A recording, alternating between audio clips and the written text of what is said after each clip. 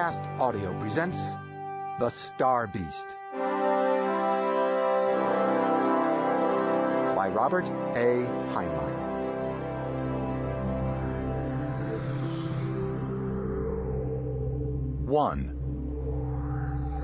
L Day.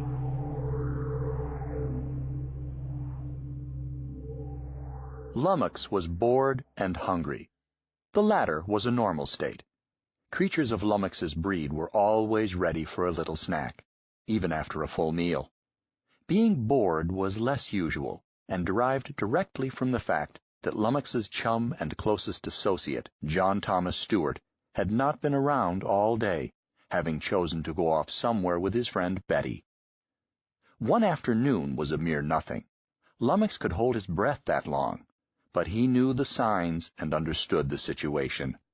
John Thomas had reached the size and age when he would spend more and more time with Betty, or others like her, and less time with Lummox. Then there would come a fairly long period, during which John Thomas would spend practically no time with Lummox, but at the end of which there would arrive a new John Thomas, which would presently grow large enough to make an interesting playmate. From experience, Lummox recognized this cycle as necessary and inevitable. Nevertheless, the immediate prospect was excruciatingly boring. He lumbered listlessly around the backyard of the Stewart home, looking for anything, a grasshopper, a robin, anything at all that might be worth looking at. He watched a hill of ants for a while. They seemed to be moving house. An endless chain was dragging little white grubs in one direction, while a countermarching line returned for more grubs. This killed a half hour. Growing tired of ants, he moved away toward his own house. His number 7 foot came down on the anthill and crushed it, but the fact did not come to his attention. His own house was just big enough for him to back into it, and was the end building of a row of decreasing size. The one at the far end would have made a suitable doghouse for a chihuahua. Piled outside his shed were 6 bales of hay. Lummox pulled a small amount off one bale and chewed it lazily. He did not take a second bite because he had taken as much as he thought he could steal and not have it noticed. There was nothing to stop him from eating the entire pile, except the knowledge that John Thomas would bawl him out bitterly, and might even refuse for a week or more to scratch him with the garden rake. The household rules required Lummox not to touch food other than natural forage until it was placed in his manger. Lummox usually obeyed, as he hated dissension, and was humiliated by disapproval. Besides, he did not want hay. He had had hay for supper last night, he would have it again tonight, and again tomorrow night. Lummox wanted something with more body and a more interesting flavor. He ambled over to the low fence which separated the several acres of backyard from Mrs. Stewart's formal garden, stuck his head over, and looked longingly at Mrs. Stewart's roses. The fence was merely a symbol marking the line he must not cross. Lummox had crossed it once a few years earlier, and had sampled the rose bushes. Just a sample, a mere appetizer, but Mrs. Stewart had made such a fuss that he hated to think about it even now. Shuddering at the recollection, he backed hastily away from the fence. But he recalled some rose bushes that did not belong to Mrs. Stewart, and therefore, in Lummox's opinion, did not belong to anybody. They were in the garden of the Donahues, next door west. There was a possible way, which Lummox had been thinking about lately, to reach these ownerless rose bushes. The Stewart place was surrounded by a 10-foot concrete wall. Lummox had never tried to climb over it, although he had nibbled the top of it in places. In the rear there was one break in it, where the gully draining the land crossed the property line. The gap in the wall was filled by a massive grating of 8x8 timbers bolted together with extremely heavy bolts. The vertical timbers were set in the stream bed, and the contractor who had erected it had assured Mrs. Stewart that it would stop Lummox, or a herd of elephants, or anything else too big-hipped to crawl between the timbers. Lummox knew that the contractor was mistaken, but his opinion had not been asked, and he had not offered it. John Thomas had not expressed an opinion either, but he had seemed to suspect the truth. He had emphatically ordered Lummox not to tear the grating down. Lummox had obeyed. He had sampled it for flavor, but the wooden timbers had been soaked in something which gave them a really unbearable taste. He let them be. But Lummox felt no responsibility for natural forces. He had noticed about 3 months back that spring rains had eroded the gully so that 2 of the vertical timbers were no longer embedded, but were merely resting on the dry stream bed.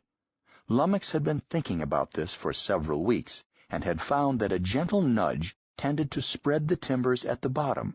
A slightly heavier nudge might open up a space wide enough without actually tearing down the grating. Lummox lumbered down to check up. Still more of the stream bed had washed away in the last rain. One of the vertical timbers hung a few inches free of the sand. The one next to it was barely resting on the ground. Lummox smiled like a simple-minded gollywog and carefully, delicately, insinuated his head between the 2 big posts. He pushed gently. Above his head came a sound of rending wood, and the pressure suddenly relieved. Startled, Lummox pulled his head out and looked up. The upper end of one 8x8 had torn free of its bolts. It pivoted now on a lower horizontal girder. Lummox clucked to himself. Too bad. But it couldn't be helped. Lummox was not one to weep over past events. What has been, must be. No doubt John Thomas would be vexed. But in the meantime, here was an opening through the grating. He lowered his head like a football linesman, set himself in low gear, and pushed on through. There followed several sounds of protesting and rending wood, and sharper ones of broken bolts. But Lummox ignored it all. He was on the far side now, a free agent. He paused and raised up like a caterpillar, lifting legs 1 and 3, 2 and 4 off the ground, and looked around. It was certainly nice to be outside. He wondered why he had not done it sooner. It had been a long time since John Thomas had taken him out, even for a short walk. He was still looking around, sniffing free air, when an unfriendly character charged at him, yapping and barking furiously. Lummox recognized him, an oversized and heavily muscled mastiff that ran ownerless and free in the neighborhood. They had often exchanged insults through the grating. Lummox had nothing against dogs. In the course of his long career with the Stewart family, he had known several socially, and had found them pretty fair company in the absence of John Thomas. But this mastiff was another matter. He fancied himself boss of the neighborhood, bullied other dogs, terrorized cats, and repeatedly challenged Lummox to come out and fight like a dog. Nevertheless, Lummox smiled at him, opened his mouth wide and, in a lisping, baby-girl voice from somewhere far back inside him, called the mastiff a very bad name. The dog gasped. It is likely that he did not comprehend what Lummox had said, but he did know that he had been insulted. He recovered himself and renewed the attack, barking louder than ever and raising an unholy ruckus, while dashing around Lummox and making swift sorties at his flanks to nip at Lummox's legs. Lummox remained reared up, watching the dog but making no move. He did add to his earlier remark a truthful statement about the dog's ancestry, and an untruthful one about his habits. They helped to keep the mastiff berserk. But on the dog's 7th round trip, he cut fairly close to where Lummox's first pair of legs would have been had Lummox had all 8 feet on the ground. Lummox ducked his head, the way a frog strikes at a fly. His mouth opened like a wardrobe trunk, and gobbled the mastiff. Not bad, Lummox decided, as he chewed and swallowed. Not bad at all. And the collar made a crunchy tidbit. He considered whether or not to go back through the grating, now that he had had a little snack, and pretend that he had never been outside at all.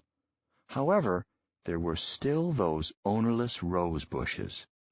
And, no doubt, John Thomas would make it inconvenient for him to get out again soon. He ambled away parallel to the Stewart's rear wall, then swung around the end onto the Donahue land.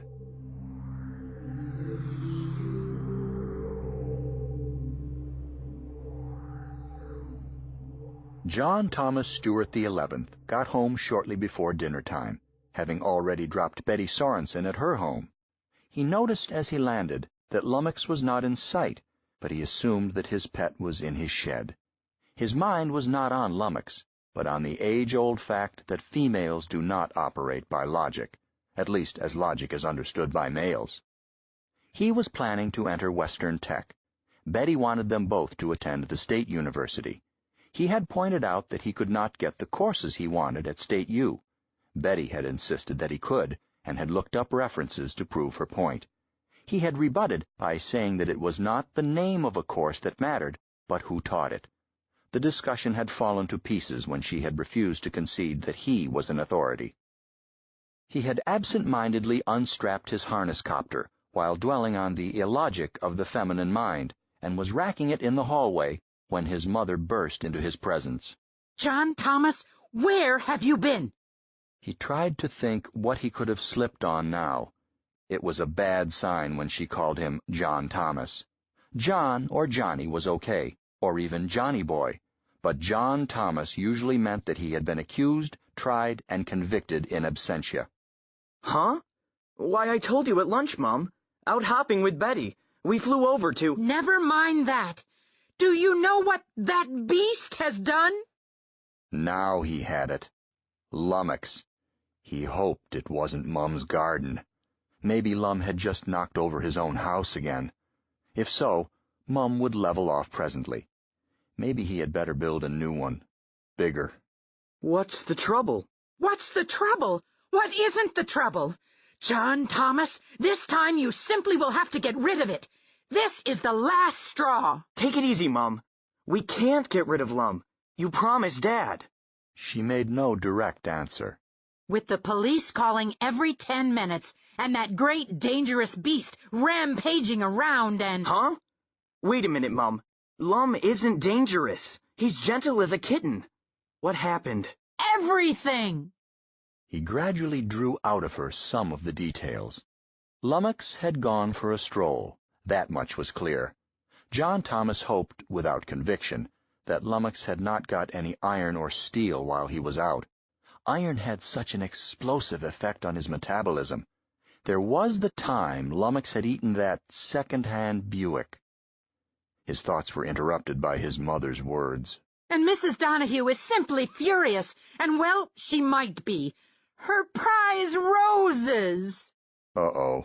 That was bad. He tried to recall the exact amount in his savings account. He would have to apologize, too, and think of ways to butter up the old biddy. In the meantime, he would beat Lummox's ears with an axe. Lummox knew about roses. There was no excuse. Look, Mom, I'm awfully sorry. I'll go right out and pound some sense into his thick head. When I get through with him, he won't dare sneeze without permission. John Thomas started edging around her. Where are you going? Huh? Out to talk with Lum, of course. When I get through with him. Don't be silly. He isn't here. Huh? Where is he? John Thomas swiftly rearranged his prayers to hope that Lummox hadn't found very much iron. The Buick hadn't really been Lummox's fault, and anyhow it had belonged to John Thomas, but— No telling where he is now. Chief Dreiser said— The police are after Lummox? You can just bet they are, young man. The entire safety patrol is after him. Mr. Dreiser wanted me to come downtown and take him home, but I told him we would have to get you to handle that beast. But, Mother, Lummox would have obeyed you. He always does. Why did Mr. Dreiser take him downtown? He knows Lum belongs here. Being taken downtown would frighten Lum. The poor baby is timid. He wouldn't like— Poor baby, indeed. He wasn't taken downtown. But you said he was. I said no such thing. If you'll be quiet, I'll tell you what happened. It appeared that Mrs. Donahue had surprised Lummox when he had eaten only 4 or 5 of her rose bushes. With much courage and little sense, she had run at him with a broom, to scream and belabor him about the head. She had not followed the mastiff, though he could have managed her with one gulp. Lummox had a sense of property, as nice as that of any house cat. People were not food. In fact, people were almost invariably friendly. So his feelings were hurt. He had lumbered away from there, pouting. The next action report on Lummox was for a point 2 miles away and about 30 minutes later. The Stewarts lived in a suburban area of Westville. Open country separated it from the main part of town. Mr. Ito had a small farm in this interval, where he hand-raised vegetables for the tables of gourmets. Mr. Ito apparently had not known what it was that he had found pulling up his cabbages and gulping them down. Lummox's long residence in the vicinity was certainly no secret, but Mr. Ito had no interest in other people's business and had never seen Lummox before. But he showed no more hesitation than had Mrs. Donahue.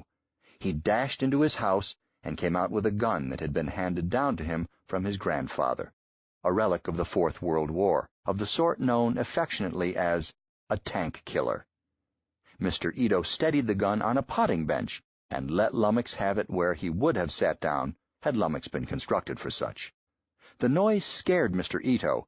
He had never heard the weapon fired, and the flash momentarily blinded him. When he blinked his eyes and recovered, the thing had gone.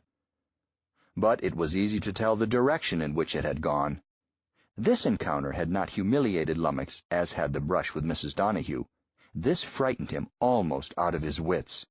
While busy with his fresh green salad, he had been faced toward a triplet of Mr. Ito's greenhouses. When the explosion tickled him and the blast assailed his hearing, Lummox shifted into high gear and got underway in the direction he was heading. Ordinarily, he used a leg-firing order of 1, 4, 5, 8, 2, 3, 6, 7, and repeat, good for speeds from a slow crawl to fast as a trotting horse. He now broke from a standing start into a double-ended gallop, moving legs 1 and 2 and 5 and 6 together, alternated with 3 and 4 and 7 and 8. Lummox was through the 3 greenhouses before he had time to notice them, leaving a tunnel suitable for a medium truck. Straight ahead, 3 miles away, lay downtown Westville. It might have been better if he had been headed in the opposite direction toward the mountains. John Thomas Stewart listened to his mother's confused account with growing apprehension. When he heard about Mr. Ito's greenhouses, he stopped thinking about his savings account and started wondering what assets he could convert into cash. His jump harness was almost new, but shucks, it wouldn't pay the damage. He wondered if there was any kind of a dicker he could work with the bank. One sure thing, Mum wouldn't help him out. Not in the state she was in. Later reports were spotty. Lummox seemed to have gone across country until he hit the highway leading into town. A transcontinental trucker had complained to a traffic officer over a cup of coffee that he had just seen a robot peditruck with no license plates and that the darned thing had been paying no attention to traffic lanes.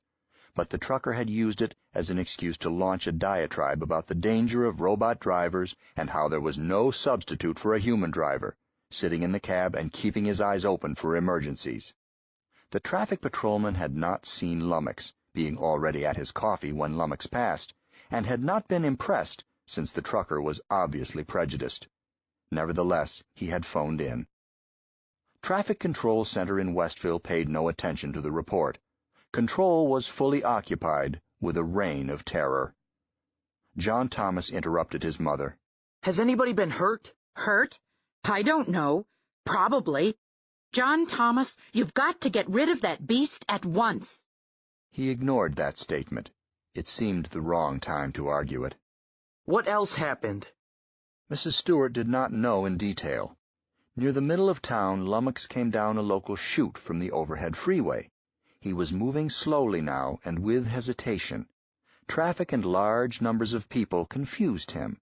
He stepped off the street onto a slidewalk. The walk ground to a stop, not being designed for 6 tons of concentrated load. Fuses had blown, circuit breakers had opened, and pedestrian traffic at the busiest time of day was thrown into confusion for 20 blocks of the shopping district. Women had screamed, children and dogs had added to the excitement. Safety officers had tried to restore order, and poor Lummox, who had not meant any harm and had not intended to visit the shopping district anyway, made a perfectly natural mistake. The big display windows of the Bon Marché looked like a refuge where he could get away from it all. The duraglass of the windows was supposed to be unbreakable, But the architect had not counted on Lummox mistaking it for empty air. Lummox went in and tried to hide in a model bedroom display. He was not very successful. John Thomas's next question was cut short by a thump on the roof. Someone had landed. He looked up. You expecting anyone, Mum?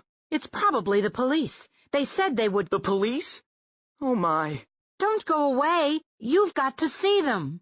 I wasn't going anywhere, he answered miserably, and punched a button to unlock the roof entrance. Moments later, the lazy lift from the roof creaked to a stop, and the door opened. A safety sergeant and a patrolman stepped out. Mrs. Stewart? The sergeant began formally. In your service, ma'am. He caught sight of John Thomas, who was trying not to be noticed. Are you John T. Stewart? John gulped. Yes, sir. Then come along, right away. Excuse us, ma'am. Or do you want to come too? Me? Oh, no, I'd just be in the way. The sergeant nodded relieved agreement. Yes, ma'am. Come along, youngster. Minutes count. He took John by the arm. John tried to shrug away. Hey, what is this? You got a warrant or something? The police officer stopped, seemed to count 10, then said slowly, Son, I do not have a warrant.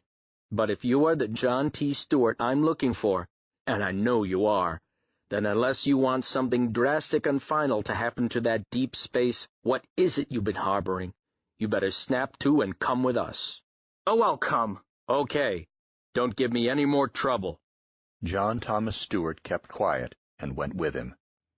In the 3 minutes it took the patrol car to fly downtown, John Thomas tried to find out the worst. Mr. Patrol Officer? There hasn't been anybody hurt, has there? Sergeant Mendoza. I hope not. I don't know. John considered this bleak answer. Well, Lummox is still in the Bon Marché? Is that what you call it?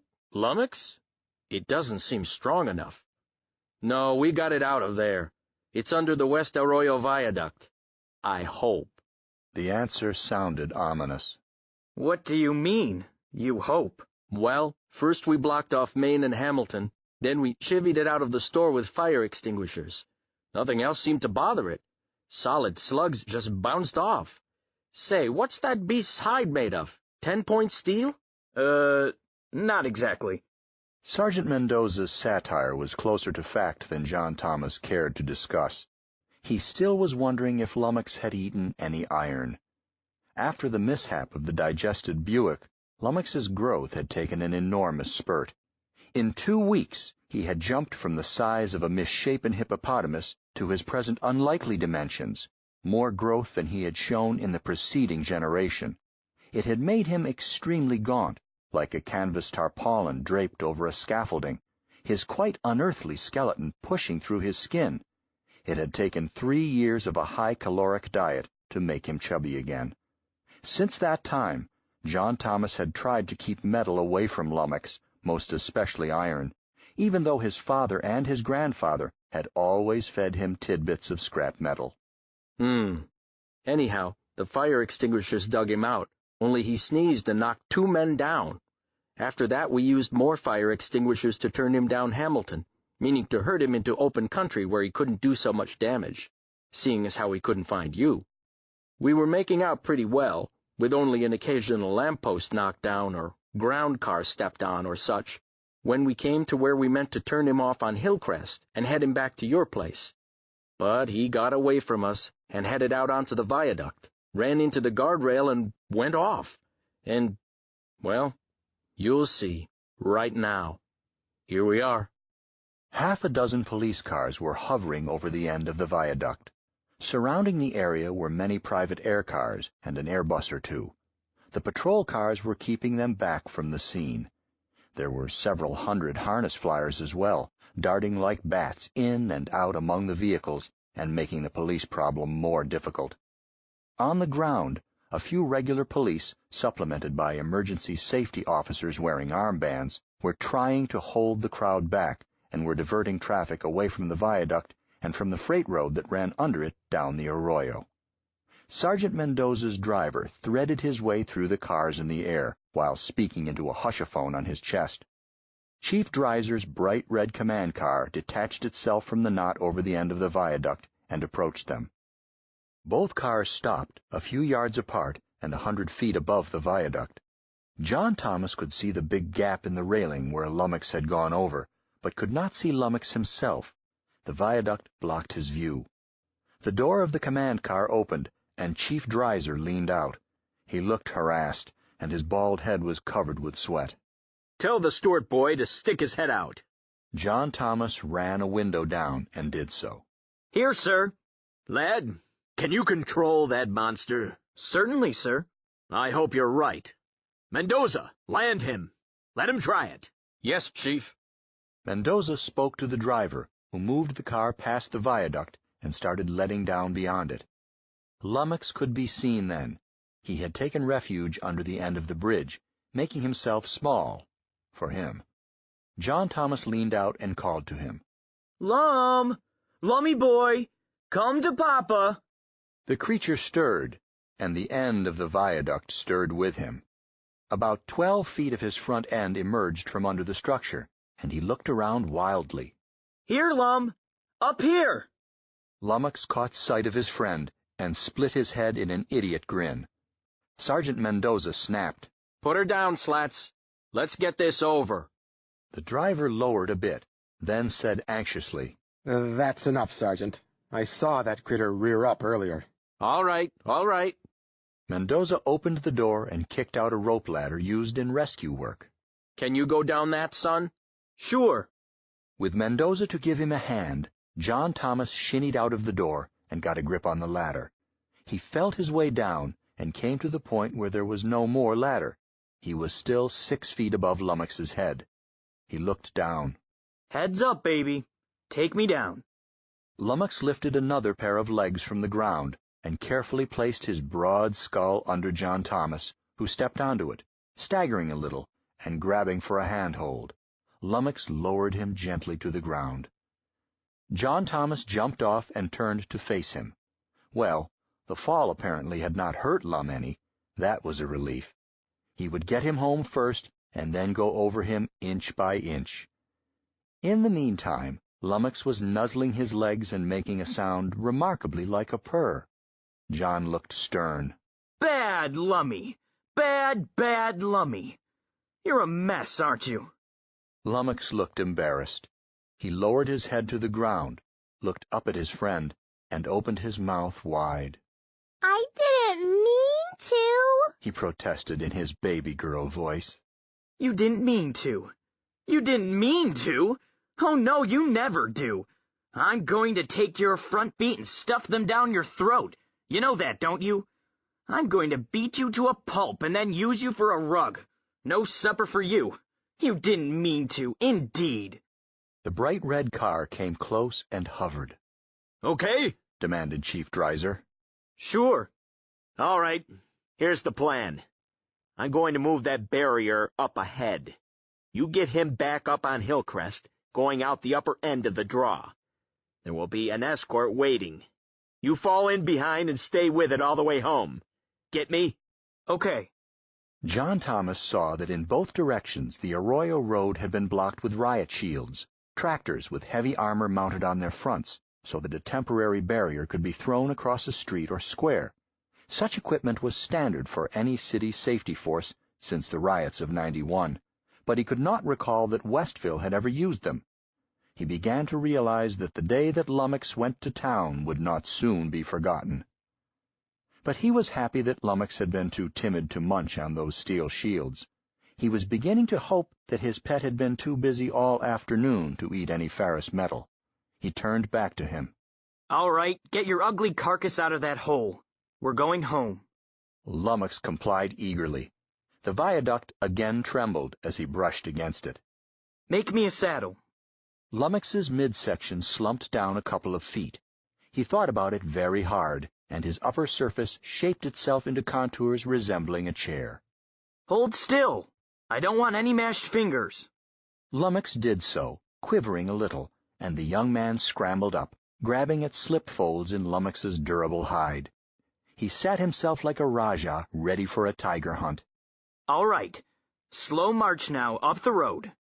No, no! Gee, around, you numbskull! Uphill, not down. Docilely, Lummox turned and ambled away. 2 patrol ground cars led the way. 2 others brought up the rear. Chief Dreiser's tomato-red runabout hung over them at a safe distance. John Thomas lounged back and spent the time composing, first, what he was going to say to Lummox, and second, what he was going to say to his mother. The first speech was much easier. He kept going back and embellishing it with fresh adjectives whenever he found himself running into snags on the second. They were halfway home when a single flyer, hopping free in a copter harness, approached the little parade. The flyer ignored the red warning lights stabbing out from the police chief's car and slanted straight down at the huge star beast. John Thomas thought that he recognized Betty's slapdash style even before he could make out features. He was not mistaken. He caught her as she cut power. Chief Dreiser slammed a window open and stuck his head out. He was in full flow when Betty interrupted him.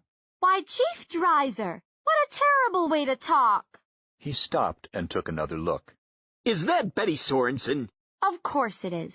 And I must say, Chief, that after all the years you've taught Sunday school, I never thought I would live to hear you use such language.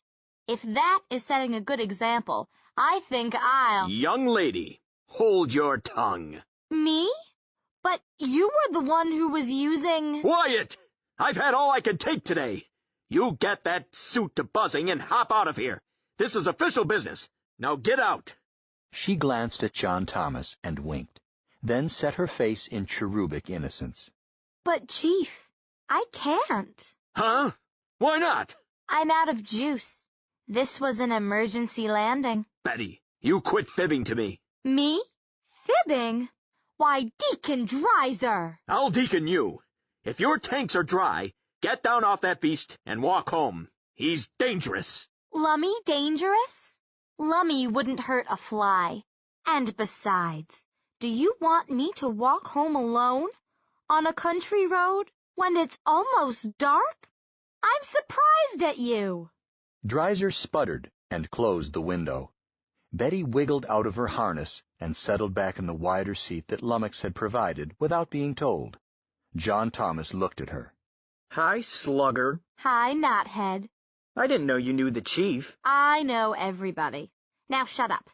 I've gotten here with all speed and much inconvenience as soon as I heard the newscast. You and Lummox between you could not manage to think your way out of this, even with Lummox doing most of the work. So I rallied around. Now give me the grisly details. Don't hold anything back from Mama. Smart Alec. Don't waste time on compliments. This will probably be our only chance for a private word before they start worrying you, so you had better talk fast. Huh? What do you think you are, a lawyer? I'm better than a lawyer. My mind is not cluttered with stale precedents. I can be creative about it. Well... Actually, he felt better now that Betty was present. It was no longer just Lummox and himself against an unfriendly world. He poured out the story while she listened soberly. Anybody hurt? She asked at last. I don't think so. At least, they didn't mention it. They would have. She sat up straight. Then we've got nothing to worry about. What? With hundreds, maybe thousands in damage? I'd like to know what you call trouble. People getting hurt. Anything else can be managed. Maybe we'll have Lummox go through bankruptcy. Huh? That's silly. If you think that is silly, you've never been in the law court. Have you? Don't change the subject. After all, Lummox was attacked with a deadly weapon. It didn't hurt him. It just singed him a little. Beside the point. It undoubtedly caused him great mental anguish. I'm not sure he was responsible for anything that happened afterwards. Be quiet and let me think. Do you mind if I think too? Not as long as I don't hear the gears grind. Pipe down. The parade continued to the Stewart home in silence. Betty gave him one piece of advice as they stopped. Admit nothing. Nothing. And don't sign anything. Holler if you need me. Mrs. Stewart did not come out to meet them. Chief Dreiser inspected the gap in the grating with John Thomas, with Lummox hanging over their shoulders.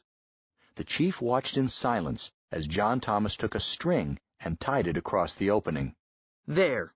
Now he can't get out again. Dreiser pulled at his lip. Son, are you all right in the head? You don't understand, sir. The grating wouldn't stop him even if we did repair it. Not if he wanted to get out. I don't know anything that would, but that string will. Lummox? Yes, Johnny? See that string? Yes, Johnny. You bust that string and I'll bust your silly head. Understand me? Yes, Johnny. You won't go out of the yard again. Not ever unless I take you. All right, Johnny. Promise? Cross your heart? Cross my heart. He hasn't really got a heart. He has an uncentralized circulatory system. It's like... I don't care if he has rotary pumps, as long as he stays home. He will. He's never broken cross my heart, even if he hasn't got one. Dreiser chewed his thumb. All right. I'll leave a man out here with a portaphone tonight, and tomorrow we'll put some steel I-beams in there in place of that wood. John started to say, "Oh, not steel," but he thought better of it. Dreiser said, What's the matter? Nothing. You keep an eye on him, too. He won't get out. He had better not. You realize that you are both under arrest, don't you? But I've got no way to lock that monstrosity up. John Thomas did not answer. He had not realized it. Now he saw that it was inevitable. Dreiser went on in a kindly voice. Try not to worry about it. You seem like a good boy, and everybody thought well of your father. Now I've got to go in and have a word with your mother. You had better stay here until my man arrives, and then maybe sort of introduce him to, this thing. He passed a doubtful eye over Lummox. John Thomas stayed while the police chief went back to the house. Now was the time to give Lummox what for, but he did not have the heart for it. Not just then.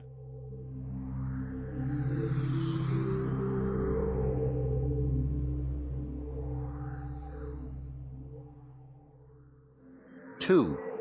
The Department of Spatial Affairs. To John Thomas Stewart XI, the troubles of himself and Lummox seemed unique and unbearable. Yet he was not alone, even around Westville. Little Mr. Ito was suffering from an always fatal disease, old age. It would kill him soon. Behind uncounted closed doors in Westville, other persons suffered silently the countless forms of quiet desperation which can close in on a man or woman for reasons of money, family, health, or face. Farther away, in the state capitol, the governor stared hopelessly at a stack of papers, evidence that would certainly send to prison his oldest and most trusted friend. Much farther away, on Mars, a prospector abandoned his wrecked sandmobile and got ready to attempt the long trek back to Outpost. He would never make it. Incredibly farther away, 27 light-years, the starship Bolivar was entering an interspatial transition.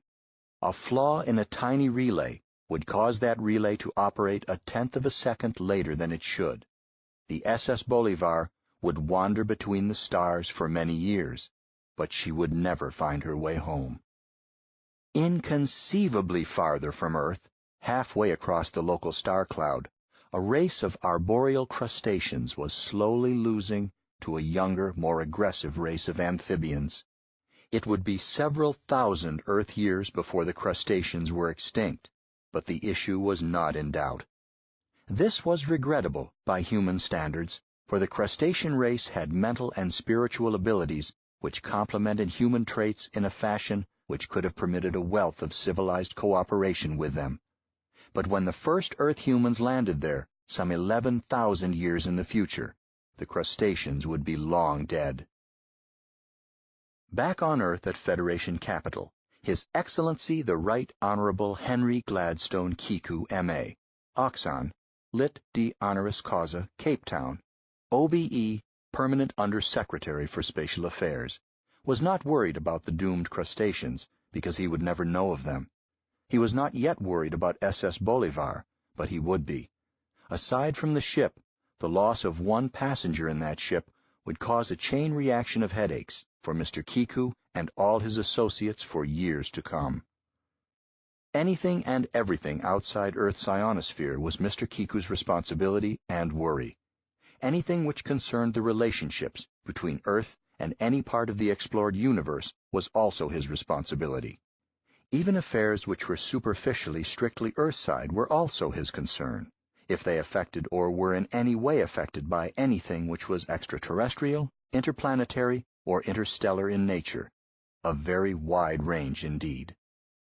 His problems included such things as the importation of Martian sandgrass, suitably mutated, for the Tibetan Plateau. Mr. Kiku's office had not approved that until after a careful mathematical examination of the possible effect on the Australian sheep industry, and a dozen other factors. Such things were done cautiously, with the gruesome example of Madagascar and the Martian berry route always before them. Economic decisions did not upset Mr. Kiku, no matter how many toes he stepped on. Other sorts kept him awake nights, such as his decision not to give police escorts to Goddard exchange students from Procyon 7, despite the very real danger to them from provincial Earthmen, with prejudices against beings having unearthly arrangements of limbs or eyes or such. The cephalopods of that planet were a touchy people, and something very like a police escort was their own usual punishment for criminals. Mr. Kiku had an extremely large staff to help him, of course, and also, of course, the help of the secretary himself. The secretary made speeches, greeted very important visitors, gave out interviews, and in many other ways eased for Mr. Kiku an otherwise unbearable load. Mr. Kiku would be first to admit this.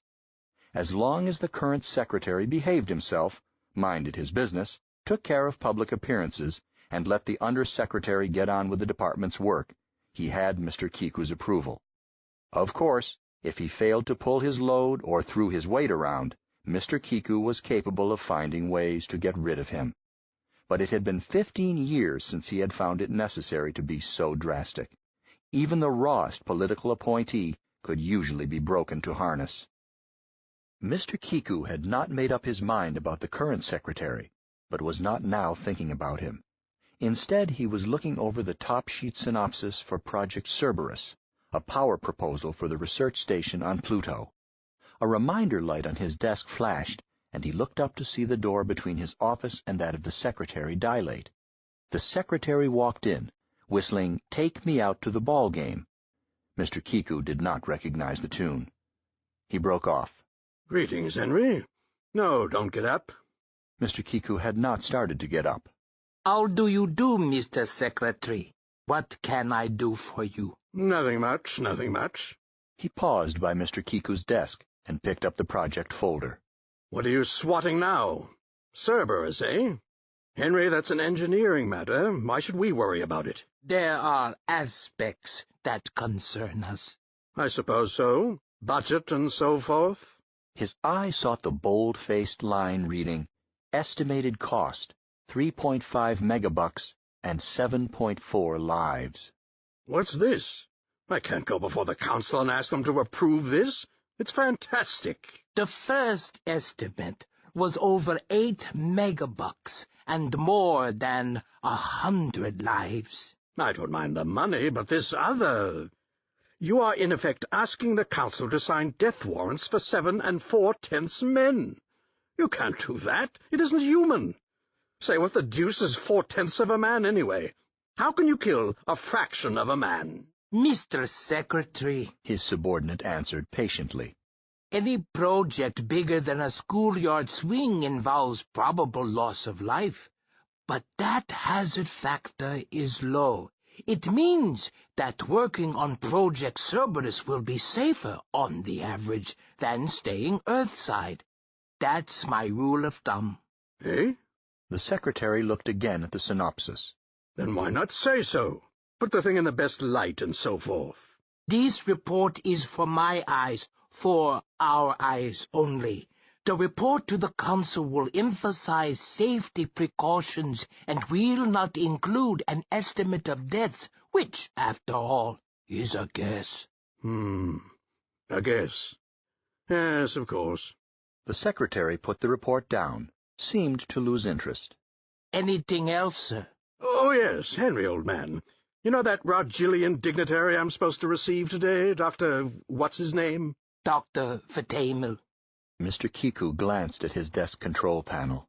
Your appointment is, an hour and 7 minutes from now. That's just it.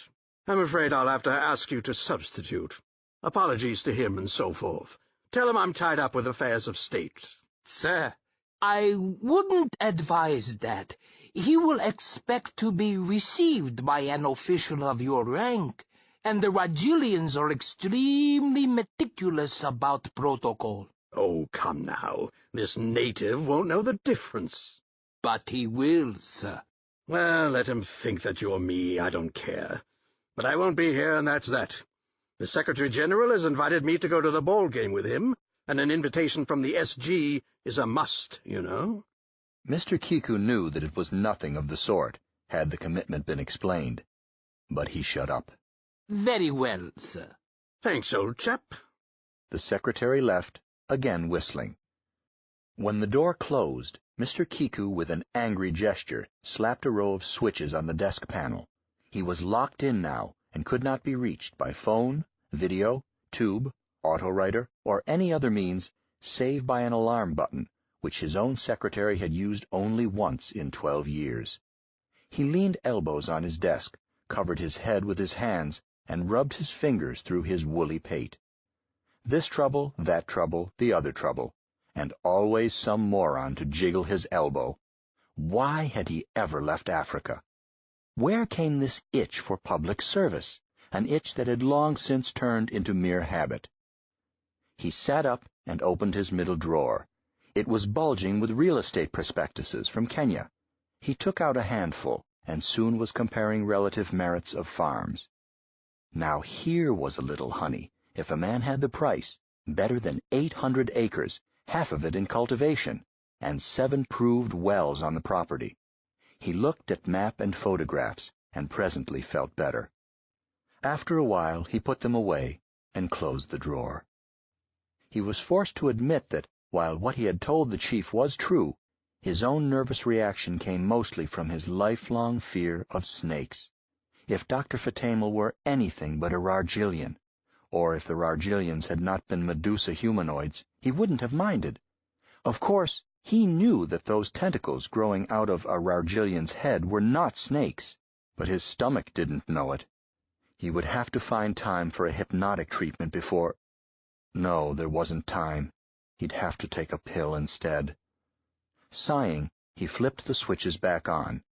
His incoming basket started to fill up at once, and all the communication instruments showed lights. But the lights were amber rather than blinking red. He ignored them and glanced through the stuff falling into his basket. Most of the items were for his information only. Under doctrine, his subordinates or their subordinates had taken action. Occasionally he would check a name and a suggested action, and drop the sheet in the gaping mouth of the outgoing basket. A radio type came in that was not routine, in that it concerned a creature alleged to be extraterrestrial, but unclassified as to type and origin. The incident involved seemed unimportant, some nonsense in one of the native villages in the western part of the continent, but the factor of an extraterrestrial creature automatically required the local police to report it to Spatial Affairs, and the lack of classification of the ET prevented action under doctrine and resulted in the report being kicked upstairs. Mr. Kiku had never seen Lummox, and would have had no special interest if he had, but Mr. Kiku knew that each contact with out there was unique. The universe was limitless in its variety. To assume without knowledge, to reason by analogy, to take the unknown for granted, all meant to invite disaster. Mr. Kiku looked over his list to see whom he could send. Any of his career officers could act as a court of original and superior jurisdiction, in any case involving extraterrestrials. But who was on Earth and free? Sergei Greenberg, that was the man. System Trade Intelligence could get along without a chief for a day or two. He flipped a switch. Sergei? Yes, boss? Busy? Well, Yes and no. I'm paring my nails and trying to figure a reason why the taxpayers should pay me more money. Should they now? I'm sending a blue sheet down. Mr. Kiku checked Greenberg's name on the radiotype, dropped it in his outgoing basket, waited a few seconds until he saw Greenberg pick it out of his own incoming basket. Read it. Greenberg did so, then looked up.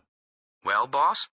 Phone the local justice that we are assuming tentative jurisdiction, then buzz out and look into it. Thy wish is my command, O king. Even money, the critter is terrestrial after all. 2 to 1 I can identify if it isn't. No wager. Not at those odds. You're probably right. But it might be a special situation. We can't take chances. I'll keep the local yokels in line, boss. Where is this hamlet? Westville or whatever it is? How would I know? You have the sheet in front of you? Greenberg glanced at it. Hey, what do you know? It's in the mountains. This may take 2 or 3 weeks, boss. Hot enough for you? Take more than 3 days, and I'll charge it off your annual leave. Mr. Kiku switched off and turned to other matters. He disposed of a dozen calls, found the bottom of his incoming basket, and lost it again. Then noticed that it was time for the Rargillion. Gooseflesh crawled over him, and he dug hastily into his desk for one of the special pills his doctor had warned him not to take too frequently. He had just gulped it when his secretary's light started blinking. Sir, Dr. Fatemal is here. Show him in. Mr. Kiku muttered in a language his ancestors had used in making magic, against snakes, for example. As the door dilated, he hung on his face the expression suitable for receiving visitors.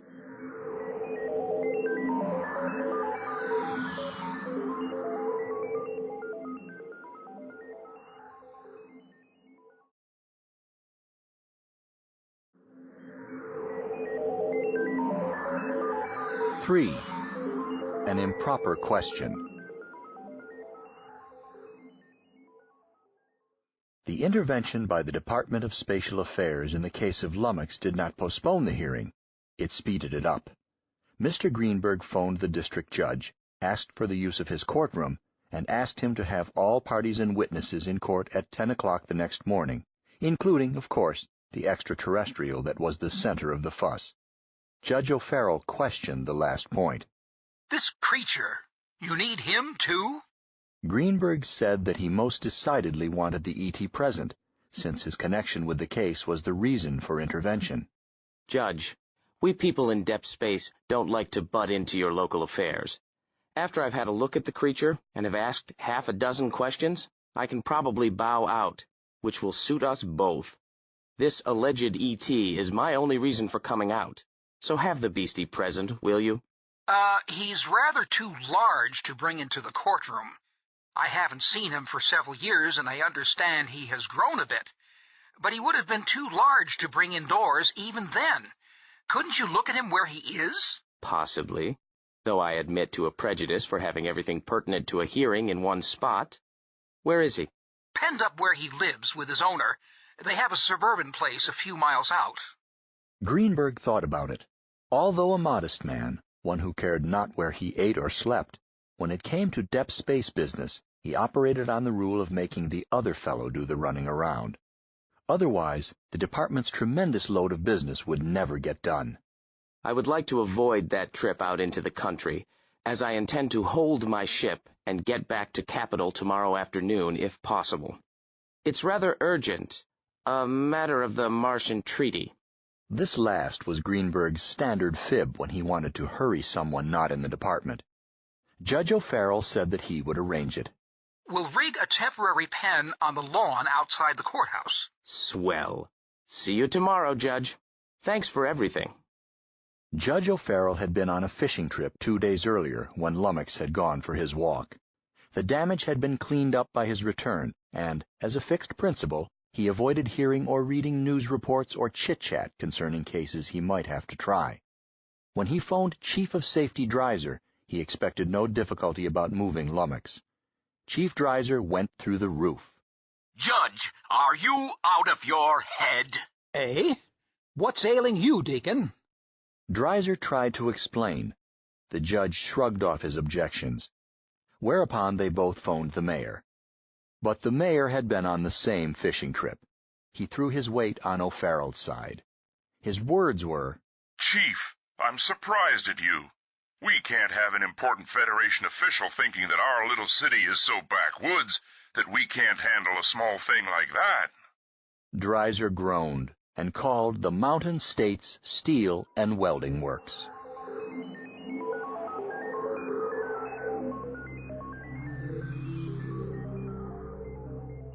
Chief Dreiser decided to move Lummox before daylight, as he wished to get him penned up before the streets were crowded. But nobody had thought to notify John Thomas. He was awakened at 4 a.m. with a sickening shock. The wakening had interrupted a nightmare. He believed at first that something dreadful had happened to Lummox. Once the situation was clear, he was non-cooperative. He was a slow starter, one of those individuals with a low morning blood sugar count who is worth nothing until after a hearty breakfast, which he now insisted on. Chief Dreiser looked angry. Mrs. Stewart looked Mother Knows Best and said, "Now, dear, don't you think you had better?" I'm going to have my breakfast. And Lummox, too. Dreiser said, "Young man, you don't have the right attitude. First thing you know, you'll be in even worse trouble. Come along, you can get breakfast downtown." John Thomas looked stubborn. His mother said sharply, "John Thomas, I won't have it, do you hear? You're being difficult, just like your father was." The reference to his father rubbed him even more the wrong way. He said bitterly, "Why don't you stand up for me, Mum? They taught me in school that a citizen can't be snatched out of his home any time a policeman gets a notion, but you seem anxious to help him instead of me. Whose side are you on?" She stared at him, astounded, as he had a long record of docile obedience. "John Thomas, you can't speak to your mother that way." "Yes, be polite to your mother, or I'll give you the back of my hand.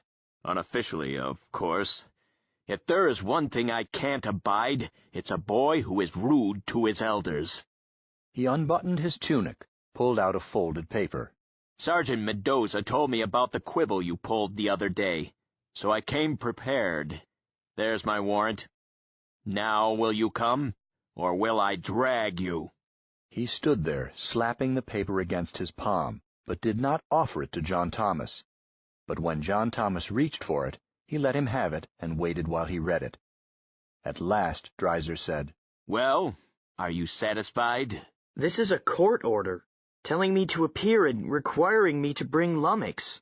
"It certainly is." "But it says 10 o'clock. It doesn't say I can't eat breakfast first, as long as I'm there by 10. The chief took a deep breath, expanding visibly. His face, already pink, got red, but he did not answer. John Thomas said, "Mum, I'm going to fix my breakfast. Shall I fix some for you, too?"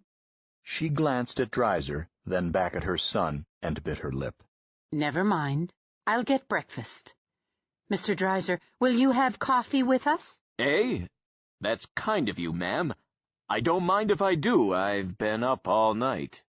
John Thomas looked at them. "I'll run out and take a quick look at Lummox."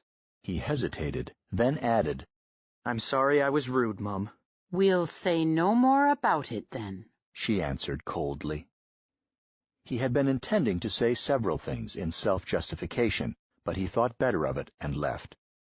Lummox was snoring gently, stretched half in and half out of his house. His sentry eye was raised above his neck, as it always was when he was asleep. It swiveled around at John Thomas's approach and looked him over. But that portion of Lummox that stood guard for the rest recognized the youth.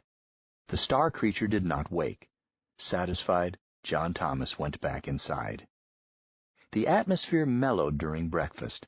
By the time John Thomas had 2 dishes of oatmeal, scrambled eggs and toast, and a pint of cocoa inside him, he was ready to concede that Chief Dreiser had been doing his duty, and probably didn't kick dogs for pleasure.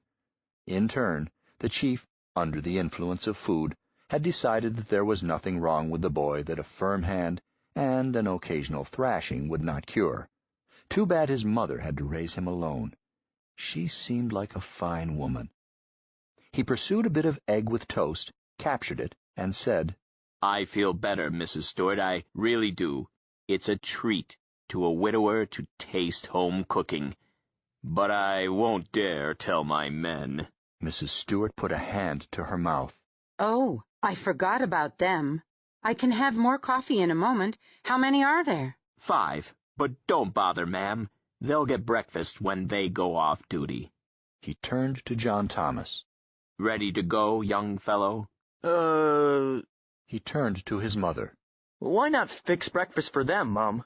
I've still got to wake Lummox and feed him.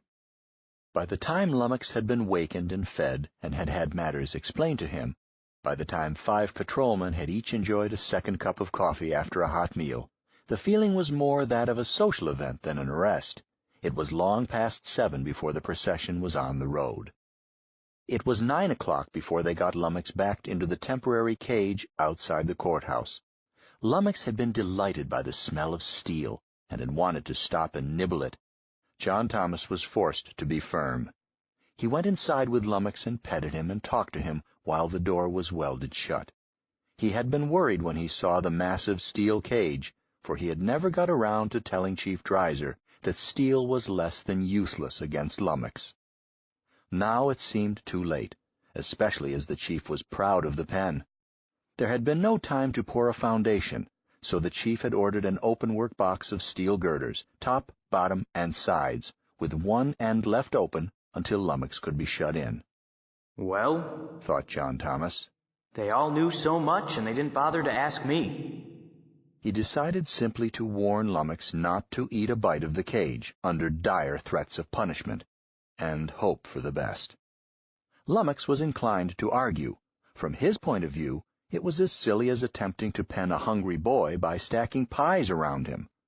One of the workmen paused, lowered his welding torch, and said, You know, it sounded just like that critter was talking.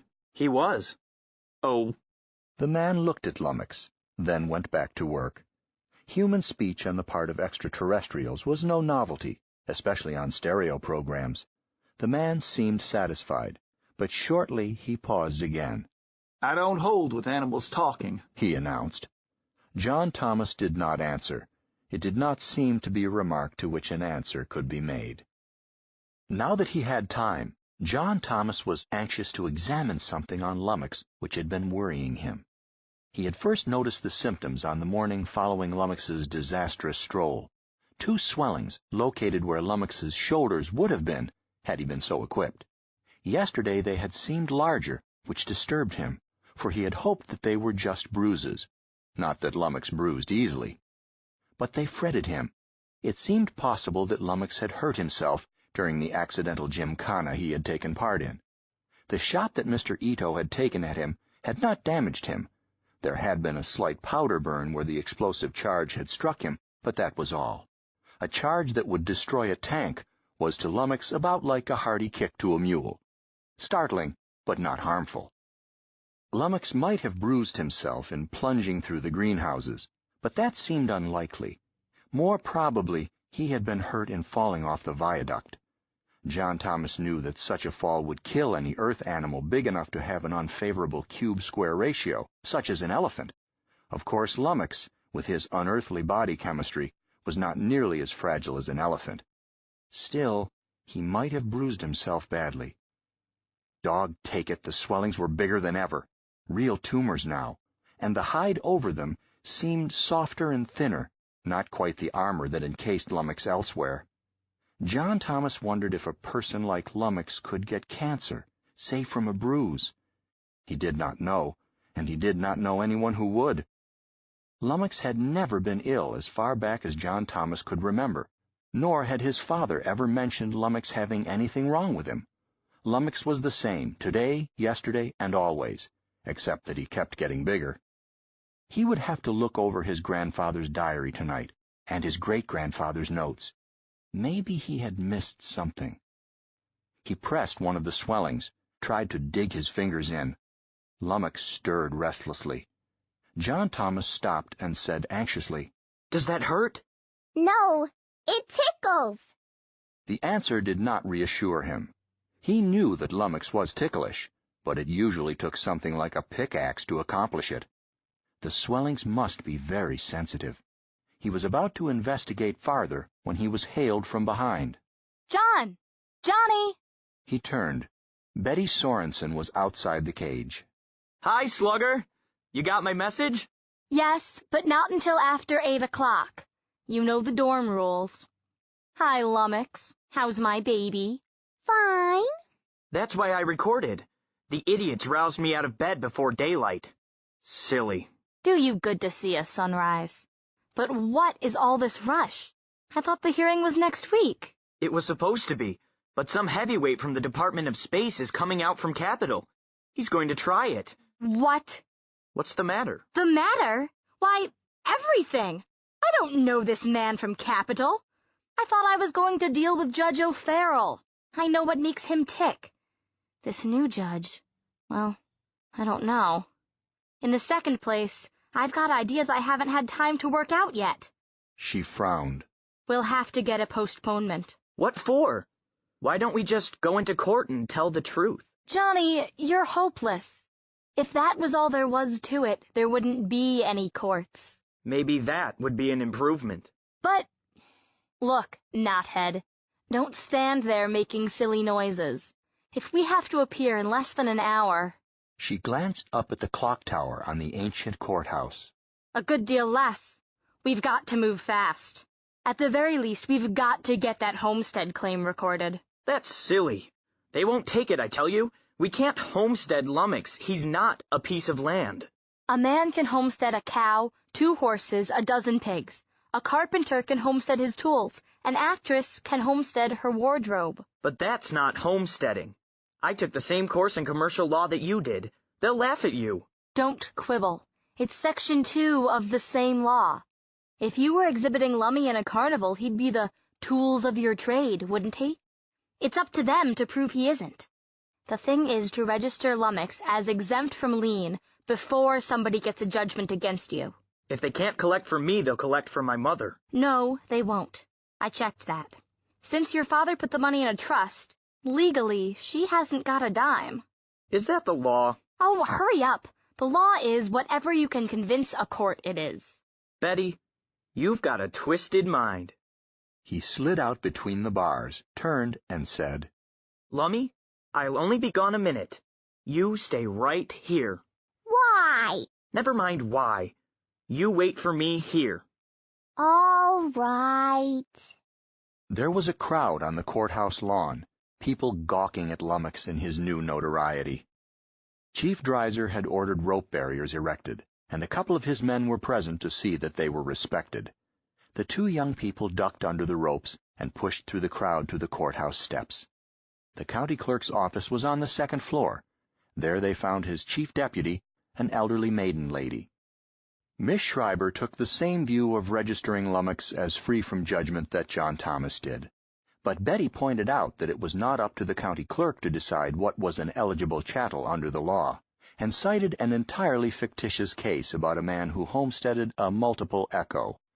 Miss Schreiber reluctantly filled out forms, accepted the modest fee, and gave them a certified copy. It was almost 10 o'clock. John Thomas hurried out and started downstairs. He stopped when he saw that Betty had paused at a penny weighing machine. Come on, Betty. This is no time for that. I'm not weighing myself, she answered while staring into the mirror attached to it. I'm checking my makeup. I've got to look my best. You look all right. Why, Johnny, a compliment. It wasn't a compliment. Hurry up. I've got to tell Lummox something. Throttle back and hold at 10,000. I'll bring you in. She wiped off her eyebrows, painted them back in the smart Madam Satan pattern, and decided that it made her look older. She considered adding a rolling dice design on her right cheek, but skipped it as Johnny was about to boil over. They hurried down and outdoors. More moments were wasted convincing a policeman that they belonged inside the barrier. Johnny saw that 2 men were standing by Lummox's cage. He broke into a run. Hey, you 2! Get away from there! Judge O'Farrell turned around and blinked. What is your interest, young man? The other man turned, but said nothing. Me? Why, I'm his owner. He's not used to strangers, so go back of the rope, will you? He turned to Lummox. It's all right, baby. Johnny's here. Howdy, Judge. Oh, hello, Betty. The judge looked at her as if trying to decide why she was present, then turned to John Thomas. You must be the Stewart boy. I'm Judge O'Farrell. Oh, excuse me, Judge, John Thomas answered, his ears turning pink. I thought you were a sightseer. A natural error. Mr. Greenberg, this is the Stewart boy, John Thomas Stewart. Young man, this is the Honorable Sergei Greenberg, Special Commissioner for the Department of Spatial Affairs. He looked around. Oh, yes, this is Miss Betty Sorensen, Mr. Commissioner. Betty, why have you done those silly things to your face? She ignored him with dignity. Honored to meet you, Mr. Commissioner. Just Mr. Greenberg, please, Miss Sorensen. Greenberg turned to Johnny. Any relation to the John Thomas Stewart? I'm John Thomas Stewart the 11th. I suppose you mean my great-great-great-grandfather. I guess that would be it. I was born on Mars, almost within sight of his statue. I had no idea your family was mixed up in this. Perhaps we can have a gab about Martian history later. I've never been to Mars. No? That's surprising. But you're young yet. Betty listened, ears almost twitching, and decided that this judge, if that was what he was, would be an even softer mark than Judge O'Farrell. It was hard to remember that Johnny's name meant anything special, especially since it didn't, not around Westville. Greenberg went on. You've made me lose 2 bets, Mr. Stewart. Sir? I thought this creature would prove not to be from out there. I was wrong. That big fellow is certainly not native to Earth. But I was equally sure that if he was E.T., I could attribute him. I'm not an exotic zoologist, but in my business one has to keep skimming such things. Look at the pictures, at least. But I'm stumped. What is he, and where did he come from? Why, he's just Lummox. That's what we call him.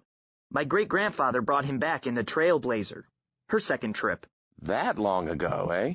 Well, that clears up some of the mystery. That was before Deep Space kept records. In fact, before there was such a department. But I still don't see how this fellow could have missed making a splash in the history books. I've read about the Trailblazer, and I remember she brought back many exotica. But I don't remember this fellow. And, after all, extraterrestrials were news in those days. Oh, that. Well, sir, the captain didn't know Lummox was aboard. Great-granddad brought him aboard in his jump bag and sneaked him off the ship the same way. In his jump bag? Greenberg stared at Lummox's outsized figure. Yes, sir. Of course, Lummy was smaller then. So I am forced to believe. I've got pictures of him. He was about the size of a collie pup. More legs, of course. Yes, more legs. And he puts me more in mind of a triceratops than a collie. Isn't he expensive to feed? Oh, no. Lummy eats anything. Well, almost anything. John Thomas amended hastily, glancing self-consciously at the steel bars. Or he can go without eating for a long time. Can't you, Lummy? Lummox had been lying with his legs retracted, exhibiting the timeless patience which he could muster when necessary. He was listening to his chum and Mr. Greenberg, while keeping an eye on Betty and the judge. He now opened his enormous mouth. Yes, but I don't like it. Mr. Greenberg raised his eyebrows and said, I hadn't realized that he was a speech center type. A what? Oh, sure. Lummy's been talking since my father was a boy. He just sort of picked it up. I meant to introduce you. Here, Lummy, I want you to meet Mr. Commissioner Greenberg. Lummox looked at Greenberg without interest and said, How do you do, Mr. Commissioner Greenberg? saying the formula phrase clearly, but not doing so well on the name and title. How do you do, Lummox? He was staring at Lummox when the courthouse clock sounded the hour. Judge O'Farrell turned and spoke to him. 10 o'clock, Mr. Commissioner. I suppose we had better get started. No hurry, since the party can't start until we get there. I'm interested in this line of investigation. Mr. Stewart, What is Lummox's RIQ on the human scale? Huh? Oh, his relative intelligence quotient? I don't know, sir. Good gracious, hasn't anyone ever tried to find out? Well, no, sir. I mean, yes, sir. Somebody did run some tests on him back in my grandfather's time, but Granddad got so sore over the way they were treating Lummy that he chucked them out. Since then, we've kept strangers away from Lummy, mostly. But he's real bright. Try him. Judge O'Farrell whispered to Greenberg. The brute isn't as bright as a good bird dog, even if he can parrot human speech a little. I know. John Thomas said indignantly. I heard that, Judge. You're just prejudiced. The judge started to answer, but Betty cut across him. Johnny, you know what I told you. I'll do the talking. Greenberg ignored the interruption. Has any attempt been made to learn his language? Sir? Apparently not. And he may have been brought here before he was old enough to talk. His own language, I mean. But he must have had one. It's a truism among Zenists that speech centers are found only in nervous systems that use them. That is to say, he could not have learned human speech, as speech, even poorly, unless his own breed used oral communication. Can he write? How could he, sir? He doesn't have hands. Yes. Well, taking a running jump with the aid of theory, I'll bet on a relative score of less than 40, then. Xenologists have found that high types, equivalent to humans, always have 3 characteristics: speech centers, manipulation, and, from these 2, record-keeping. So, we can assume that Lummox's breed was left at the post. Studied any xenology?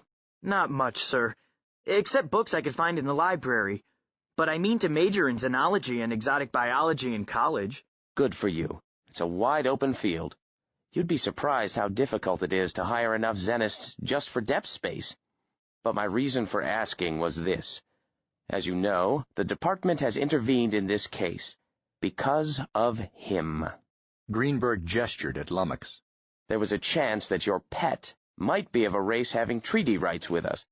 Once or twice, strange as it may seem, a foreigner visiting this planet has been mistaken for a wild animal with, shall we say, unfortunate results?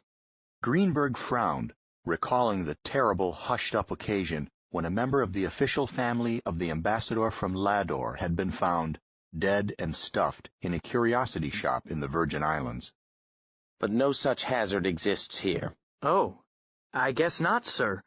Lummox is, well, he's just a member of our family. Precisely. The commissioner spoke to Judge O'Farrell. May I consult you a moment, Judge? Privately? Certainly, sir. The men moved away. Betty joined John Thomas. It's a cinch, if you can keep from making more breaks. What did I do? And what makes you think it's going to be easy? It's obvious.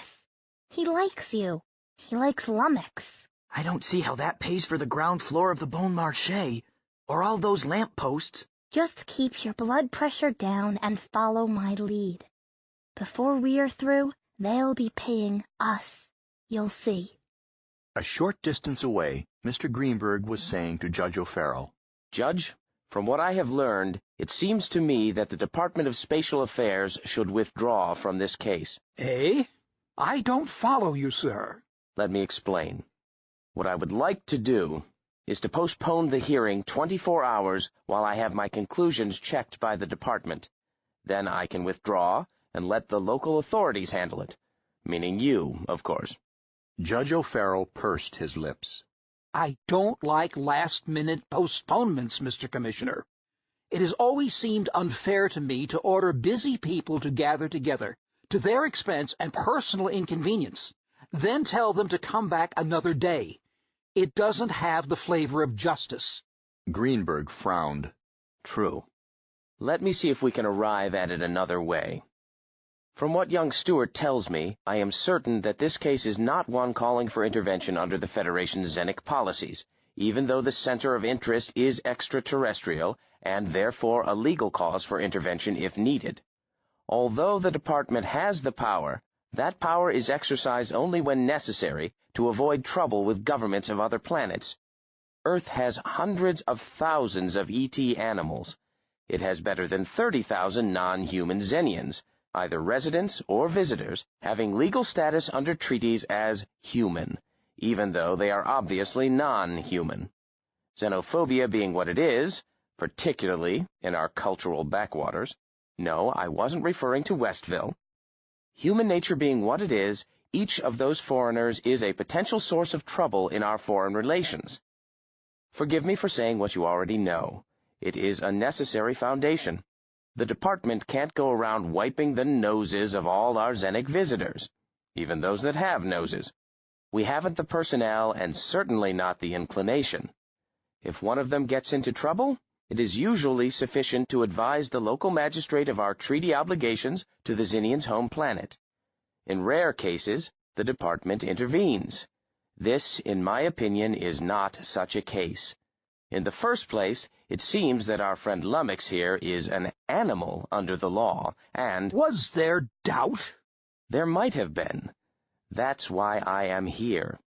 But despite his limited ability to talk, his other limitations would keep such a breed from rising to a level where we could accept it as civilized.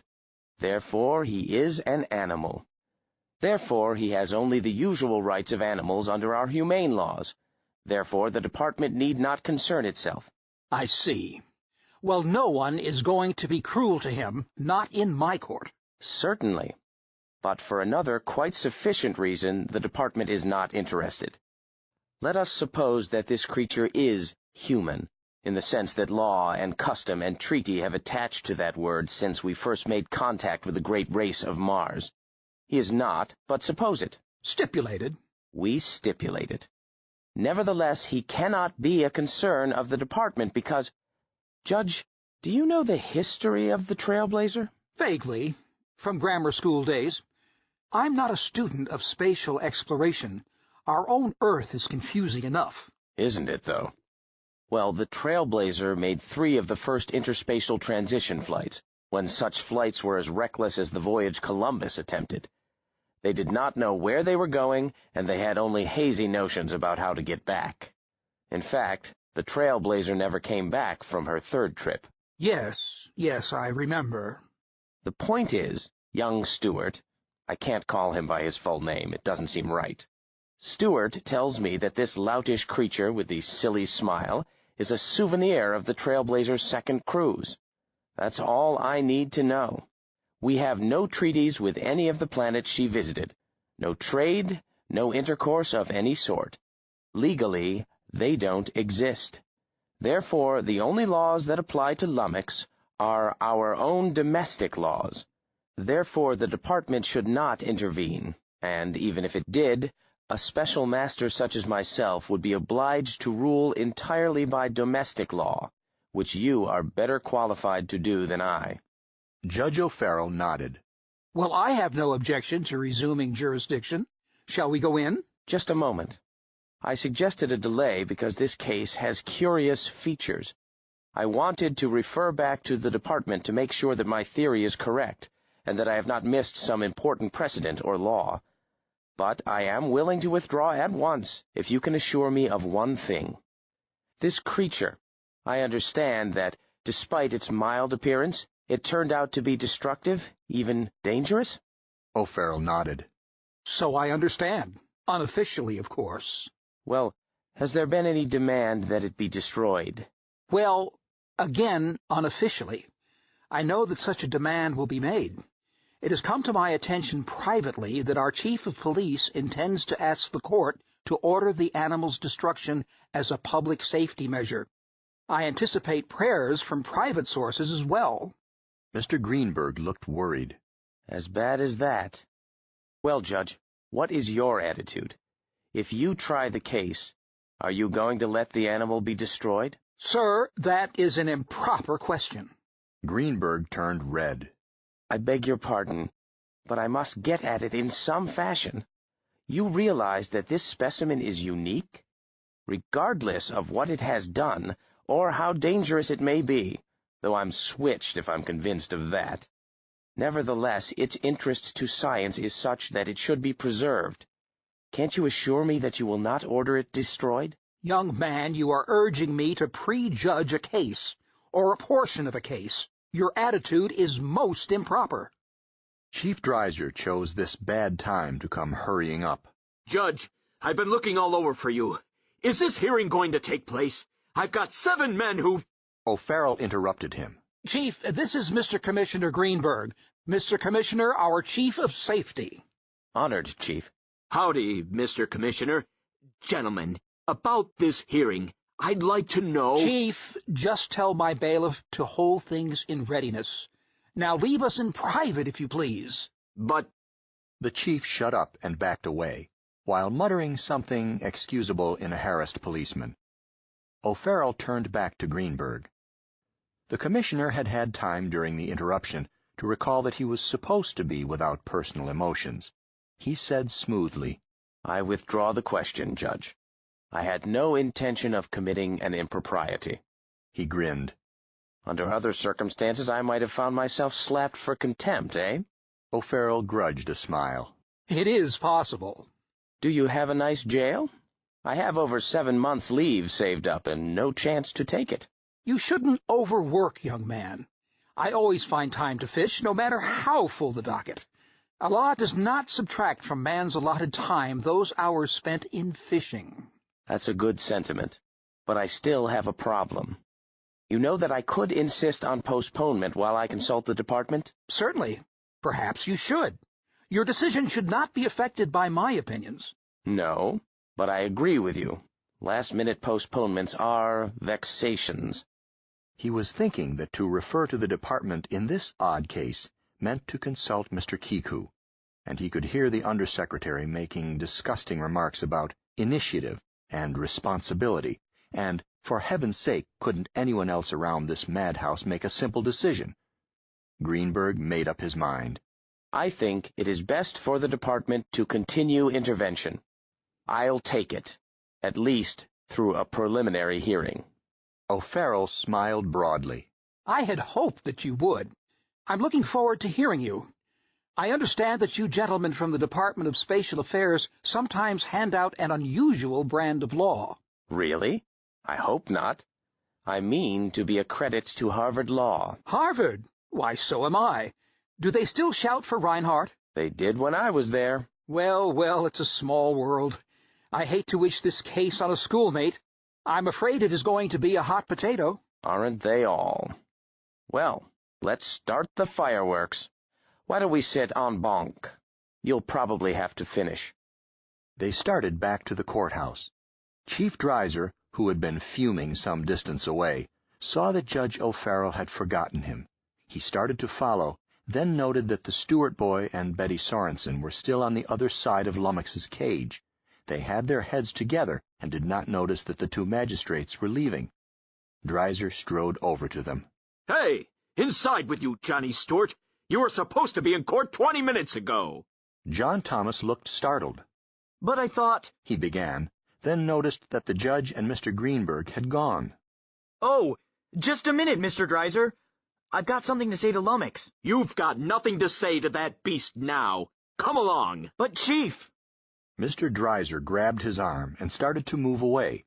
Since he outweighed John Thomas by nearly 100 pounds, Johnny moved with him.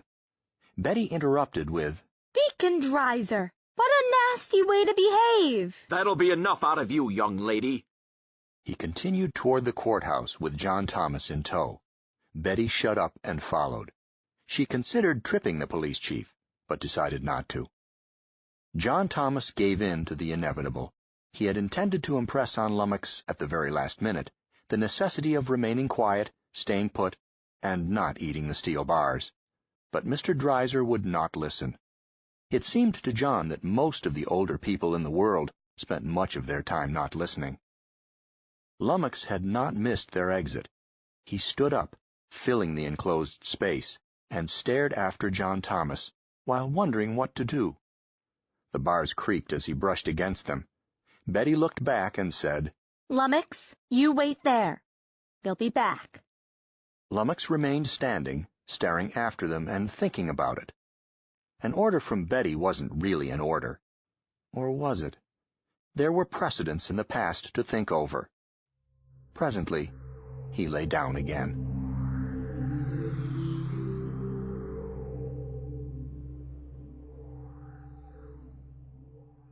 4. The Prisoner at the Bars. As O'Farrell and Greenberg entered the room, the bailiff shouted, "Order in the court!" The babble died down, and spectators tried to find seats. A young man wearing a hat and hung about with paraphernalia stepped into the path of the two officials. "Hold it," he said, and photographed them. "One more, and give us a smile, Judge, like the commissioner had just said something funny." "One is enough, and take off that hat." O'Farrell brushed past him. The man shrugged, but did not take off his hat. The clerk of the court looked up as they approached. His face was red and sweaty, and he had his tools spread out on the justice's bench. "Sorry, Judge. Half a moment." He bent over a microphone and intoned, "Testing. 1, 2, 3, 4. Cincinnati. 66. He looked up. "I've had more grief with this recording system today." "You should have checked it earlier." "So help me, Judge, if you can find anybody—" Never mind. I did check it. It was running sweet.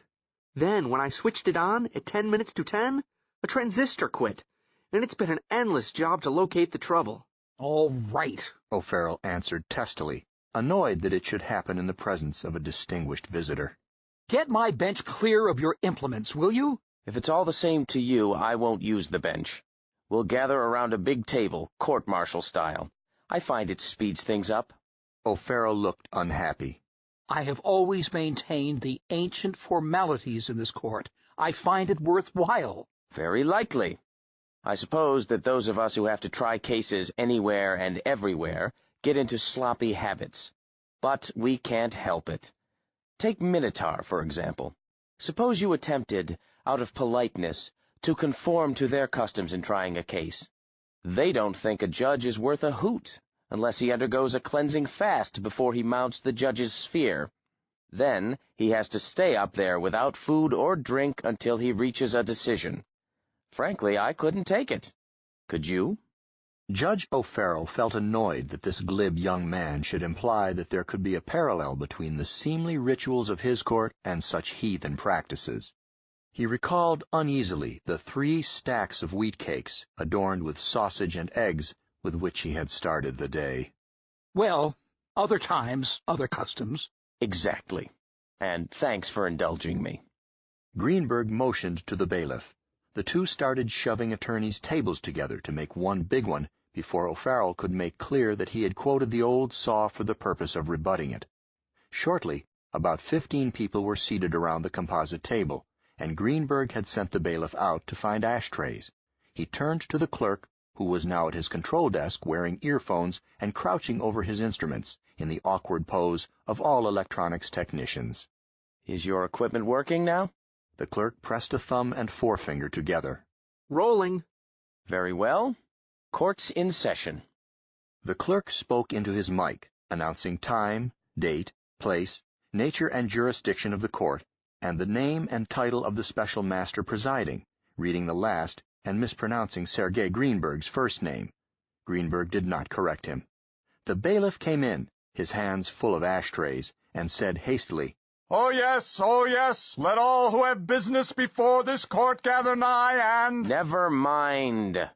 Thanks anyhow. This court will now hold a preliminary hearing on any and all issues relating to the actions last Monday of an extraterrestrial creature, locally resident, and known as Lummox. I refer to that big brute in a cage outside this building. Bailiff, go get a picture of him, please, and insert it in the record." "Right away, Your Honor." The court wishes to announce that this hearing may be converted to a final determination on any or all issues at any time, if the court so announces, and subject to objection and ruling at the time. In other words, don't hold your fire. This may be your only day in court. Oh, yes. The court will receive petitions relating to this extraterrestrial as well as hear issues. Question, Your Honor? Yes? May it please the court. My client and I have no objection if all that we are engaged in is a preliminary inquiry. But will we return to accepted procedures if we go on to terminer? This court, being convened by the Federation and acting in accordance with the body of law called Customs of Civilizations, in brief, and consisting of agreements, treaties, precedents, etc., between two or more planets of the Federation, or with other civilizations with which member planets of the Federation have diplomatic relations, is not bound by local procedures. It is the purpose of this court to arrive at the truth, and, from there, to reach equity. Equity under the law. The court will not trample on local law and custom except where they are hopelessly opposed to superior law. But where local custom is merely ritualistic, this court will ignore formality and get on with its business. Understand me? I believe so, sir. I may take exception later. The small, middle-aged man who spoke seemed embarrassed. Anyone may object at any time for any reason and be heard. Also, you may appeal from my decisions. However... Greenberg grinned warmly. I doubt if it will do you much good. So far, I have been pretty lucky in having my decisions upheld. I did not intend to imply that the court was not properly... Sure. Let's get on with it. Greenberg picked up a stack of papers.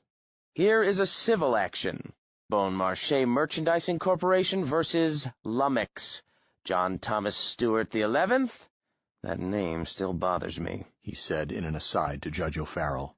Marie Brandley Stewart et al., and another one like it for the Western Mutual Assurance Company, insurers of Bon Marché. Here is another, same defendants, brought by K. Ito and his insurance company, New World Casualty Limited, and one from the city of Westville, same defendants again, and still another brought by Mrs. Isabel Donahue. Also some criminal matters. One is for harboring a dangerous animal, one for felonious harboring of same, another for negligence, and another for maintaining a public nuisance. John Thomas had been steadily turning white. Greenberg glanced at him and said, They haven't skipped much, have they, son? Cheer up. The condemned man always eats a hearty breakfast.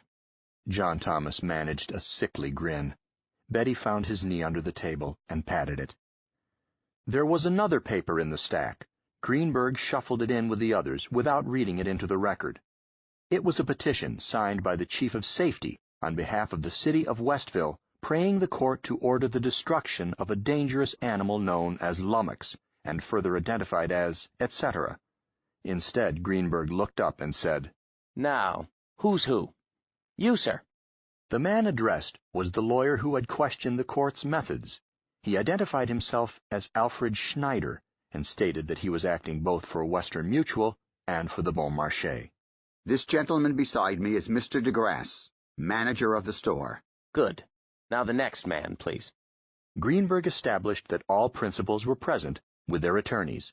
The roster included, besides himself, Judge O'Farrell, John Thomas, Betty, and Chief Dreiser, the following: Mrs. Donahue and her lawyer, Mr. Beanfield, Messrs. Schneider and DeGrasse for Bon Marché, Mr. Lombard, City Attorney of Westville, the attorney for Mr. Ito's insurance company, and Mr. Ito's son, acting for his father, Officers Carnes and Mendoza, witnesses, and John Thomas's mother with the Stewart family lawyer, Mr. Postle. Greenberg said to Postle, I take it you are also acting for Mr. Stewart? Betty interrupted with, Heavens no! I'm representing Johnny. Greenberg raised his eyebrows. I was about to ask what you were doing here. You are an attorney? Well, I'm his counsel. O'Farrell leaned over and whispered, This is preposterous, Mr. Commissioner. Of course she is not a lawyer. I know the child. I'm rather fond of her. But frankly, I don't think she is quite bright. Betty, you have no business here. Get out and quit making a fool of yourself. Now see here, Judge. One moment, young lady. Do you have any qualifications to act as counsel for Mr. Stewart? I certainly do. I'm the counsel he wants. A very strong point, though perhaps not sufficient. He spoke to John Thomas. Is that correct? Yes, sir. Judge O'Farrell whispered, Don't do it, son. You'll be reversed.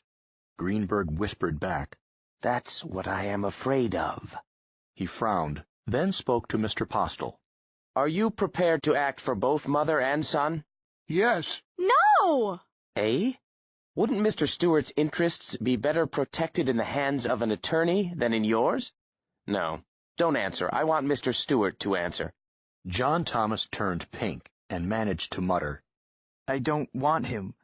Why? John Thomas looked stubborn. Betty said scornfully, Because his mother doesn't like Lummox, that's why. And That's not true! Mrs. Stewart cut in sharply. it is true. And that old fossil postle is stringing along with her. They want to get rid of Lummy, both of them. O'Farrell coughed in his handkerchief. Postle turned red. Greenberg said gravely, Young lady, you will stand and apologize to Mr. Postle. Betty looked at the commissioner, dropped her eyes, and stood up. She said humbly, Mr. Postle, I'm sorry you're a fossil. I'm sorry I said you were a fossil. Sit down. Mind your manners hereafter. Mr. Stewart, no one is required to accept counsel not of his choice. But you place me in a dilemma. Legally, you are a minor child. You have chosen as counsel another minor child. It won't look well in the record. He pulled at his chin. Could it be that you, or your counsel, or both of you, are trying to cause a mistrial? No, sir. Betty looked smugly virtuous. It was a possibility she had counted on, but had not mentioned to Johnny. Your Honor? Yes, Mr. Lombard? This strikes me as ridiculous. This girl has no standing. She is not a member of the bar. Obviously, she can't function as an attorney.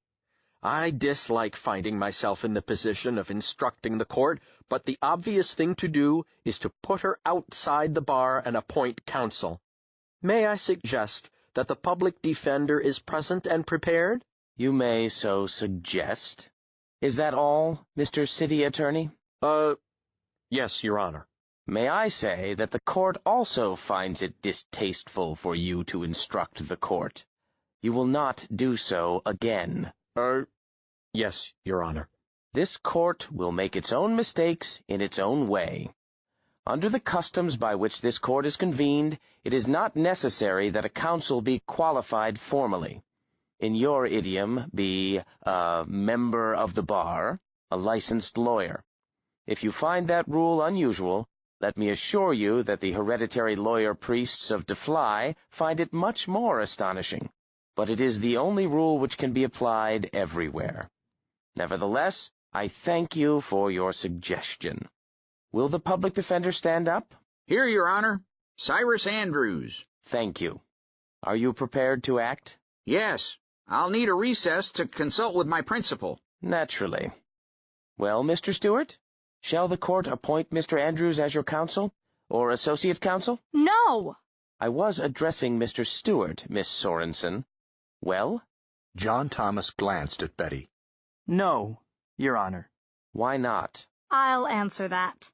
I talk faster than he does, that's why I'm counsel. We won't take Mr. Andrews because the city attorney is against us on one of these silly things they've got about Lummox. And the city attorney and Mr. Andrews are law partners when they are not fighting sham battles in court. Greenberg turned to Andrews. Is that correct, sir? Why, yes, we're law partners, Your Honor. You will understand that in a town this size... I quite understand. I also understand Miss Sorensen's objection. Thank you, Mr. Andrews. Stand down. Mr. Greenberg? What is it now, young lady? I can get you part way off the spot. You see, I had a dirty hunch that some busybody would try to keep me out of it, so we fixed it up ahead of time. I'm half owner. Half owner? Of Lummox. See? She took a paper from her bag and offered it. A bill of sale. All legal and proper. At least it ought to be. I copied it out of the book. Greenberg studied it. The form appears correct. The date is yesterday, which would make you voluntarily liable to the extent of your interest from a civil standpoint. It would not affect criminal matters of earlier date. Oh, pooh! There aren't any criminal matters. That remains to be determined. And don't say pooh. It is not a legal term. The question here is whether or not the signer can vend this interest. Who owns Lummox? Why, Johnny does. It was in his father's will. So? Is that stipulated, Mr. Postle? Mr. Postle whispered with Mrs. Stewart, then answered. So stipulated, Your Honor. This creature called Lummox is a chattel of John Thomas Stewart, a minor child. Mrs. Stewart's interest is through her son. Very well. Greenberg handed the bill of sale to the clerk. Read it into the record. Betty settled back. All right, Your Honor. Appoint anybody you want to. Just as long as I can have my say. Would it make any difference if I did? Not much, I guess. Let the record show that you two, having been duly warned and advised, persist in acting as your own counsel. The court, regretfully, assumes the burden of protecting your rights and advising you as to the law. Oh, don't feel bad, Mr. Greenberg. We trust you. I'd rather you didn't. But let's move on. That gentleman down at the end. Who are you? Me, Judge? I'm the galactic press stringer around here. Name of Hovey. So? The clerk will supply a transcript for the press. I'll be available for the usual interview later, if anyone wants it.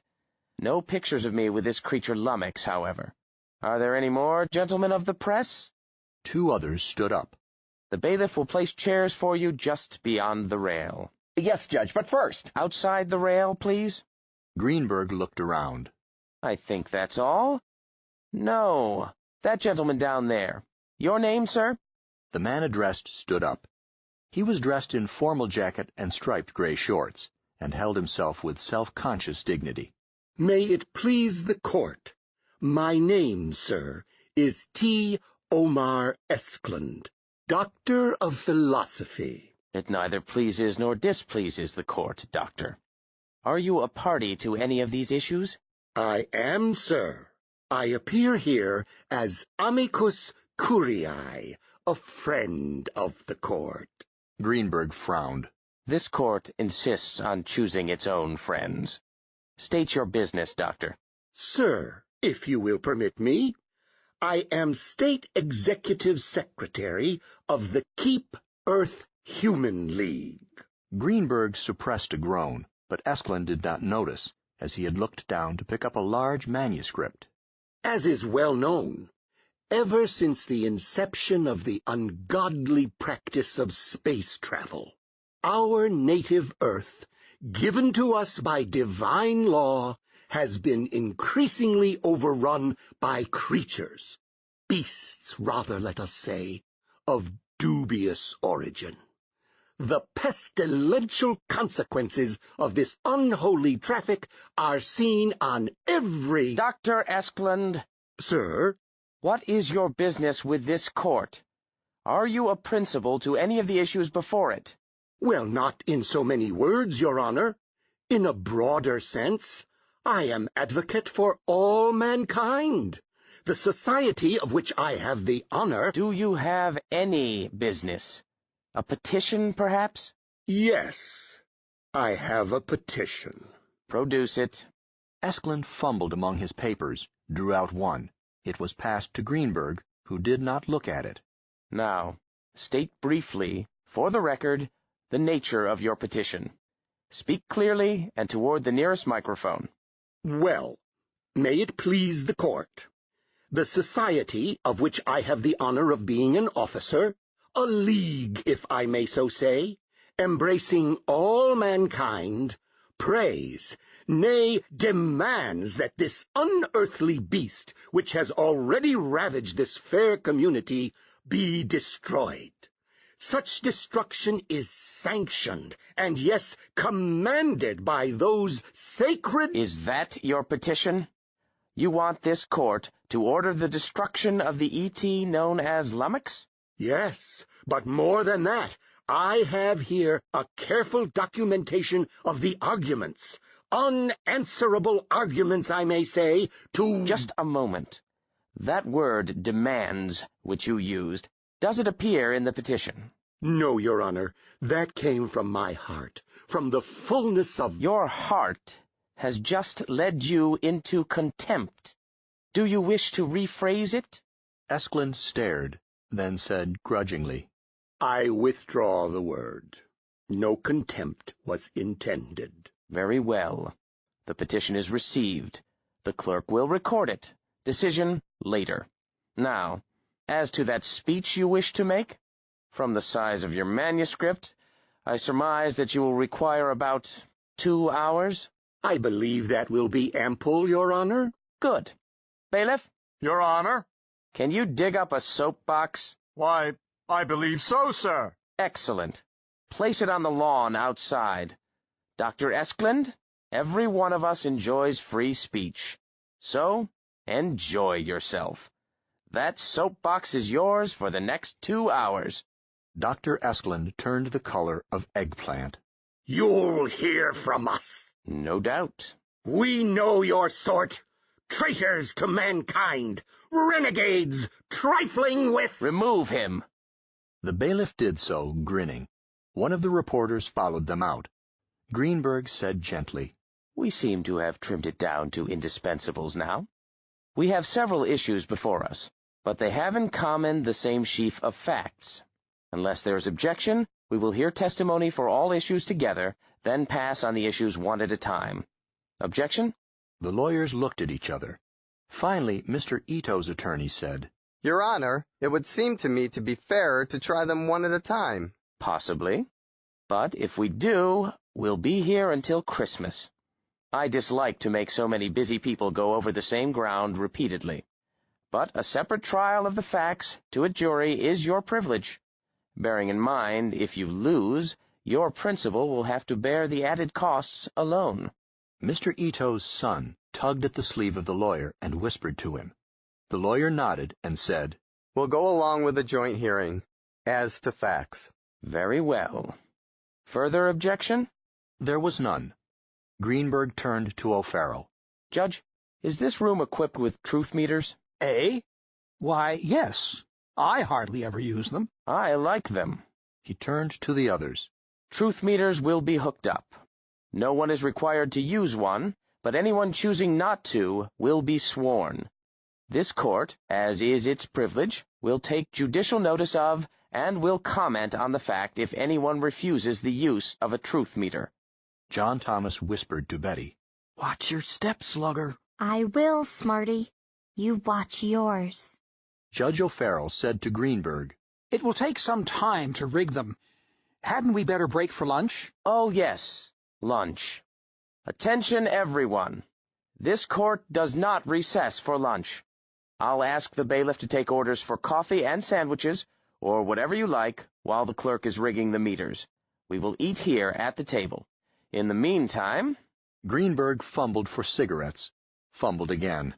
Has anybody got a match?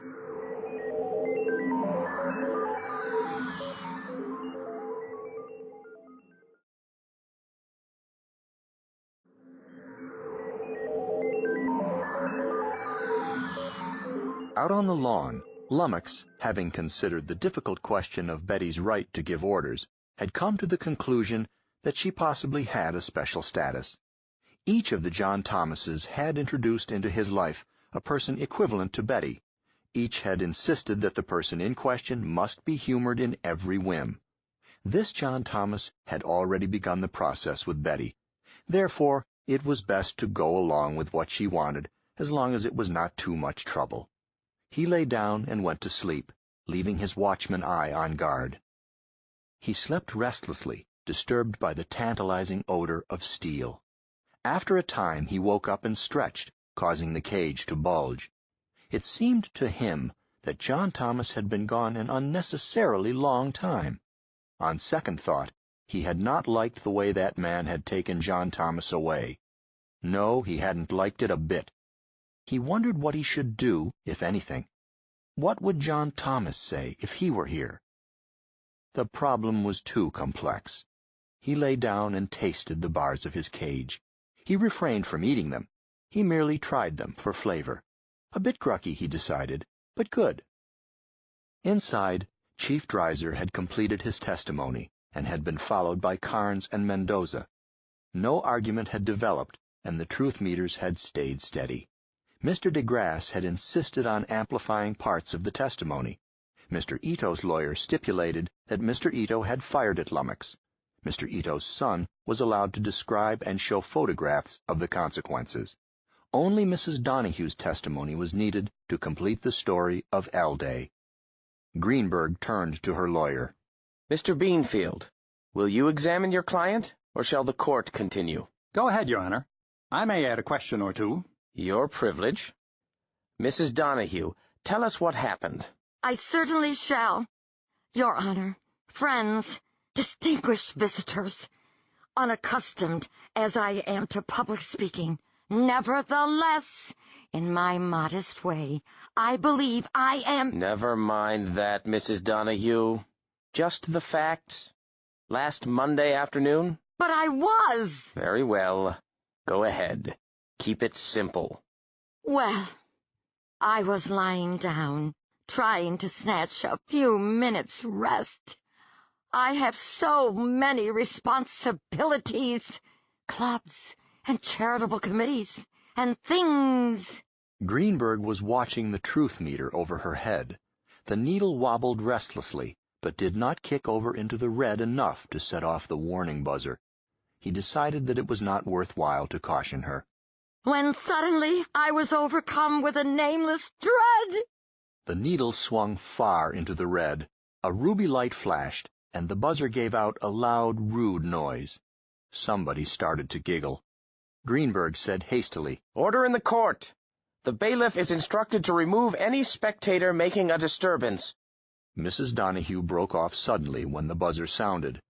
Mr. Beanfield, looking grim, touched her sleeve and said, Never mind that, dear lady.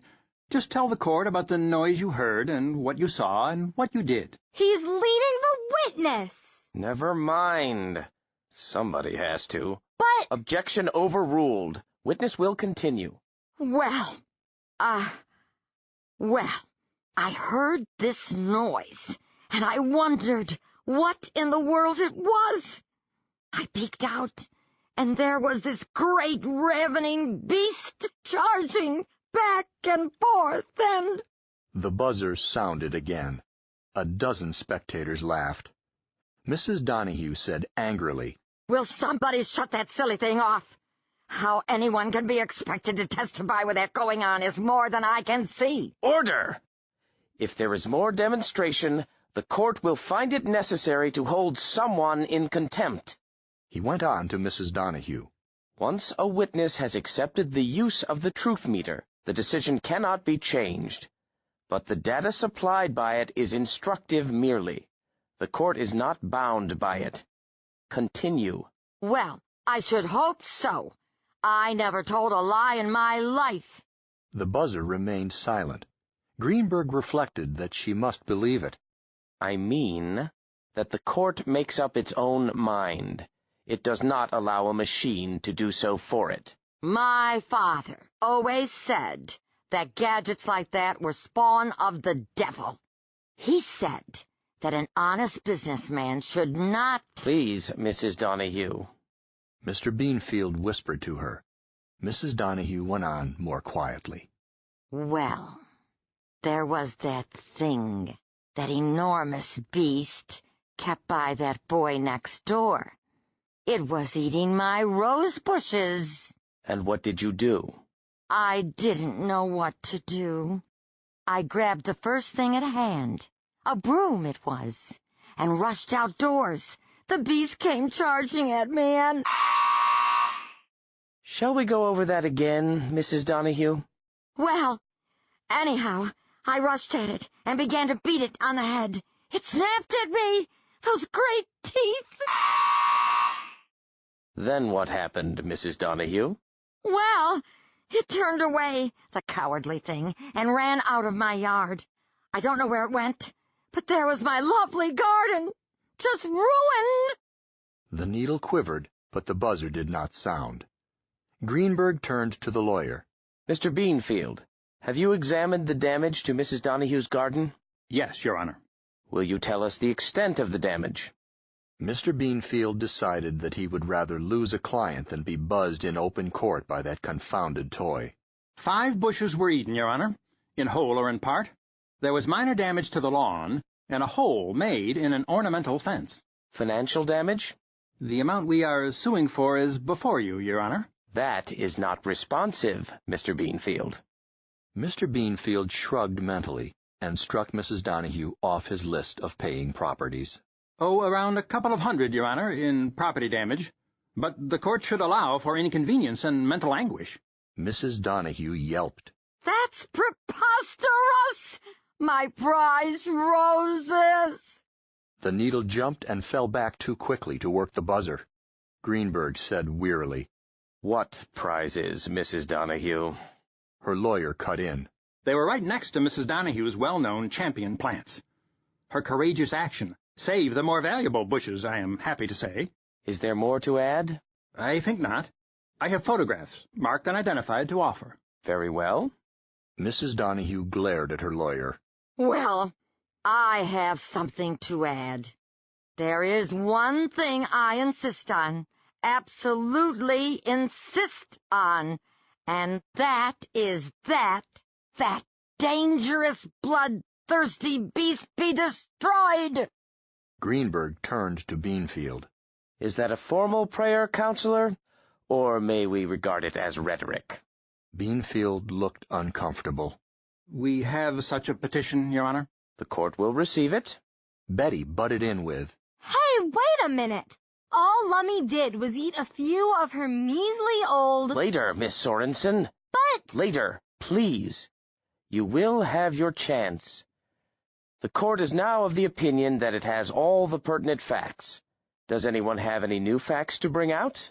Or does anyone wish to question further any witness? Or bring forward another witness? We do. You do what? We want to call a new witness. Very well. Do you have him here? Yes, Your Honor. Just outside. Lummox. Greenberg looked thoughtful. Do I understand that you are proposing to put, Lummox on the stand in his own defense? Why not? He can talk. A reporter turned suddenly to a colleague and whispered to him, then hurried out of the room. Greenberg chewed his lip. I know that. I exchanged a few words with him myself. But the ability to talk does not alone make a competent witness. A child may learn to talk, after a fashion, before it is a year old, but only rarely is a child of tender years, less than 5, let us say, found competent to give testimony.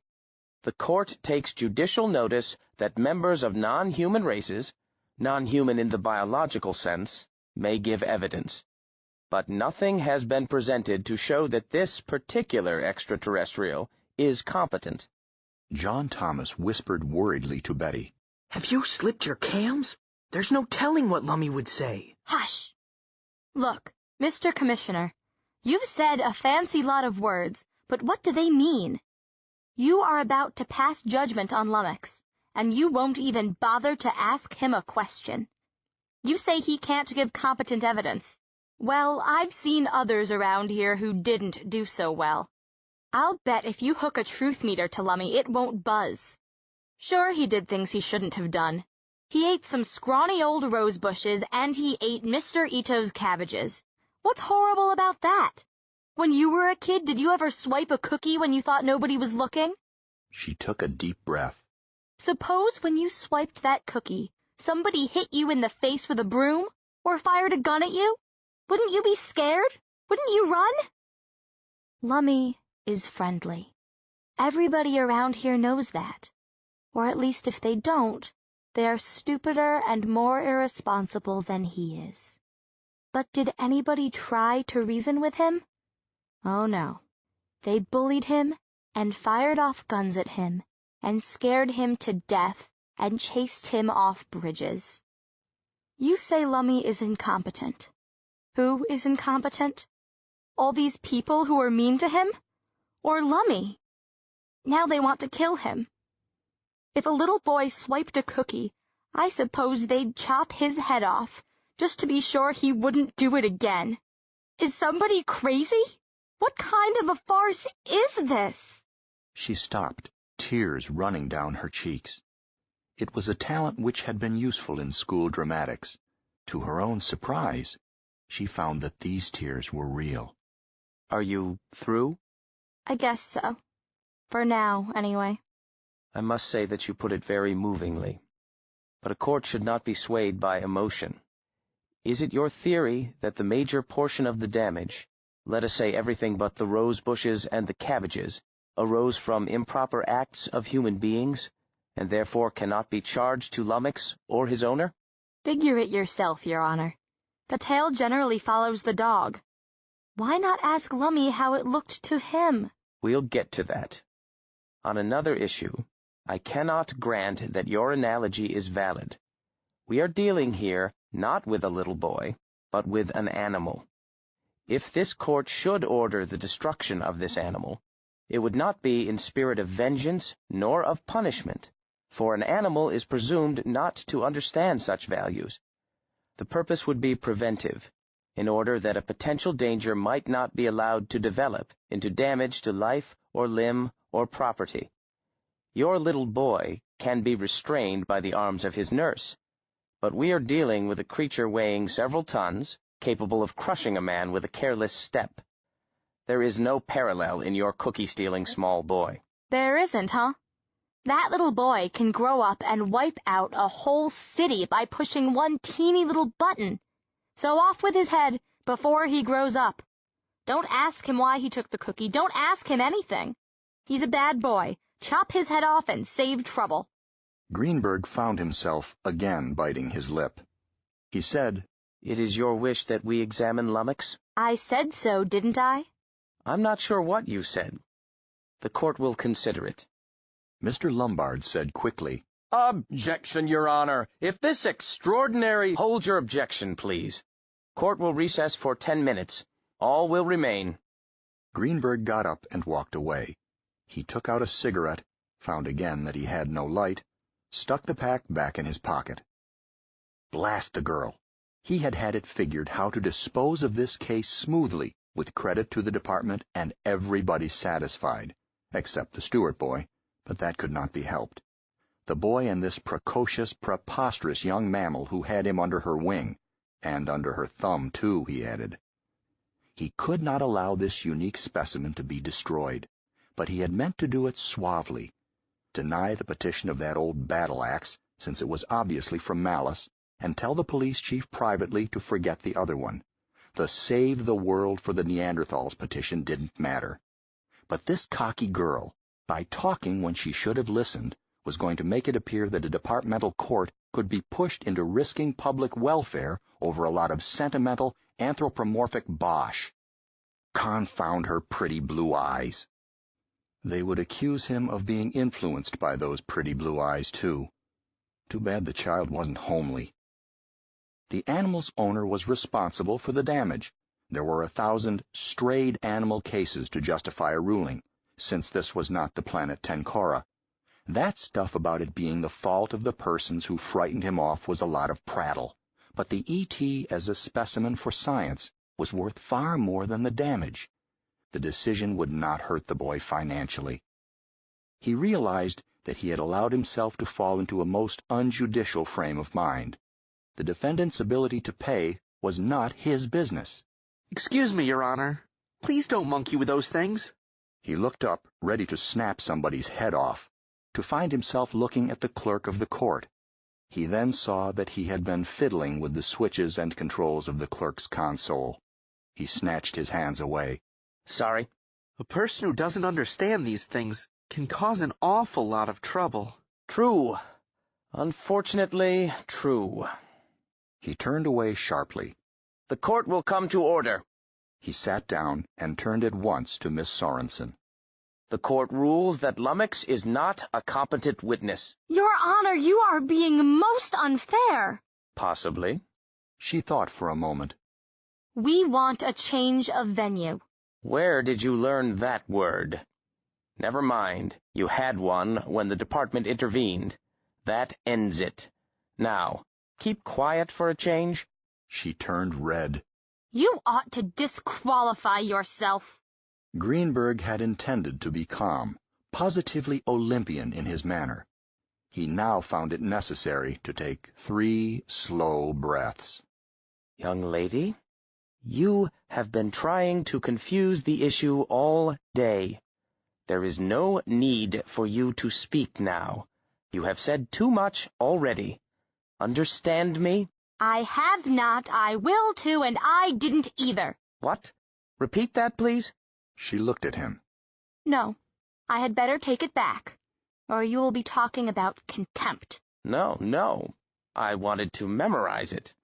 I don't think I have ever heard quite so sweeping a statement. Never mind. Just hold your tongue.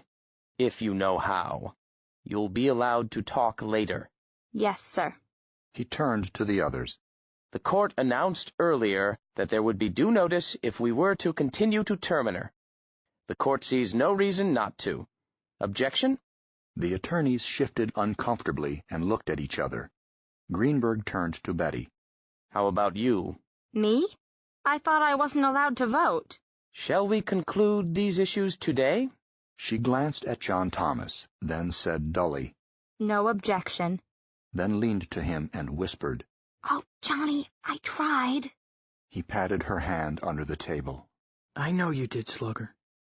Greenberg pretended not to hear. He went on in a cold, official voice.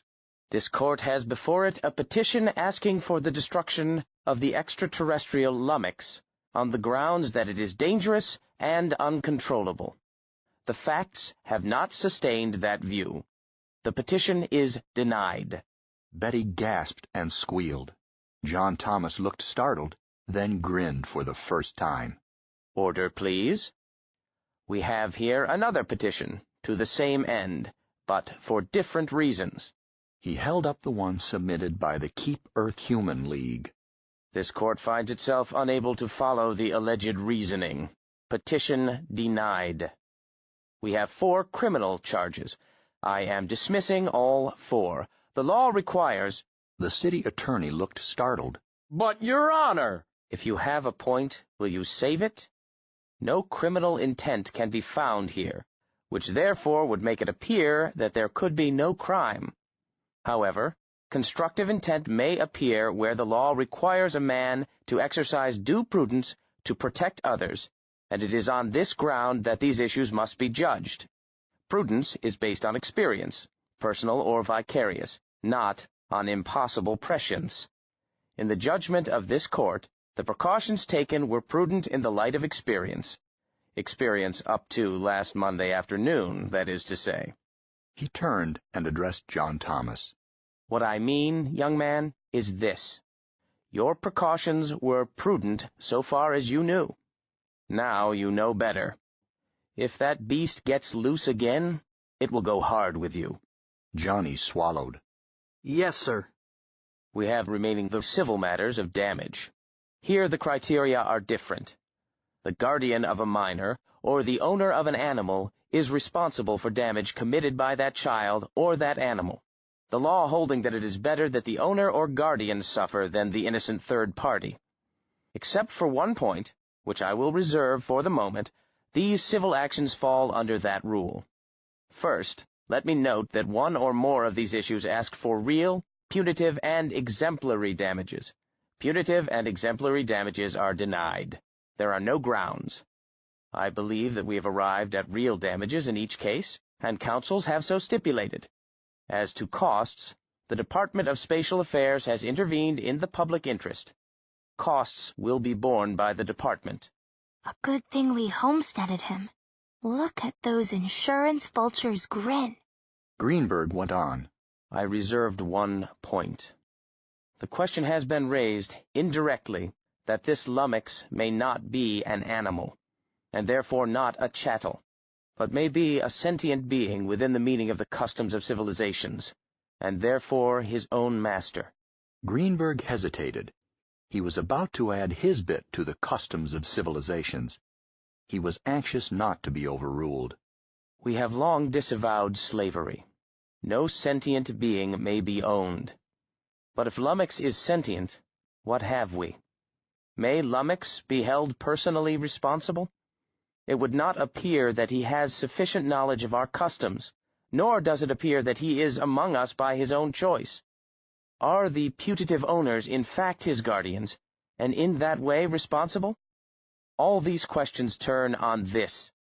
Is Lummox a chattel or a free being? This court expressed its opinion when it ruled that Lummox might not testify at this time. But this court is not equipped to render a final decision, no matter how strongly it may believe that Lummox is an animal. The court will therefore start proceedings on its own motion to determine the status of Lummox. In the meantime, the local authorities will take charge of Lummox, and will be held responsible both for his safety and for public safety with respect to him. Greenberg shut up and sat back. A fly would have had his choice of open mouths. First to recover was the attorney for Western Mutual, Mr. Schneider. Your Honor, where does that leave us? I don't know. But, see here, Your Honor. Let's face the facts. Mrs. Stewart hasn't any property or funds that can be attached. She's the beneficiary of a trust. Same for the boy. We expected to levy against the beast itself. He will bring a good price on the proper market. Now you have, if you will permit me, upset the apple cart. If one of those scientific persons starts a long series of tests, years long perhaps, or throws doubt on the beast's status as a chattel, well, where should we look for relief? Should we sue the city? Lombard was on his feet instantly. Now look here, you can't sue the city. The city is one of the damaged parties. On that theory— Order! None of those questions can be answered now. All civil actions will be continued until the status of Lummox is clarified. He looked at the ceiling. There is another possibility. It would seem that this creature came to Earth in the Trailblazer. If my memory of history serves, all specimens brought back by that ship were government property. If Lummox is a chattel, he may nevertheless not be private property. In that event, the source of relief may be a matter of more involved litigation. Mr. Schneider looked stunned. Mr. Lombard looked angry. John Thomas looked confused and whispered to Betty. What's he trying to say? Lummox belongs to me. Shh! I told you we would get out of it. Oh, Mr. Greenberg is a honey lamb. But— Hush up, we're ahead. Mr. Ito's son had kept quiet except when testifying. Now he stood up. Your Honor? Yes, Mr. Ito? I don't understand any of this. I'm just a farmer. But I do want to know one thing. Who's going to pay for my father's greenhouses? John Thomas got to his feet. I am. Betty tugged at his sleeve. Sit down, you idiot! You hush up, Betty. You've talked enough. Betty hushed up. Mr. Greenberg, everybody else has been talking. Can I say something? Go ahead. I've listened to a lot of stuff all day. People trying to make out that Lummox is dangerous, when he's not. People trying to have him killed just for spite. Yes, I mean you, Mrs. Donahue. Address the court, please. I've heard you say a lot of things, too. I didn't follow all of them, but if you will pardon me, sir, some of them struck me as pretty silly. Excuse me. No contempt intended, I'm sure. Well, take this about whether Lummox is or isn't a chattel, or whether he's bright enough to vote. Lummox is pretty bright. I guess nobody but me knows just how bright. But he's never had any education, and he's never been anywhere. But that hasn't anything to do with who he belongs to. He belongs to me, just the way I belong to him. We grew up together. Now, I know I'm responsible for that damage last Monday. Will you keep quiet, Betty? I can't pay for it now, but I'll pay for it. Just a moment, young man. The court will not permit you to admit liability without counsel. If that is your intention, court will appoint counsel. You said I could have my say. Continue. Noted for the record that this is not binding. Sure it's binding, because I'm going to do it. Pretty soon my education trust comes due, and it would about cover it. I guess I can— John Thomas, you'll do no such thing. Mother, you had better keep out of this, too. I was just going to say— You're not to say anything. Your Honor, he is— Order! None of this is binding. Let the lad speak. Thank you, sir. I was through anyway. But I've got something to say to you, sir, too. Lummy is timid. I can handle him because he trusts me.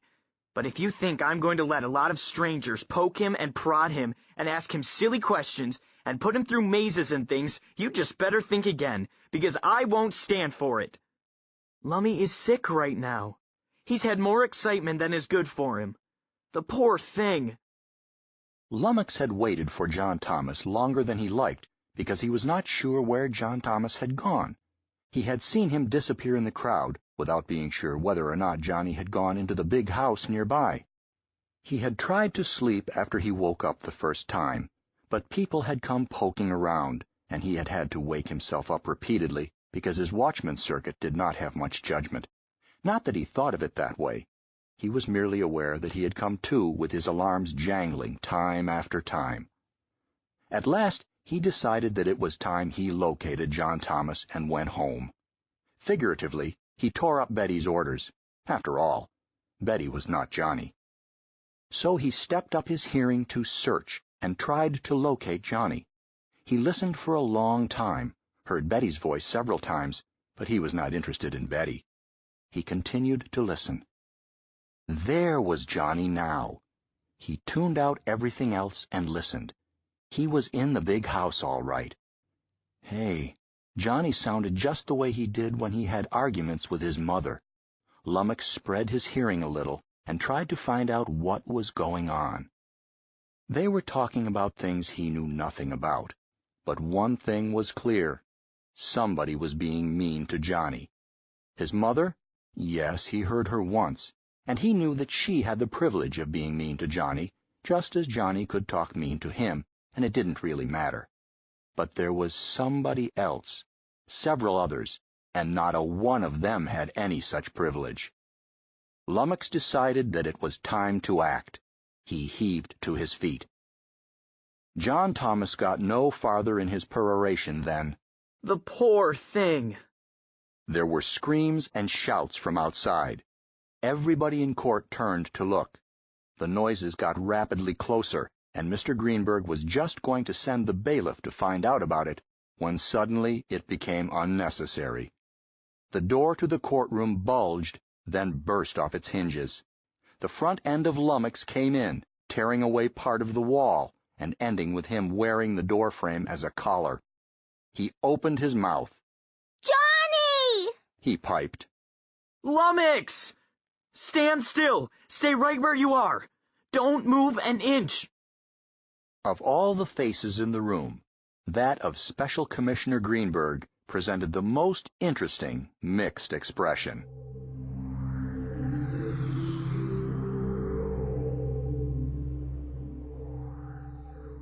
"5. A matter of viewpoint. The Right Honorable Mr. Kiku, Undersecretary for Spatial Affairs, opened a desk drawer and looked over his collection of pills. There was no longer any doubt. His stomach ulcer was acting up again. He selected one and turned wearily back to his tasks. He read an order from the Departmental Bureau of Engineering, grounding all Pelican-class interplanetary ships until certain modifications were accomplished. Mr. Kiku did not bother to study the attached engineering report, but signed approval, checked effective immediately, and dropped the papers in the outgoing basket. Engineering safety in space was the responsibility of BUEng. Kiku himself knew nothing of engineering, and did not wish to. He would back up the decisions of his chief engineer, or fire him and get another one. But he realized glumly that the financial lords who owned the Pelican-class ships would soon be knocking the ear of the secretary, and, shortly thereafter, the secretary, out of his depth and embarrassed by the political power wielded by those fine gentlemen, would dump them in his lap. He was beginning to have his doubts about this new secretary. He was not shaping up. The next item was for his information only, and had been routed to him because of standing orders that anything concerning the secretary must reach his desk, no matter how routine. This item appeared routine and unimportant. According to the synopsis, an organization calling itself the Friends of Lummox, and headed by a Mrs. Beulah Murgatroyd, was demanding an audience with the Secretary of Spatial Affairs. They were being shunted to the Special Assistant Secretary, Public Relations. Mr. Kiku read no farther. Wes Robbins would kiss them to death, and neither he nor the secretary would be disturbed. He amused himself with the idea of punishing the secretary by inflicting Mrs. Murgatroyd on him, but it was merely a passing fantasy.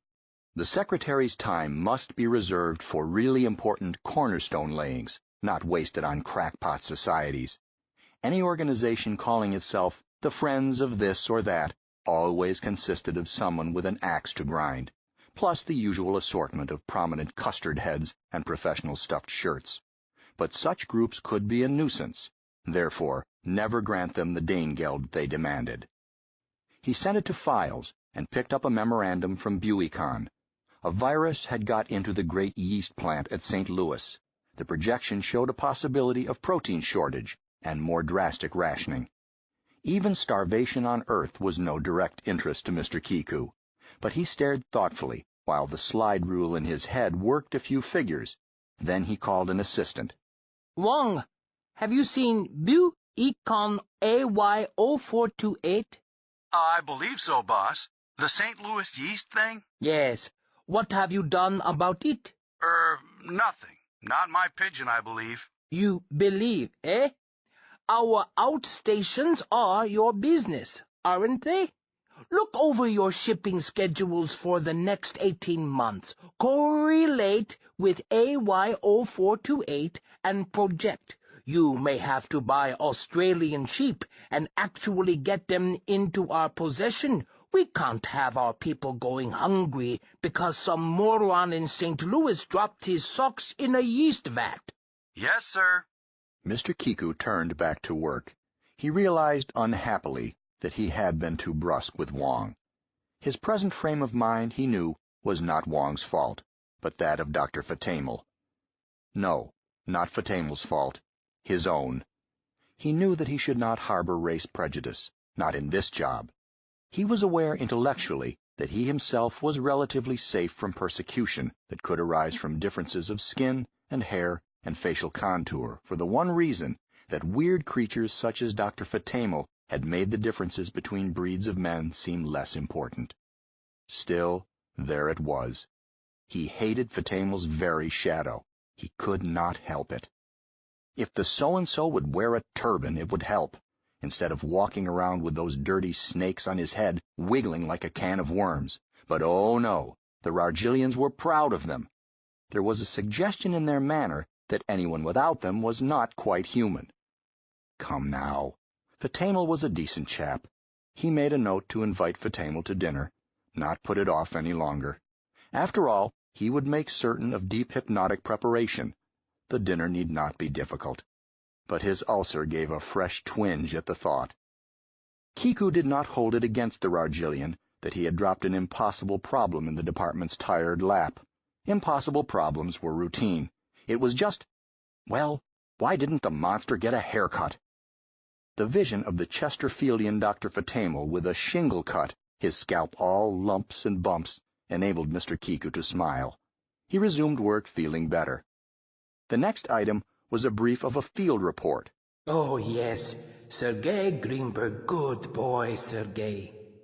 He was reaching for his pen to approve the recommendation even before he had finished reading it. Instead of signing, he stared for almost half a second, then punched a button.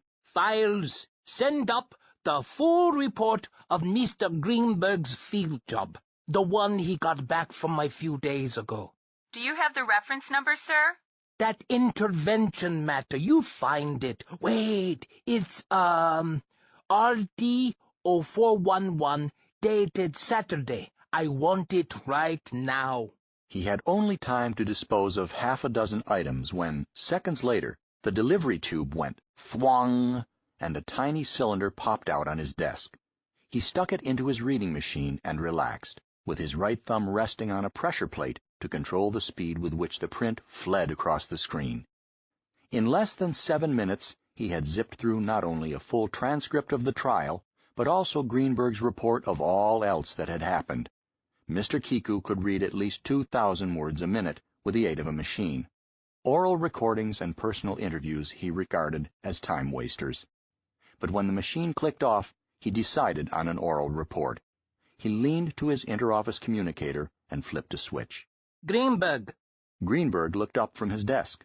Howdy, boss. Come here, please. He switched off without politenesses.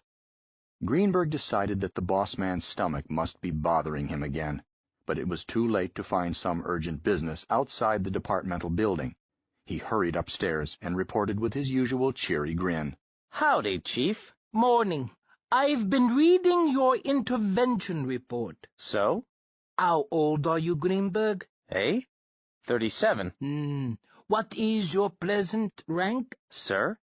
Diplomatic officer, 2nd class. Acting first. What the deuce? Uncle Henry knew the answers. He probably knew what size shoes he wore. Old enough to have sense? Rank enough to be assigned as ambassador?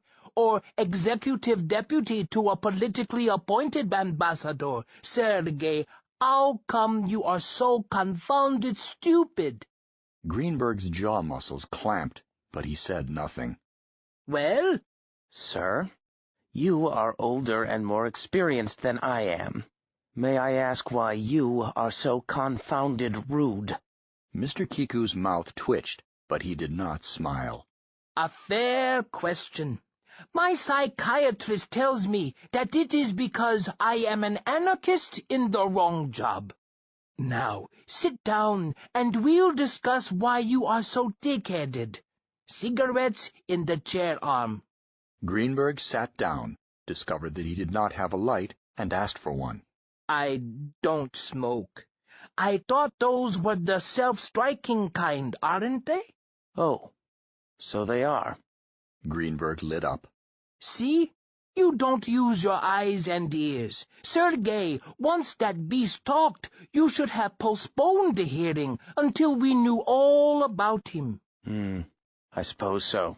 You suppose so?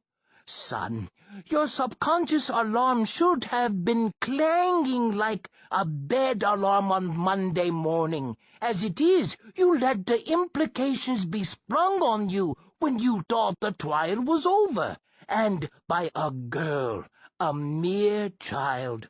I'm glad I don't read the papers. I'll bet they had fun. Greenberg blushed. He did read the papers. Then, when she had you tangled up like a orangutan trying to find its own feet, instead of facing her challenge and meeting it. Meeting it how? By adjourning, of course, and ordering the investigation you should have ordered to start with. You... But I did order it. Don't interrupt me. I want you browned on both sides. Then you proceeded to hand down a decision, the like of which has not been seen since Solomon ordered the baby sawed in half. What mail-order law school did you attend? Harvard. Well, I shouldn't be too harsh on you. You're handicapped. But by the 77 seven-sided gods of the Servanchil, what did you do next? First, you deny a petition from the local government itself to destroy this brute in the interest of public safety. Then you reverse yourself, grant the prayer, and tell them to kill him, subject only to routine approval of this department, all in 10 minutes. Exunt omnes, laughing. Son, I don't mind you making a fool of yourself, but must you include the department? Boss, Greenberg said humbly, I made a mistake. When I saw the mistake, I did the only thing I could do. I reversed myself. The beast really is dangerous, and there are no proper facilities for confining it in Westville. If it had not been beyond my power, I would have ordered it destroyed at once, without referring back for the department's approval. For your approval. You weren't sitting where I was, sir. You didn't see that solid wall bulge in. You didn't see the destruction. I'm not impressed. Did you ever see a city that had been flattened by a fusion bomb? What does one courthouse wall matter? Probably some thieving contractor didn't beef it up. But, boss, you should have seen the cage he broke out of first. Steel I-beams, welded. He tore them like straw. I recall.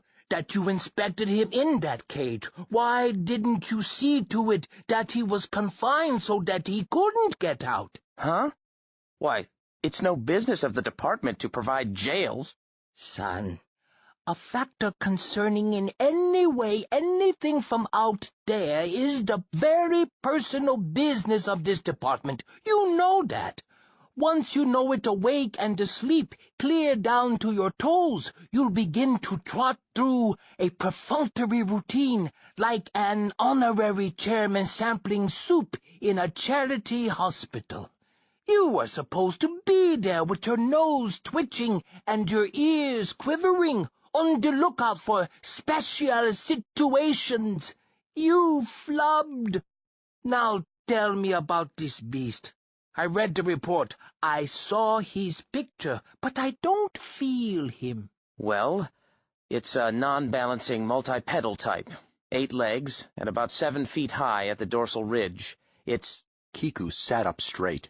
8 legs? Hands? Hands? No. Manipulative organs of any sort? A modified foot? None, Chief. If there had been, I would have ordered a full-scale investigation at once.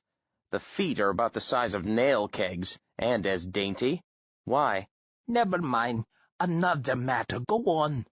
The impression is something like a rhinoceros, something like a triceratops, though the articulation is unlike anything native to this planet. Lummox, his young master calls him, and the name fits. It's a rather engaging beast, but stupid. That's the danger. It's so big and powerful that it is likely to hurt people through clumsiness and stupidity. It does talk, but about as well as a 4-year-old child. In fact, it sounds as if it had swallowed a baby girl. Why stupid? I note that its master, with the history book name, claims that it is bright. Greenberg smiled. He is prejudiced. I talked with it, boss. It's stupid. I can't see that you have established that. Assuming that an E.T. is stupid because he can't speak our language well is like assuming that an Italian is illiterate because he speaks broken English, a non sequitur. But look, boss, no hands. Maximum intelligence lower than monkeys, maybe as high as a dog, though not likely. Well, I'll concede that you are orthodox in xenological theory, but that is all. Someday that assumption is going to rise up and slap the classic Zenist in the face. We'll find a civilization that doesn't need to pick at things with patty paws, evolved beyond it. Want to bet? No. Where is this Lummox now? Greenberg looked flustered. Boss, this report I'm about to make is now in the microfilm lab. It should be on your desk any minute. Okay. So you were on the ball this time. Let's have it. I got chummy with the local judge and asked him to keep me advised. Of course, they couldn't throw this critter into the local Bastille. In fact, they did not have anything strong enough to hold him. So they had learned the hard way. And nothing could be built in a hurry that would be strong enough. Believe me, that cage he crushed out of was strong. But the local police chief got a brainstorm. They had an empty reservoir with sides about 30 feet high, reinforced concrete, part of the fire system. So they built a ramp and herded him down into it, then removed the ramp. It looked like a good dodge. This creature isn't built for jumping. Sounds okay? Yes, but that isn't all. Judge O'Farrell told me that the chief of police was so jittery that he decided not to wait for departmental okay. He went ahead with the execution. What? Let me finish. He did not tell anybody, but accidentally on purpose the intake valve was opened that night and the reservoir filled up. In the morning, there was Lummox on the bottom. So, Chief Dreiser assumed that his accident had been successful, and that he had drowned the beast. So? It did not bother Lummox at all. He had been underwater several hours, but when the water drained off, he woke up, stood up, and said, "Good morning." Amphibious, probably. What steps have you taken to put a stop to this high-handedness? Just a second, sir. Dreiser knew that firearms and explosives were useless. You saw the transcript. At least of power safe enough to use inside a town. So he tried poison. Knowing nothing about the creature, he used half a dozen sorts, in quantities sufficient for a regiment, and concealed in several kinds of food. Well? Lummox gobbled them all. They didn't even make him sleepy. In fact, it seemed to stimulate his appetite. For the next thing he did was to eat the intake valve, and the reservoir started to fill up again. They had to shut it off from the pumping station. Kiku snickered. I'm beginning to like this Lummox. Did you say he ate the valve? What was it made of? I don't know. The usual alloy, I suppose.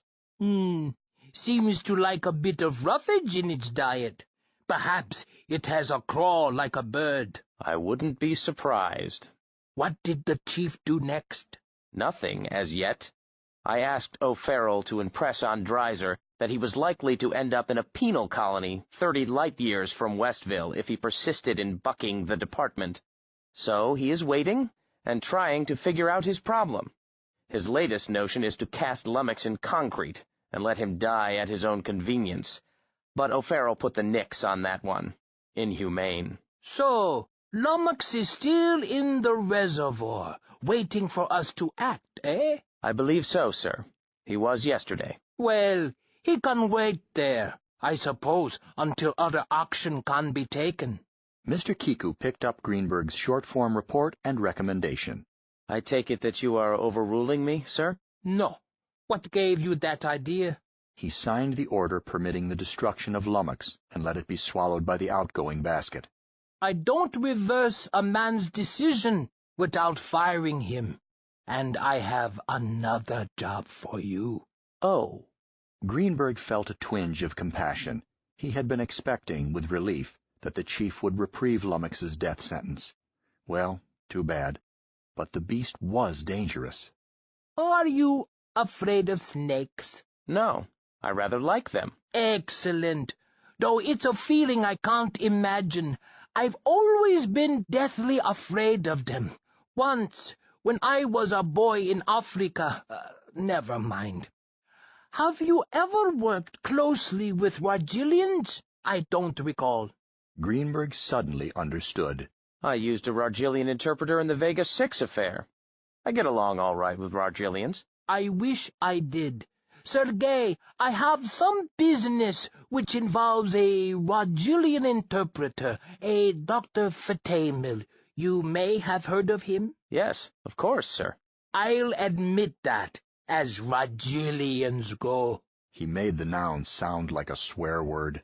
Fatamil is all right, but this involvement has the odor of trouble, and I find my own nose for trouble blanked out by this phobia of mine. So I'm putting you on as my assistant to sniff for me. I thought you didn't trust my nose, boss. We'll let the blind lead the blind, if you forgive a switch in metaphor.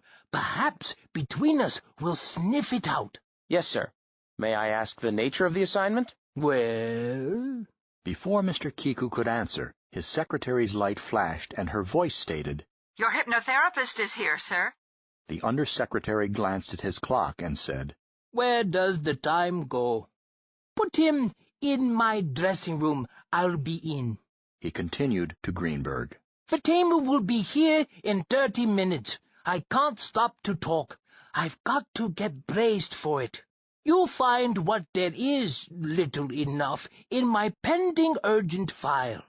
Mr. Kiku glanced at his incoming basket, which had filled to overflowing while they talked. It won't take 5 minutes. Spend the rest of the time clearing up that stack of waste paper, sign my name, and hold anything that you think I must see. But it had better be no more than half a dozen items, or I'll send you back to Harvard. He got up hurriedly, while making a mental note to tell his secretary, from his dressing room, to note everything that went through in the next half hour and let him see it later. He wanted to see how the lad worked. Mr. Kiku was aware that he would die someday, and he intended to see to it that Greenberg replaced him. In the meantime, life should be as tough for the boy as possible. The undersecretary headed for his dressing room, The door ducked aside, contracted behind him. Greenberg was left alone. He was reaching for the pending urgent file when a paper dropped into the incoming basket just as the light on it blinked red and a buzzer sounded.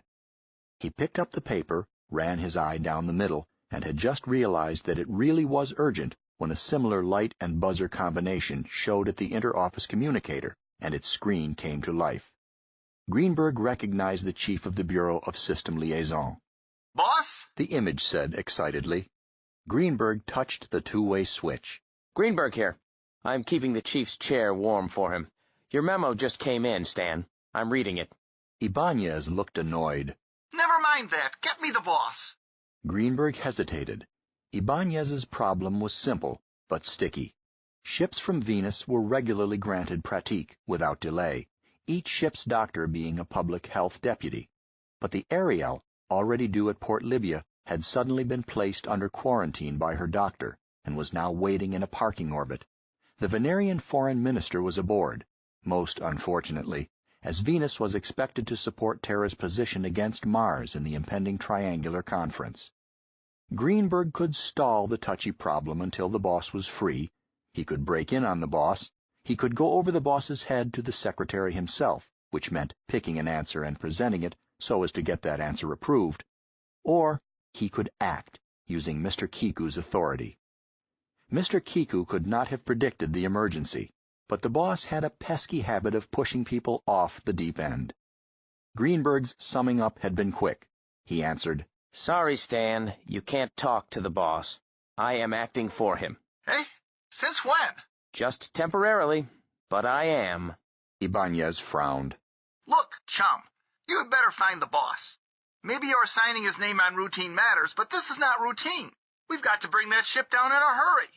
Your neck would be out a yard if you took it upon yourself to authorize me to overlook a basic rule like quarantine. Use your head. Break quarantine? Greenberg recalled the Great Plague of 51, back in the days when the biologists serenely believed that each planetary life group was immune to the ills of other planets. We won't break quarantine.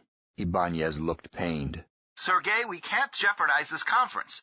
Jeopardize? What am I saying? We can't toss away 10 years' work because some crewman has a slight fever. The quarantine must be broken. But I don't expect you to do it. Greenberg hesitated. He's under hypnosis for a tough job coming up. It may be a couple of hours before you can see him. Ibanez looked blank. I'll have to tackle the secretary. I don't dare wait 2 hours. That sacred cow from Venus is like as not to order his skipper to head home. We can't risk that. And we can't risk bringing in an epidemic, either. Here's what you do. Call him and tell him you are coming to get him in person. Use a fast scout. Get him aboard and leave the Ariel in quarantine orbit. Once you get him aboard the scout, and not before, tell him that both you and he will attend the conference in isolation suits. The isolation suit was a sealed pressure suit. Its primary use was to visit planets whose disease hazards had not yet been learned. The scout ship and crew will have to go into quarantine too, of course. Isolation suit? Oh, he'll love that. Sergei, it will be less damaging to call off the conference. An indignity like that would put him against us for certain. The jerk is poisonously proud. Sure, he'll love it. Once you suggest how to play it. Great personal self-sacrifice. Unwilling to risk the welfare of our beloved sister planet. The call of duty takes precedence over any, etc. If you don't feel sure of it, take one of the public relations boys along. And look, all through the conference he must be attended by a physician in a white suit, and a couple of nurses. The conference must stop every now and then while he rests. Put a cot and hospital screens in the Hall of Heroes near the conference table. The idea is that he's come down with it himself, but is carrying on as his dying act. Get it? Tell him before you land the scout ship. Indirectly, of course. Ibanez looked perturbed. Do you think that will work? It's up to you to make it work. I'm sending down your memo, ordering quarantine to continue, but telling you to use your initiative to ensure his presence at the conference. Well, all right. Ibanez suddenly grinned. Never mind the memo, I'm on my way. He switched off. Greenberg turned back to the desk, feeling exhilarated by the sensation of playing God. He wondered what the boss would have done, but did not care. There might be many correct solutions, but this was one. It felt right. He reached again for the pending urgent file. He stopped. Something was gnawing at the back of his mind. The boss had not wanted to approve that death sentence. He had felt it. Shucks, the boss had told him that he was wrong. The proper action was a full investigation. But the boss, as a matter of loyalty to his subordinates, had not reversed him. But he himself was sitting in the boss's chair at the moment. Well, was that why the boss had placed him there? To let him correct his own mistake? No. The boss was subtle but not omniscient. He could not have predicted that Greenberg would consider reopening the matter.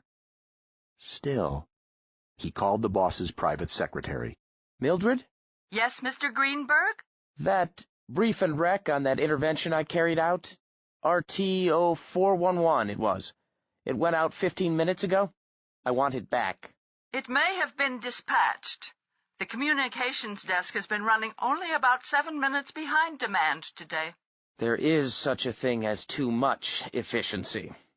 If the order has left the building, send a cancellation and a more to follow, will you? And get the original document back to me? Finally, he got to the pending urgent file. As Mr. Kiku had said, the jacket marked Fatamel was not large.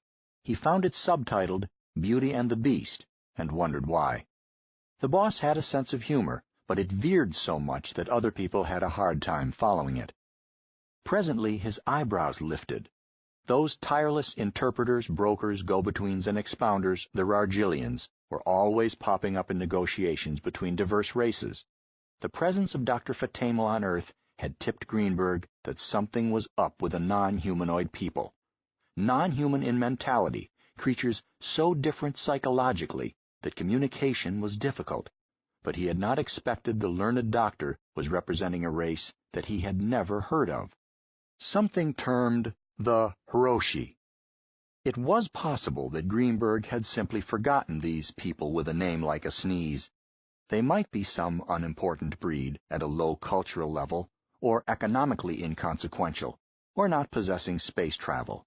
Or they might have been brought into the community of civilizations while Greenberg had been up to his ears in solar system affairs. Once the human race had made contact with other races having interstellar travel, the additions to the family of legal humans had come so fast that a man could hardly keep up. The more mankind widened its horizons, the harder those horizons were to see. Or perhaps he knew of the Hiroshi under another name? Greenberg turned to Mr. Kiku's Universal Dictionary and keyed in the name. The machine considered it, then the reading plate flashed, "No information." Greenberg tried dropping the aspirate on the assumption that the word might have degenerated in the mouths of non-Hiroshi. Still the same negative. He dropped the matter. The Universal Dictionary in the British Museum was not more knowledgeable than the one in the Undersecretary's office. Its working parts occupied an entire building in another part of Capital, and a staff of cyberneticists, semanticians, and encyclopedists endlessly fed its hunger for facts. He could be sure that, whatever the Hiroshi were, the Federation had never heard of them before. Which was astounding. Having let astonishment persist a full second, Greenberg went on reading. He learned that the Hiroshi were already here, not landed on Earth, but within waving distance, in a parking orbit 50,000 miles out. He let himself be astonished for 2 whole seconds before going on to discover that the reason he had not heard of their advent was that Dr. Fatamel had urgently advised Mr. Kiku to keep patrol ships and such from challenging and attempting to board the stranger. He was interrupted by the return of his report of the Lummox matter, bearing on it Mr. Kiku's confirmation of the sentence. He thought for a moment, then added to the endorsement so that it read, "Recommendation approved. But this action is not to be carried out until after a complete scientific analysis of this creature has been made. Local authorities will surrender custody when required to the Bureau of Xenic Science, which will arrange transportation and select the agency to pursue the evaluation." Greenberg signed Kiku's name to the change and put it back into the system. He admitted sheepishly that the order was now weasel-worded, for it was a sure thing that once the xenobiologists got their hands on Lummox, they would never let him go. Nevertheless, his heart felt suddenly lighter. The other action was wrong. This one was right. He turned his attention back to the Hiroshi, and again his eyebrows went up. The Hiroshi were not here to establish relations with Earth. They were here to rescue one of their own. According to Dr. Fatamel, they were convinced that Terra was holding this Hiroshia and were demanding that she be surrendered. Greenberg felt as if he had blundered into a bad melodrama. These people with the asthmatic name had picked the wrong planet for cops and robbers nonsense. A non-human on Earth without a passport, without a dossier in the hands of the department, without an approved reason for visiting Earth, would be as helpless as a bride without a ration book.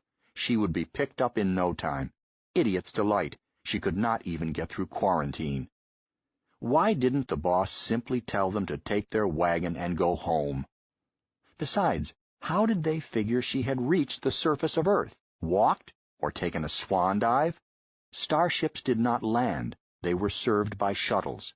He could just see her tackling the purser of one of those shuttles. "Excuse me, sir, but I am fleeing from my husband in a distant part of the galaxy. Do you mind if I hide under this seat and sneak down to your planet?" No ticky, no washy. That's what the purser would say. Those shuttle companies hated deadheads.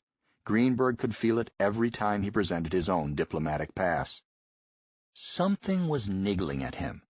Then he remembered the boss's inquiry. Did Lummox have hands?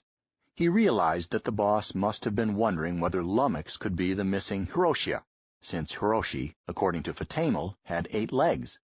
Greenberg chuckled. Lummox was not the boy to build and operate starships. Not he nor any of his cousins. Of course, the boss had not seen Lummox and did not know how preposterous it was. And besides that, Lummox had been here more than 100 years. That would make him very late for supper. The real question was what to do with the Hiroshi now that we were in contact with them. Anything from out there was interesting, educational, and profitable to mankind once it was analyzed. And a race that had its own interstellar drive was sure to be all of that, squared and cubed. No doubt the boss was kidding them along while developing permanent relations. Very well, it was up to Greenberg to foster that angle and help the boss get past his emotional handicap in dealing through a Rargillian. He skimmed the rest of the report. What he had learned so far he had gotten from the synopsis. The rest was a transcript of Fatamel's flowery circumlocutions. Then he handed the jacket back to the file and tackled the boss's work. Mr. Kiku announced himself by looking over his shoulder and saying, "That basket is as full as ever." "Oh, howdy, boss. Yes, but think of the shape it would have been in if I hadn't torn up every second item without reading it." Greenberg moved from the chair. Mr. Kiku nodded. "I know. Sometimes I just check disapproved on all the odd-numbered ones." "Feeling better?" "Ready to spit in his face. What's a snake got that I haven't got more of?" "That's the spirit." "Dr. Morgan is very adept. Try him sometime if your nerves ever act up." Greenberg grinned. "Boss, the only thing that bothers me is insomnia during working hours. I can't sleep at my desk the way I used to." "That's the earliest symptom. The mind mechanics will get you yet." Mr. Kiku glanced at the clock. "No word from our friend with the animated hair?" "Not yet."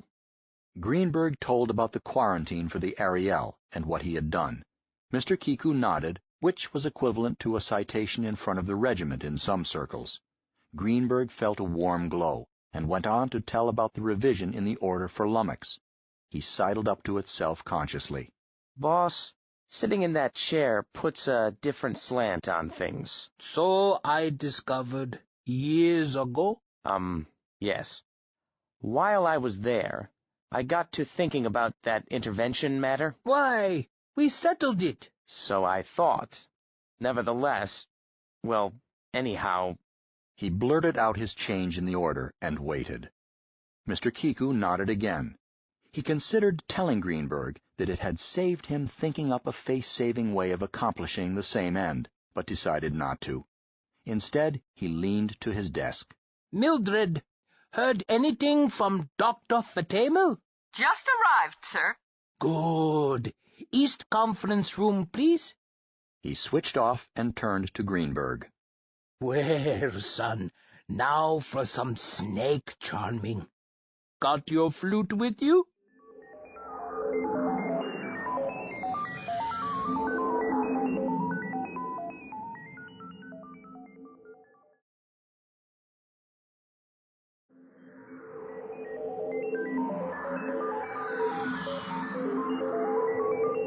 Six. Space is deep, Excellency. Dr. Fatamel, this is my associate, Mr. Greenberg. The Rargillian bowed low, his double knees and unhuman articulation making it an impressive rite. I know the distinguished Mr. Greenberg by reputation, through a compatriot who was privileged to work with him. I am honored, sir. Greenberg answered with the same sort of polite amphigory the cosmic linguist had selected. I have long wished for the boon of experiencing in person the scholarly aura of Dr. Fatamel, but I had never dared let the wish blossom into hope. Your servant and pupil, sir. Doctor, this delicate affair you are negotiating is of such importance that I, with my constant housekeeping chores, have not been able to give it the close attention it demands. Mr. Greenberg is Ambassador Extraordinary and Minister Plenipotentiary of the Federation, commanded for this purpose. Greenberg's eyes flicked toward his boss, but showed no surprise. He had noticed that the boss had earlier said associate rather than assistant, and had spotted it as the elementary maneuver of enhancing the prestige of one's own negotiators for advantage in protocol, but he had not expected this sudden brevet. He was reasonably sure that Mr. Kiku had not bothered to have the rank approved by the council. Nevertheless, the boss could make it stick, and his credentials would probably show up on his desk. He wondered if his paycheck would show it. He decided that the boss must have a hunch that this silly business had importance not evident, or was he simply getting the Medusoid off his back? Dr. Fatamel bowed again. Most gratifying to work with His Excellency. Greenberg suspected that the Rargillian was not fooled. Nevertheless, it probably was really gratifying to him, since it implied that the Medusoid was himself of ambassadorial rank. A female aide brought in refreshments. They stopped for ritual. Fatamel selected a French wine, while Greenberg and Kiku chose, by Hobson's choice, the only Rargillian item available, some stuff called wine through failure of language, but which looked like bread mushed into milk and tasted as if sulfuric acid had been added. Greenberg went through the motions of enjoying it, while not letting it pass his lips. He noticed with respect that the boss actually consumed the stuff. The rite common to 7 out of 10 civilizations gave Greenberg time to size up Fatamel. The Medusoid was dressed in an expensive parody of terrestrial formal clothes, cutaway jacket, lacy jabot, and striped shorts. It helped to hide the fact that, while he was a bifurcate humanoid with 2 legs, 2 arms, and head at the top of an elongated trunk, he was not remotely human in any but the legal sense. But Greenberg had grown up in the presence of the great Martians, and had dealt with many other people since. He did not expect men to look like men, and had no prejudice in favor of human form. Fatamel was, to his eye, handsome and certainly graceful. His dry chitinous skin, purple with green highlights, was as neat as a leopard's pelt, and as decorative. The absence of a nose was no matter, and was made up for by the mobile, sensitive mouth. Greenberg decided that Fatamel must have his tail wrapped around him under his clothes in order to carry out the pretense that he looked like a terrestrial, as well as being dressed like one. Rargillians would go to any trouble to conform to the ancient, urbane rule that when in Rome, one should shoot Roman candles. The other Rargilian Greenberg had worked with had worn no clothes at all, since the people of Vega 6 wore none, and had carried his tail aloft, like a proud cat. Thinking of Vega 6 made Greenberg shiver. He had found it necessary to bundle up to his ears. He glanced at the Medusoid's tendrils. Pshaw, they weren't snake-like. The boss must have a neurosis as big as a house. Sure, they were about a foot long and as thick as his thumb, but they didn't have eyes, they didn't have mouths or teeth, they were just tendrils. Most races had tendrils of some sort. What were fingers but short tendrils? Mr. Kiku put down his cup when Dr. Fatamel set down his glass. Doctor, you have consulted with your principals? Sir, I have had that honor, and may I take this opportunity to thank you for the scout ship you so graciously placed at my disposal for the unavoidable trips back and forth from the surface of your lovely planet to the vessel of the people I have the privilege of assisting. It is, I may say without casting any reflections on the great people I now serve, more suited to the purpose and more comfortable to one of my build than are the auxiliary craft of their vessel. Not at all. Glad to do a favor to a friend. You are gracious, Mr. Undersecretary. Well, what did they say? Dr. Fatamel shrugged his whole body. It pains me to inform you that they are unmoved. They insist that their she-child be returned to them without delay. Mr. Kiku frowned. No doubt you have explained that we don't have their missing child, have never heard of it, have no reason to think that she has ever been on this planet, and strong reason to believe that she never could have been. I did. You will pardon my inurbanity if I translate their answer in terms crude but unmistakable. He shrugged apologetically. They say you are lying. Mr. Kiku took no offense, being aware that a Rargilian, when acting as go-between, was as impersonal as a telephone. It would be better if I were lying. Then I could hand over their brat, and the matter would be finished. I believe you. Thank you. Why? You used the subjunctive. Oh, did you tell them that there were over 7,000 varieties of non-terrestrial creatures on Earth, represented by some hundreds of thousands of individuals? That of these individuals, some 30,000 are sentient beings? But of these sentient beings, only a very few have anything like the physical characteristics of your Hiroshi? And that all those few we can account for, as to race and planet of origin? I am Rargilian, sir. I told them all that and more, in their own language, putting it more clearly than you could explain it to another Earthman. I made it live. I believe you. Mr. Kiku tapped the tabletop.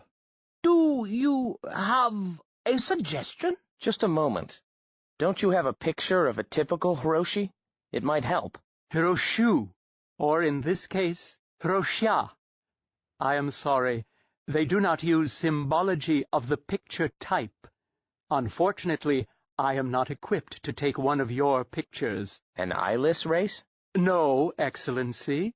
Their sight is quite good, quite subtle, but their eyes and nervous systems abstract somewhat differently from yours.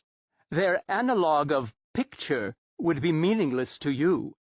Even I find it difficult, and my race is admitted to be the most subtle of all in the interpretation of symbolic abstraction. If a Rargilian— He stopped and preened himself. Well, describe one to us. Use your justly famed semantic talents. A pleasure. The Hiroshi manning this vessel are all about of a size, being of the military class. Military class? Doctor, is this a war vessel? You did not tell me this. Dr. Fatamel looked pained. I considered the fact both obvious and distasteful. I suppose so. Mr. Kiku wondered if he should alert the Federation General Staff. Not now, he decided.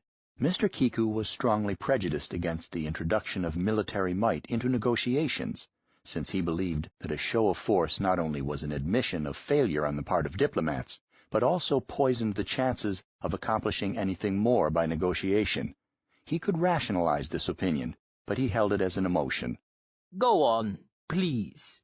The military class are of 3 sexes, the differences in the types being not readily apparent and need not concern us. My shipmates and hosts are perhaps 6 inches higher than this table, and half again your height in length. Each has 4 pairs of legs and 2 arms. Their hands are small and supple and extremely dexterous. In my opinion, the Hiroshi are unusually beautiful, form serving function with rare grace. They are remarkably adroit with machines, instruments, and delicate manipulations of every sort. Greenberg relaxed a little as Fatamel talked. Despite everything, the vagrant notion had still been bothering him that this creature Lummox might be of the Hiroshi, but he saw now that the thought came from nothing more than accidental similarity in leg number, as if an ostrich were a man because of 2 legs. His mind wanted to file Lummox into a category, and no doubt would keep on trying. But this category did not fit. Dr. Fatamel was continuing. But the outstanding characteristic of the Hiroshi, not covered by these mere facts of size, shape, body structure, and mechanical function, is an overwhelming impression of great mental power. So overwhelming, in fact, the Medusoid chuckled in embarrassment, that I was almost persuaded to waive my professional fee and serve them as a privilege. Greenberg was impressed. These Hiroshi really must have something. The Rargilians, honest brokers though they were, would let a man die of thirst rather than tell him the local word for water unless cash was in hand. Their mercenary attitude had the quality of devoutness. The only thing that saved me from this excess was the knowledge that in one thing I excelled them. They are not linguists. Rich and powerful as their own speech is, it is the only language they ever learn well. They are even less talented linguistically than is your own race. Fatamel spread his grotesque hands in a gesture that was purely Gallic, or a perfect studied imitation, and added, So I repaired my self-esteem and charged twice my usual fee. He ceased talking. Mr. Kiku stared glumly at the table, and Greenberg merely waited. Finally, Kiku said, What do you suggest? My esteemed friend, there is only one course that is of any use. The Hirosha they seek must be delivered up. But we do not have this Hirosha. Fatamel simulated a human sigh. That is regrettable. Greenberg looked at him sharply. The sigh did not carry conviction. He felt that Fatamel regarded the impasse as somehow tremendously exciting, which was ridiculous. A Rargilian, having accepted the role of go-between, was invariably anxious that the negotiation be successful. Anything less than success caused them to lose face in their own eyes. So he spoke up. Dr. Fatamel, when you undertook this commission for the Hiroshi, did you expect that we would be able to produce this, Hiroshia? The creature's tendrils suddenly slumped. Greenberg cocked an eyebrow and said dryly, No, I see that you did not. May I ask why, then, you accepted this commission? Fatamel answered slowly and without his usual confidence. Sir, one does not refuse a commission of the Hiroshi. Believe me, one does not. These Hiroshi, Doctor. Will you pardon me if I say that you have not yet conveyed to me a full understanding of these people? You tell us that they are mentally very powerful, so much so that a leading mind of a highly advanced race, yourself, is almost overwhelmed by them. You imply that they are powerful in other ways, that you, a member of a proud, free race, must obey their wishes.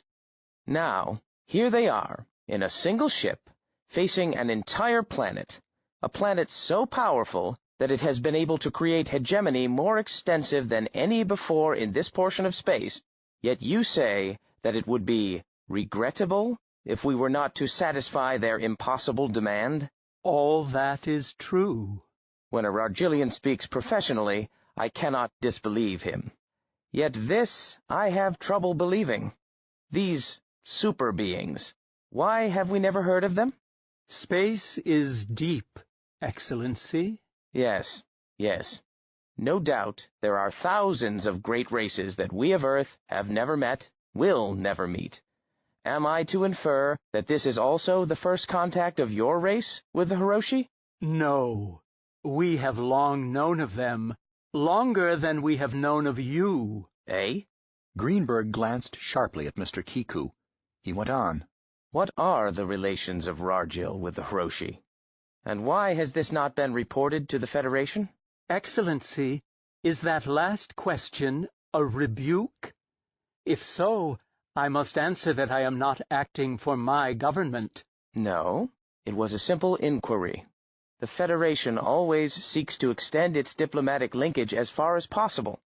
I was surprised to learn that your race, which claims friendship with ours, could know of a mighty civilization and not make that fact known to the Federation. May I say, Excellency, that I am surprised at your surprise. Space is deep, and my race have long been great travelers. Perhaps the Federation has not asked the right questions? As for the other, my people have no diplomatic relations, no relations of any sort, with the mighty Hiroshi. They are a people who, as you say, mind their own business, and we are very happy to, as you would phrase it, to stay out of their yard. It has been years, more than 5 of your centuries, since the last time a Hiroshi ship appeared in our skies and demanded service from us. It is better so. I seem to be getting more confused the more I know. They stopped at Rargil to pick up an interpreter instead of coming straight here? Not precisely. They appeared in our skies and asked if we had ever heard of you people. We answered that we knew you, for when the Hiroshi ask, they are answered. We identified your star, and I had the unsought honor to be chosen to represent them. He shrugged. Here I am. Let me add that it was not until we were deep in space that I learned the object of their search. Greenberg had made note earlier of a loose end. Just a moment. They retained you. They started for Earth, then told you that they were searching for a missing Hiroshi? It must have been then that you decided that this mission would fail. Why? Is it not evident? We Rargilians, in your lovely and precise idiom, are the greatest gossips in space. Perhaps you would say historians, but I mean something more lively than that. Gossips. We go everywhere. We know everyone. We speak all languages. I did not need to check the files to know that men of Earth had never been to the capital planet of the Hiroshi. Had you made such contact, you would have forced your attentions on them and started a war. It would have been a scandal to the jaybirds. A lovely phrase, that. I must see a jaybird while I am here. It would have been discussed with many a fine anecdote wherever 2 Rargilians got together. So I knew that they must be mistaken. They would not find what they sought. In other words, you people identified the wrong planet and wished this problem on us. Please. Our identification was perfect, I assure you. Not of your planet, for the Hiroshi did not know where you came from, but of you yourself. The creatures they wished to locate were men of Earth, in every possible detail, down to your fingernails, your internal organs. Yet you knew they were mistaken. Doctor, I am not the semantician you are.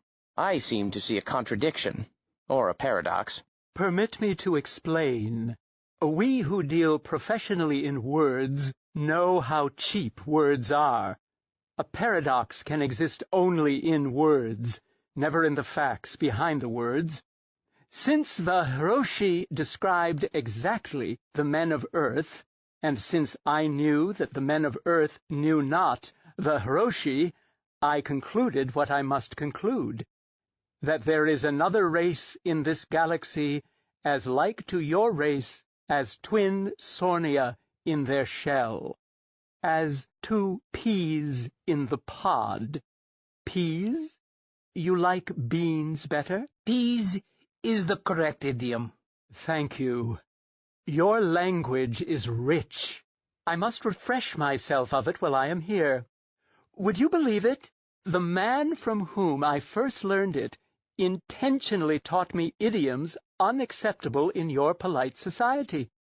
For example, as cold as... Yes, I can believe it. Some of our compatriots have an odd sense of humor.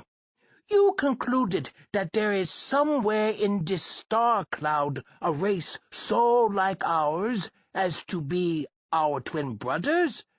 I find that notion statistically unlikely to the point of impossibility. The entire universe, Mr. Undersecretary, is wildly unlikely to the point of ridiculousness. Therefore, we of Rargil know that God is a humorist. The Medusoid made a gesture peculiar to his breed, then politely repeated it in idiom by making one of the most common earthly gestures of reverence. You explained this conclusion to your clients? I did, and I repeated it most carefully in my latest consultation. The result was foreseeable. Yes? Each race has its talent, each its weakness. The Hiroshi, once having with mighty intellect arrived at an opinion, are not easily swayed. Pig-headed is your precise term. Pig-headedness breeds pig-headedness, Dr. Fatamel. Please, my dear sir, I hope that you will not be so tempted. Let me report, if I must, that you have been unable to find their treasured one, but that you are instituting new and more thorough searches. I am your friend. Do not admit that this negotiation has failed. I never broke off a negotiation in my life.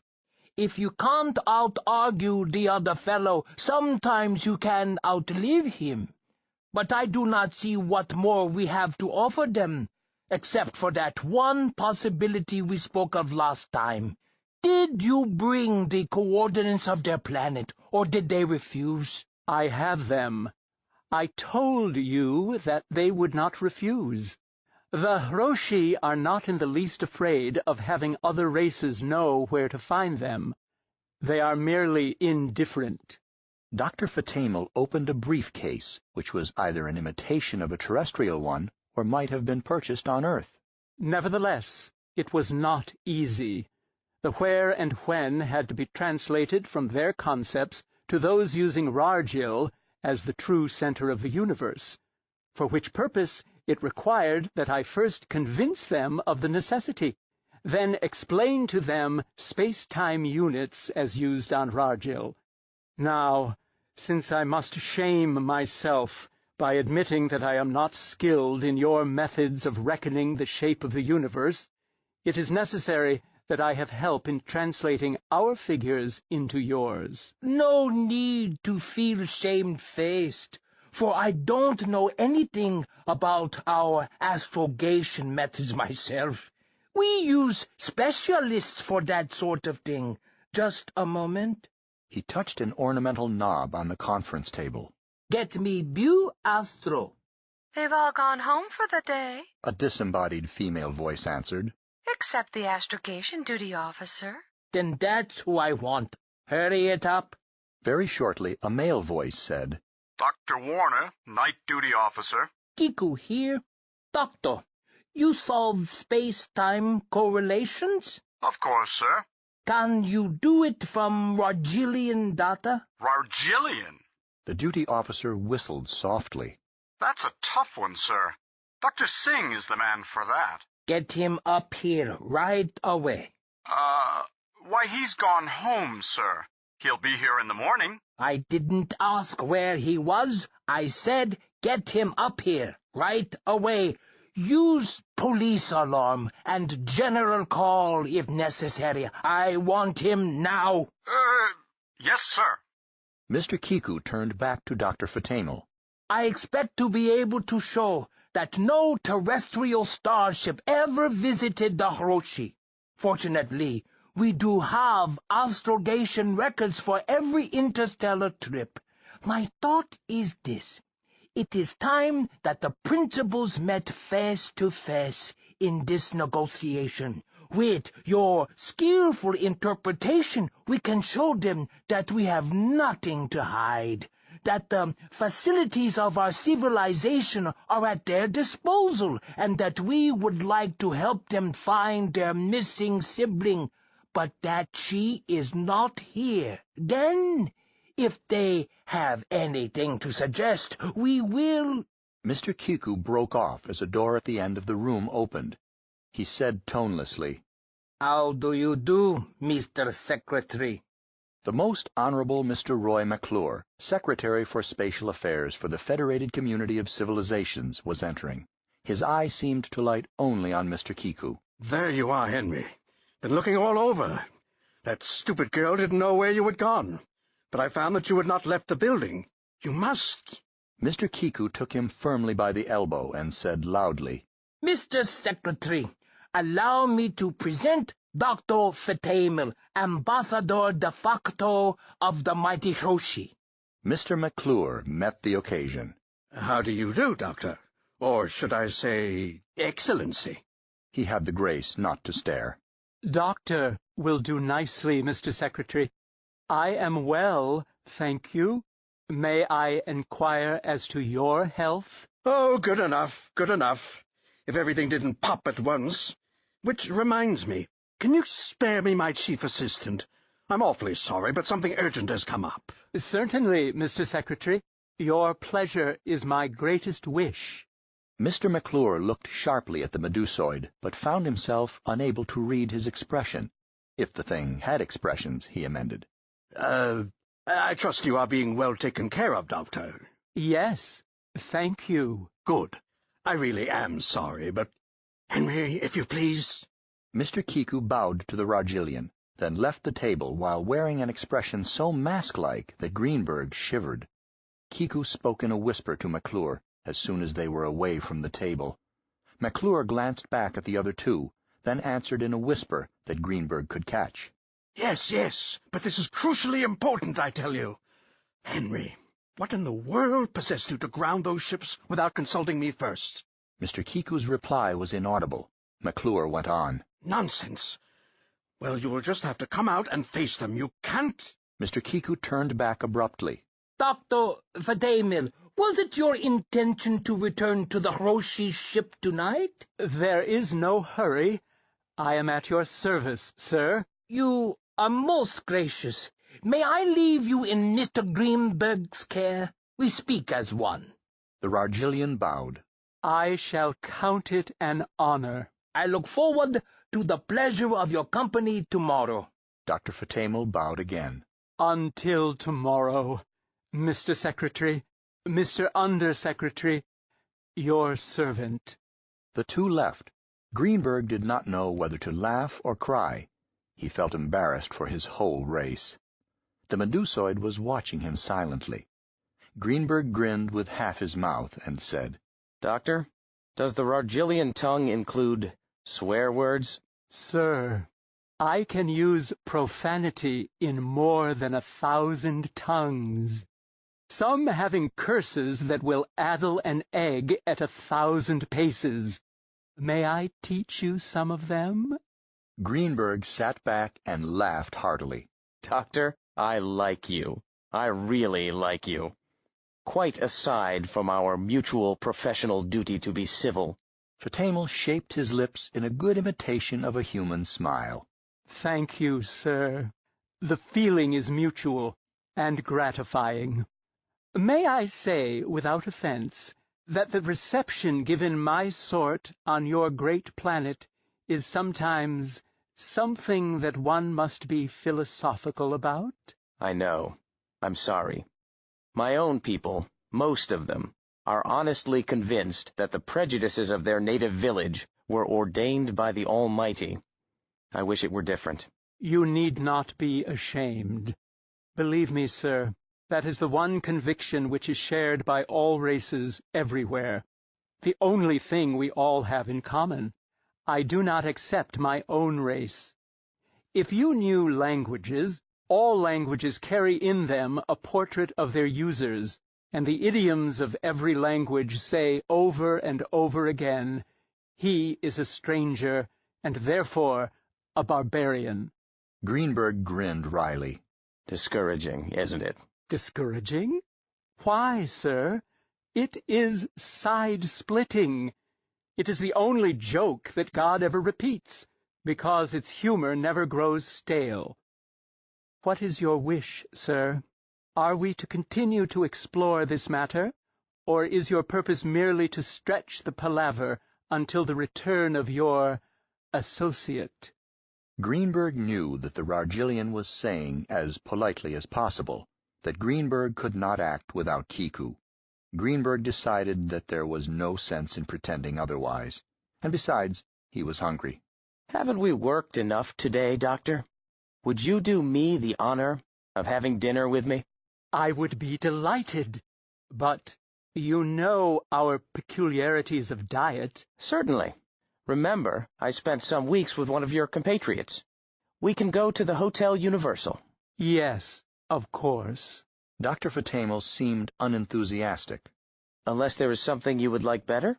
I have heard of your restaurants with entertainment. Would it be possible, or is it... A nightclub? Greenberg thought. Yes, the Club Cosmic. Their kitchen can do anything the Universal can. They were about to leave when a door dilated and a slender, swarthy man stuck his head in. Oh, excuse me. I thought Mr. Kiku was here. Greenberg remembered suddenly that the boss had summoned a relativity mathematician. Just a moment. You must be Dr. Singh. Yes. Sorry. Mr. Kiku had to leave. I am here for him. He introduced the two and explained the problem. Dr. Singh looked over the Rargillian's scroll and nodded. This will take a while. May I help you, Doctor? It won't be necessary. Your notes are quite complete. Thus assured, Greenberg and Fatamel went out on the town. The floor show at the Club Cosmic included a juggler, which delighted Fatamel, and girls, which delighted Greenberg. It was late by the time Greenberg left Fatamel in one of the special suites reserved for non-human guests of depth space at Hotel Universal. Greenberg was yawning as he came down the lift, but decided that the evening had been worthwhile, in the interest of good foreign relations. Tired though he was, he stopped by the department.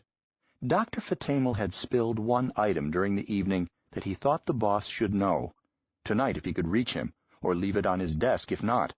The Rargillian, in an excess of pleasure over the juggler, had expressed regret that such things must so soon cease to be.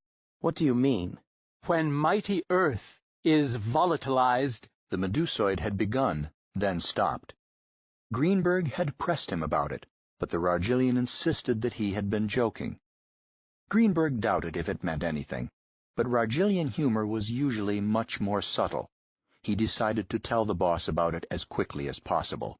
Maybe that strange ship needed a shot of paralysis frequencies, a nutcracker bomb, and a dose of vacuum. The night guard at the door stopped him. Mr. Greenberg, the Undersecretary has been looking for you for the past half hour. He thanked the guard and hurried upstairs. Mr. Kiku he found bent over his desk. The incoming basket was clogged as always, but the Undersecretary was paying no attention. He glanced up and said quietly, "Good evening, Sergei. Look at this." He passed over a report. It was Dr. Singh's rework of Dr. Fatamel's notes. Greenberg picked out at the bottom the geocentric coordinates and did a quick sum. Over 900 light-years. And out in that direction, too. No wonder we've never encountered them. Not exactly next-door neighbors, eh? Never mind that. Note the date. This computation is the Hiroshi's claim as to when and where they were visited by one of our ships. Greenberg looked and felt his eyebrows crawl up toward his scalp. He turned to the answer machine and started to code an inquiry. Don't bother. Your recollection is correct. The Trailblazer. Second trip. The Trailblazer, Greenberg repeated foolishly. Yes, we never knew where she went, so we couldn't have guessed, but we know exactly when she went. It matches. Much simpler hypothesis than Dr. Fatamel's twin races. Of course. He looked at his boss. Then it is Lummox. Yes, it's Lummox. But it can't be Lummox. No hands. Stupid as a rabbit. No, it can't be. But it is.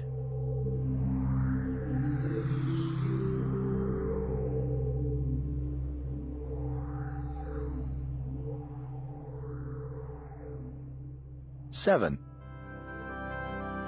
Mother knows best. Lummox was not in the reservoir. He had got tired and had gone home. It had been necessary to tear a notch in the reservoir to get out comfortably, but he had damaged it no more than was needful. He did not care to have any arguments with John Thomas over such silly matters. Not any more arguments, that is.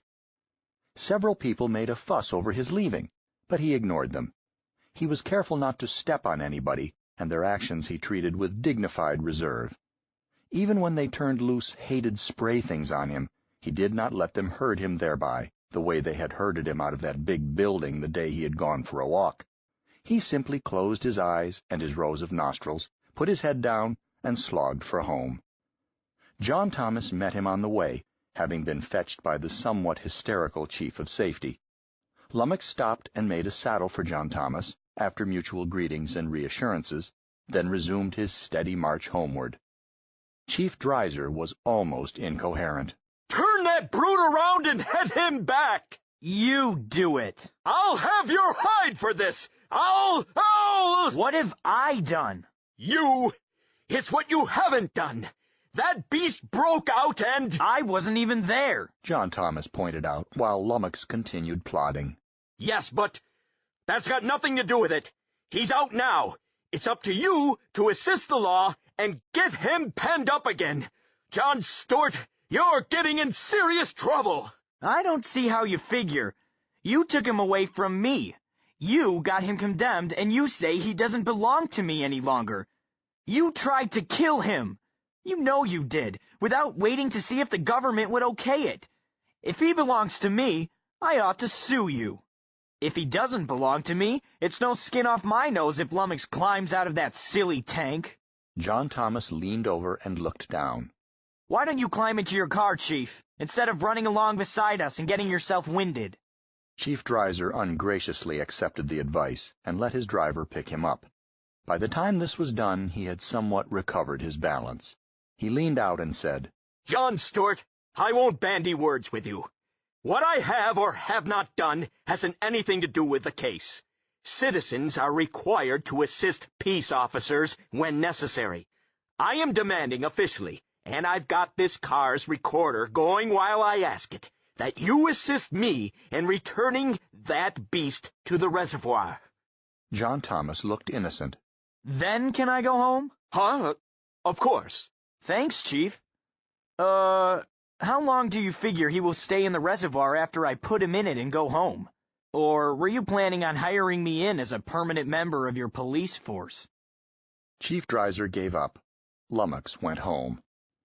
Nevertheless, Dreiser regarded it as only a temporary setback. The stubbornness that made him a good police officer did not desert him.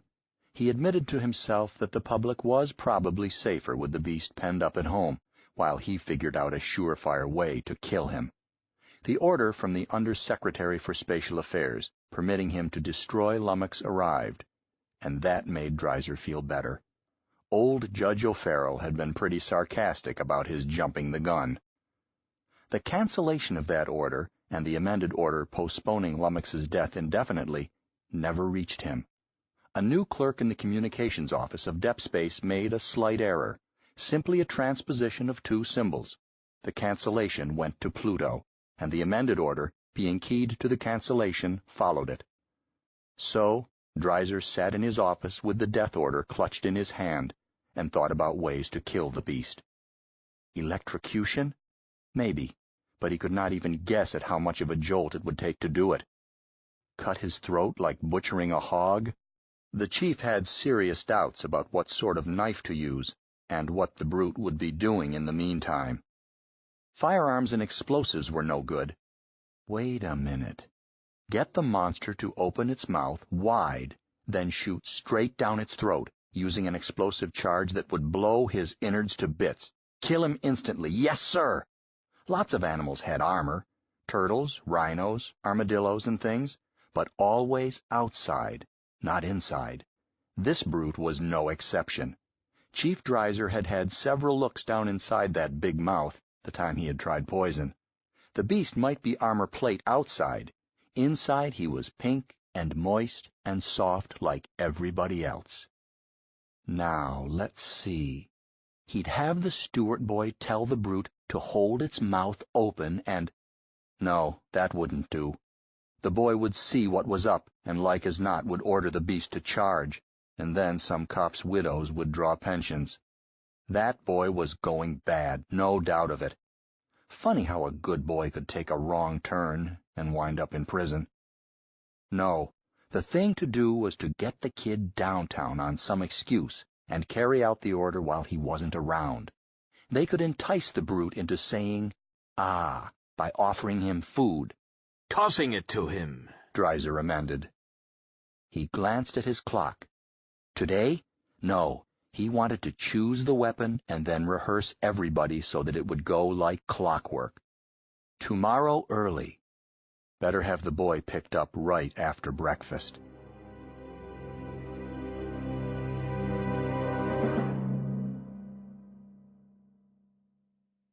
Lummox seemed contented to be home, ready to let bygones be bygones.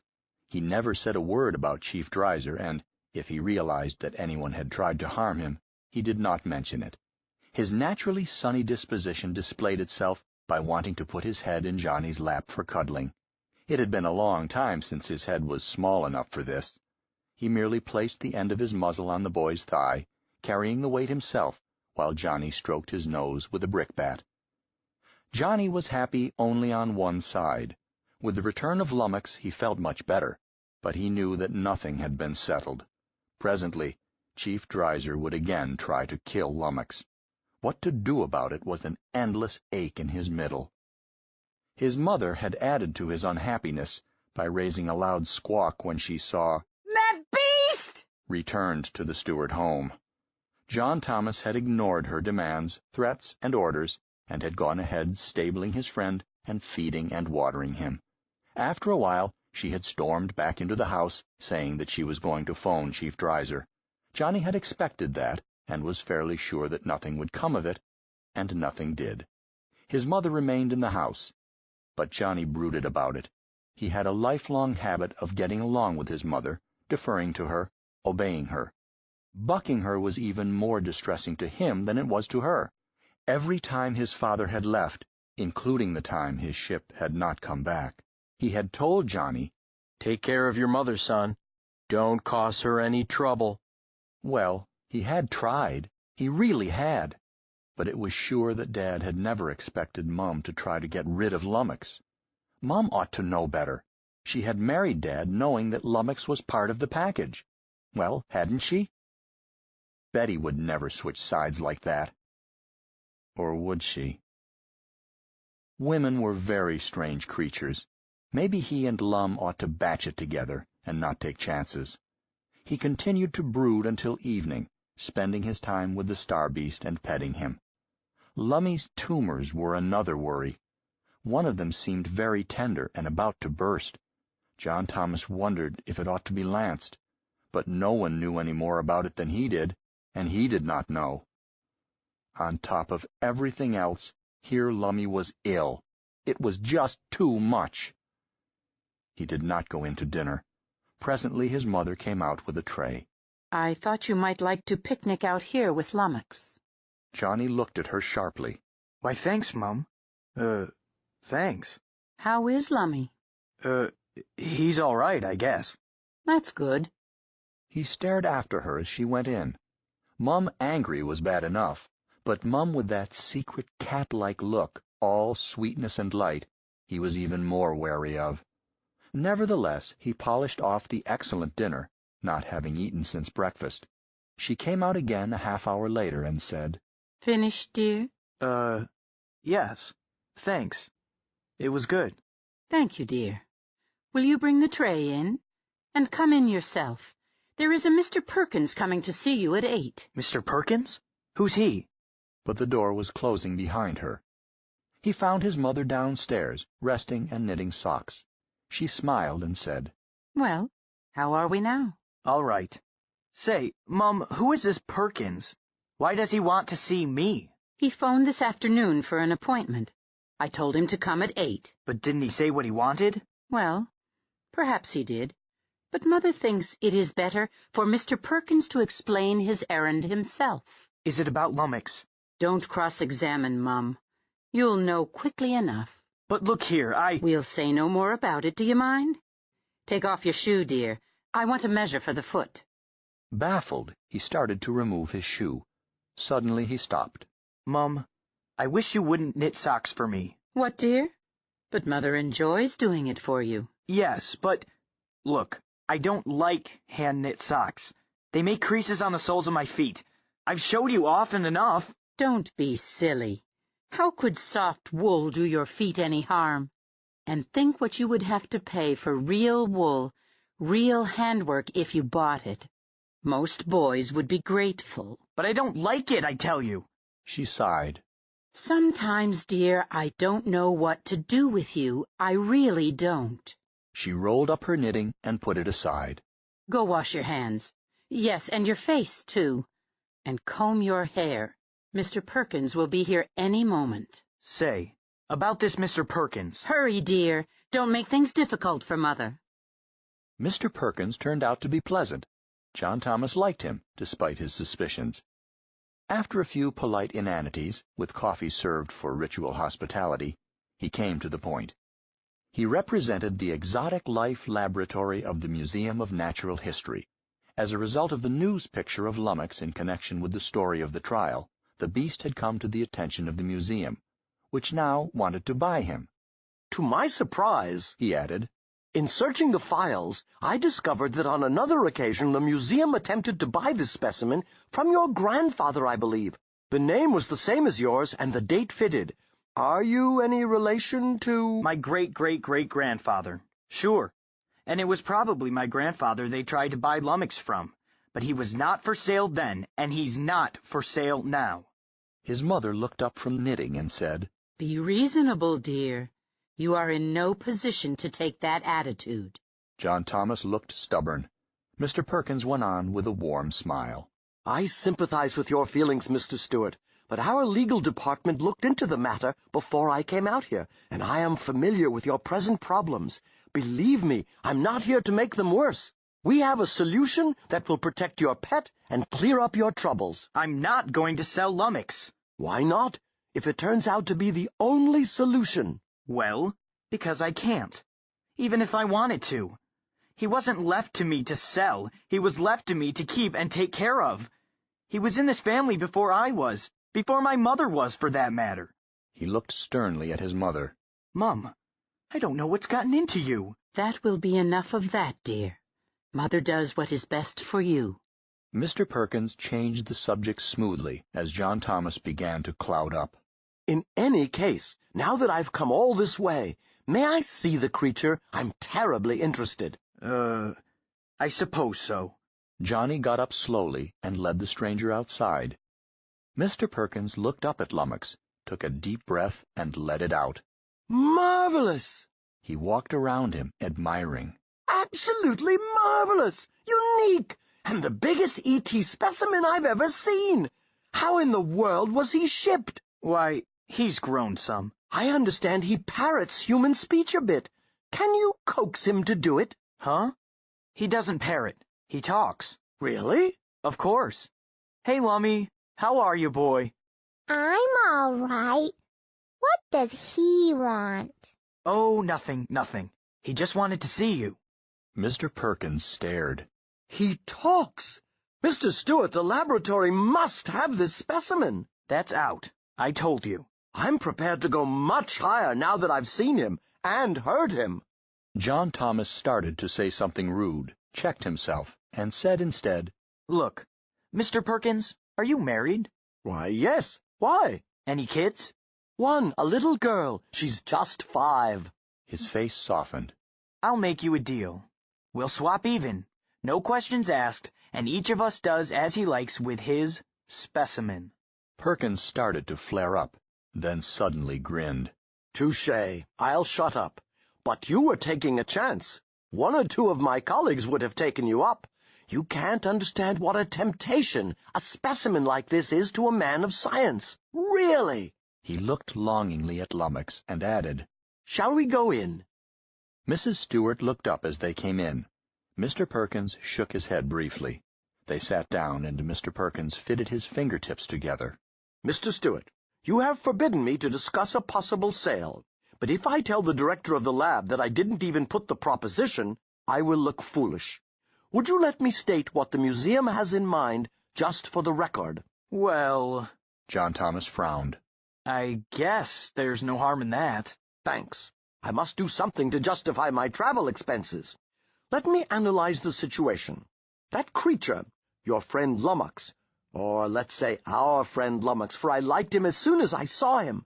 Our friend Lummox is under sentence of death, isn't he? A court order. Yes, but it hasn't been confirmed by the Space Department yet. I know, but the police have already made attempts to kill him without waiting for final approval, right? John started to use bad language, then glanced at his mother and refrained. The stupid idiots! Anyhow, they can't kill Lummox. They're too dumb. I agree with your sentiments. Privately, that buffoon chief of police ought to have his commission taken away. Why, he might have destroyed an absolutely unique specimen. Imagine! Chief Dreiser is a fine gentleman. Mr. Perkins turned to her and said, Mrs. Stewart, I did not mean to cast slurs on a friend of yours, but I stick by my guns. The chief had no right to take things into his own hands. Such behavior is worse on the part of a public official than it is when done by a lay citizen. He had public safety to think about. True. Perhaps that is an extenuating circumstance. I take back my remarks. They are off the subject, and I did not intend to start an argument. I'm glad to hear you did not, Mr. Perkins. Shall we get back to the subject? John Thomas felt himself warming a little to the scientist. Mum had slapped Perkins down just the way she did him. And besides, he liked Lummox. Mr. Perkins continued. Any time now, tomorrow, or even today, the Department of Spatial Affairs will approve the destruction of Lummox, and maybe they'll turn it down. Can you risk Lummox's life on that unjustified hope? The chief of police will show up again, and this time he'll kill Lummox. No, he won't. He doesn't know how. We'll laugh at him. Mr. Perkins shook his head slowly. That's not your head talking. That's your heart. The chief will make sure this time. He's been made to look silly. He won't let it happen again. If he can't figure out a sure way himself, he'll get expert advice.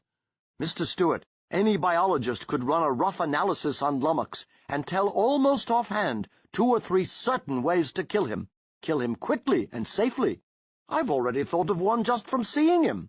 John Thomas looked at him in alarm. You won't tell Chief Dreiser? Of course not. I'd be strung up by the thumbs first. But there are thousands of others who can advise him. Or he may hit on a method himself. Be sure of this. If you wait until that death sentence is approved, it will be too late. They'll kill Lummox, and that would be a great pity. John Thomas did not answer. Mr. Perkins added quietly, You can't oppose the forces of society single-handed. If you are stubborn, you yourself will make certain that Lummox will be killed. John Thomas pushed his fist hard against his mouth. Then he said almost inaudibly, What can I do? Much, if you let me help you. First, let me make this clear. If you entrust your pet to us, he will never be harmed in any way. You hear talk about vivisection and such? Well, forget it. Our object is to put specimens into environments as much like their home planets as possible. Then study them. We want them to be healthy and happy, and we go to a lot of trouble to accomplish those ends. Eventually, Lummox will die a natural death, then we'll mount the hide and skeleton as a permanent exhibit. How would you like to be stuffed and exhibited? Eh? Perkins looked surprised, then laughed. It wouldn't bother me at all. I'm leaving my carcass to the medical school of my alma mater. And it won't bother Lummox. The point is to get him out of the clutches of the police, so that he can live to a ripe old age. Wait a minute. If you buy him, that doesn't get him off. They'll still kill him, won't they? Yes and no. Mostly, no. Selling him to the museum doesn't cancel the order to destroy him, but, believe me, it will never be carried out. I've been coached by our legal department as to what to do. First, we agree on terms, and you give me a bill of sale. That gives the museum legal standing. At once, tonight, I get hold of your local judge and get a temporary order postponing the execution for a few days. It is definitely within his discretion to postpone it while this new factor of a change in ownership is considered. That's all we need. We can get straight to the Secretary for Spatial Affairs if we need to, and I promise you that once the museum holds title, Lummox will never be destroyed. You're sure? Sure enough to risk the museum's money. If I'm wrong, I might be out of a job. Perkins grinned. But I'm not wrong. Once I have the temporary order and have phoned the museum to get busy on a permanent order, my next step is to settle all the damage. I'll carry cash, enough to do it. Cash has a convincing effect. That done, we'll have only the Chief of Safety against us, and, while he may seem an obstacle to you, he will never be able to stand up against the weight that the museum can bring to bear when needed, and everybody lives happily ever after. Perkins smiled. Anything wrong with it? John Thomas traced out a pattern on the rug with his toe, then looked up. Look, Mr. Perkins, I know I have to do something to save Lummox, but up to now I haven't seen any way, and I guess I haven't had the courage to look the facts in the face. Then you'll do it? Just a minute, please. This isn't any good either. Lummy would be miserable with loneliness. He'd never get used to it. It would just be swapping death for life imprisonment. I'm not sure, but what he'd rather be dead than to be all alone with a lot of strangers and them poking him and bothering him and making tests of him. But I can't even ask him what he wants because I'm not sure Lummy understands about death. But he does understand about strangers. Mr. Perkins chewed his lip and reflected that it was very hard to do this young man a favor. Mr. Stewart, if you were to go with Lummox, would it make a difference? Huh? How?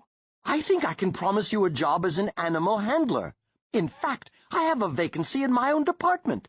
I could hire you tonight, and we could sort the red tape later. After all, there is a real advantage in having an exotic animal cared for by someone who knows his ways. Before Johnny could answer, his mother said, No. Eh? What, Mrs. Stewart? Out of the question, Mr. Perkins. I had hoped that you would provide a rational way out of this silly unpleasantness, but I cannot agree to that last suggestion. My son is to go to college. I will not have him waste his life sweeping out that beast's cage like a roustabout. No, indeed. Now look here, Mother. John Thomas, if you please. The subject is closed. Mr. Perkins looked from the boy's smoldering face to his mother's set expression. After all, that is no business of the museum. Let me put it this way, Mrs. Stewart. I'll keep that job open for, say 6 months. No, please, Mrs. Stewart. Whether or not your son takes it is your problem, and I am sure you don't need my advice. I just want to assure your son that the museum won't keep him away from his pet. Is that fair? Her needles were clicking like machinery. I suppose so. Mr. Stewart? Wait a minute. Mother, you don't think I'd... Please, Mr. Stewart. The Museum of Natural History has no place in a family discussion. You know our offer. Will you accept? I don't believe you mentioned the price, Mr. Perkins. Why, so I didn't. Shall we say 20,000? Net? Net? Oh, no, subject to claims we'll have to settle, of course. Net, Mr. Perkins. He shrugged. Net. We accept. Good. Hey, wait a minute. We don't either. Not if this other thing isn't settled. I'm not going to turn Lummox over to— Quiet! Dear, I've been patient, but we'll have no more of this nonsense. Mr. Perkins, he accepts. Do you have the papers with you? We don't either accept. Just a moment. Ma'am, am I correct in thinking that I must have your son's signature for a valid bill of sale? You'll get it. Mr. Stewart? I'm not going to sign unless it's settled that Lummox and I stay together. Mrs. Stewart? This is ridiculous. I think so, too, but there is nothing I can do. Perkins stood up. Good night, Mr. Stewart. Thanks for letting me speak my piece, and for letting me see Lummox. No, don't get up. I can find the door. He started to leave, while the Stewarts were busy not looking at each other. He paused at the door. Mr. Stewart? Huh? Yes, Mr. Perkins? Would you do me a favor? Get as many pictures of Lummox as possible? Color, stereo, motion, sound, if you can. I would have a professional crew flown here, but there may not be time. You know, it would be a shame indeed if there were not some scientific record left of him. So, do what you can. He turned away again.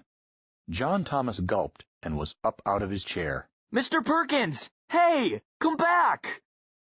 A few minutes later, he found himself signing a bill of sale. His signature was shaky, but legible. Now, Mrs. Stewart, if you will sign underneath where it says Guardian. Thanks. Oh, yes, I must scratch out that part about subject to settlement of claim.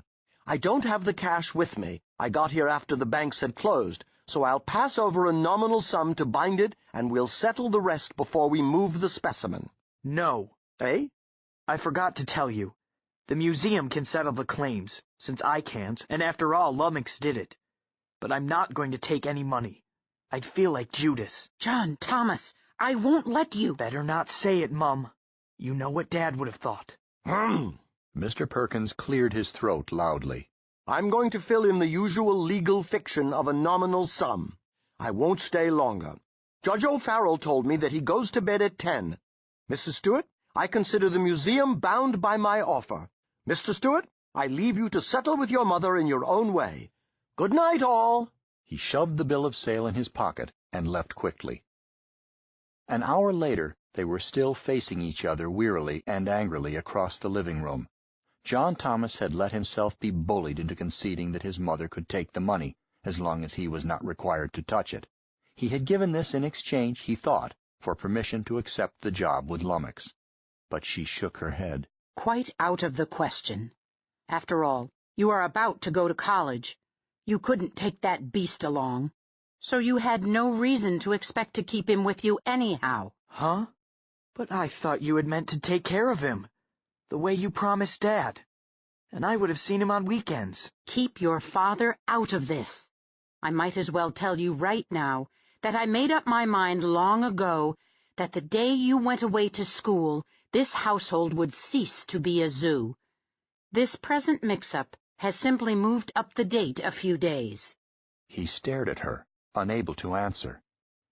Presently she came over and put a hand on his shoulder. Johnny? Johnny, dear. Huh? Look at me, darling. We've had some bitter words, and I'm sorry they were ever spoken. I'm sure you did not mean them. But Mum has only been thinking of your welfare. You know that, don't you? I suppose so. That's all Mum ever thinks about. What's best for her big boy.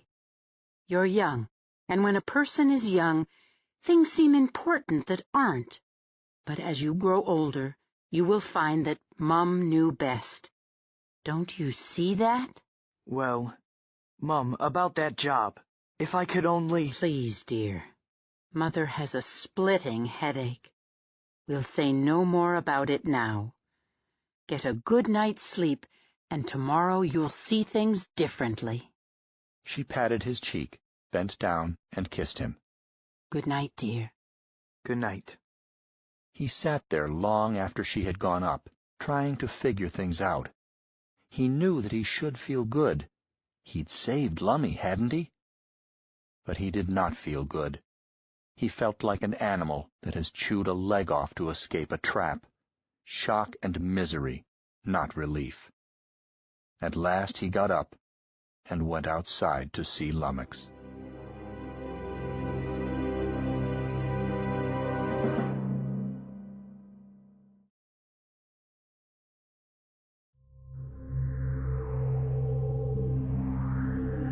Eight. The sensible thing to do.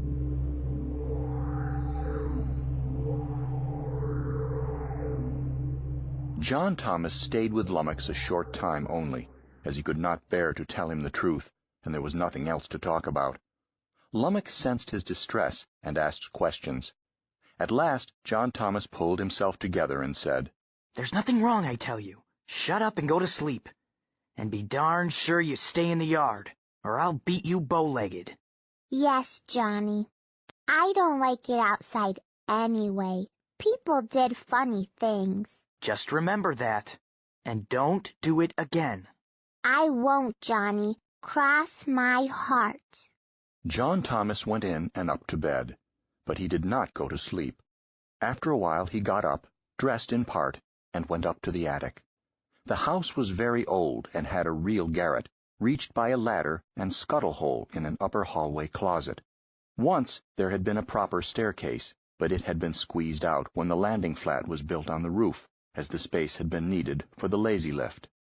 But the attic was still there, and it was John Thomas's only private place.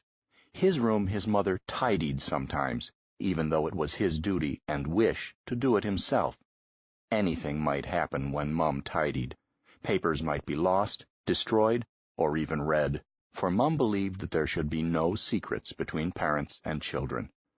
So anything he wanted to keep to himself, he kept in the attic. Mum never went there. Ladders made her dizzy. He had a small, almost airless, and very dirty room there, which he was supposed to use only for storage. Its actual uses were varied. He had raised snakes there some years before. There he kept the small collection of books, which every boy comes by, but does not discuss with parents. He even had a telephone there, an audio extension run from the usual sound and sight instrument in his bedroom. This last was a practical result of his high school course in physics, and it had been real work to wire it, as it not only had to be rigged when Mum was out of the house, and in such a way that she would not notice it, but also it had to be done so as not to advertise its presence to the phone company's technicians. But it worked, jury-rigged though it was, and he had added a servant circuit, which flashed a warning light if anyone was listening from any other instrument in the house. Tonight he had no wish to call anyone, and it was past the hour when direct messages were permitted at the dormitory where Betty lived. He simply wanted to be alone, and to look over some papers he had not looked at in a long time. He fumbled under his work table, flipped a toggle, a panel opened in what appeared to be blank wall. In the cupboard thus exposed were books and papers. He took them out. One item was a thin paper notebook, his great-grandfather's diary of the Trailblazer's second voyage of exploration.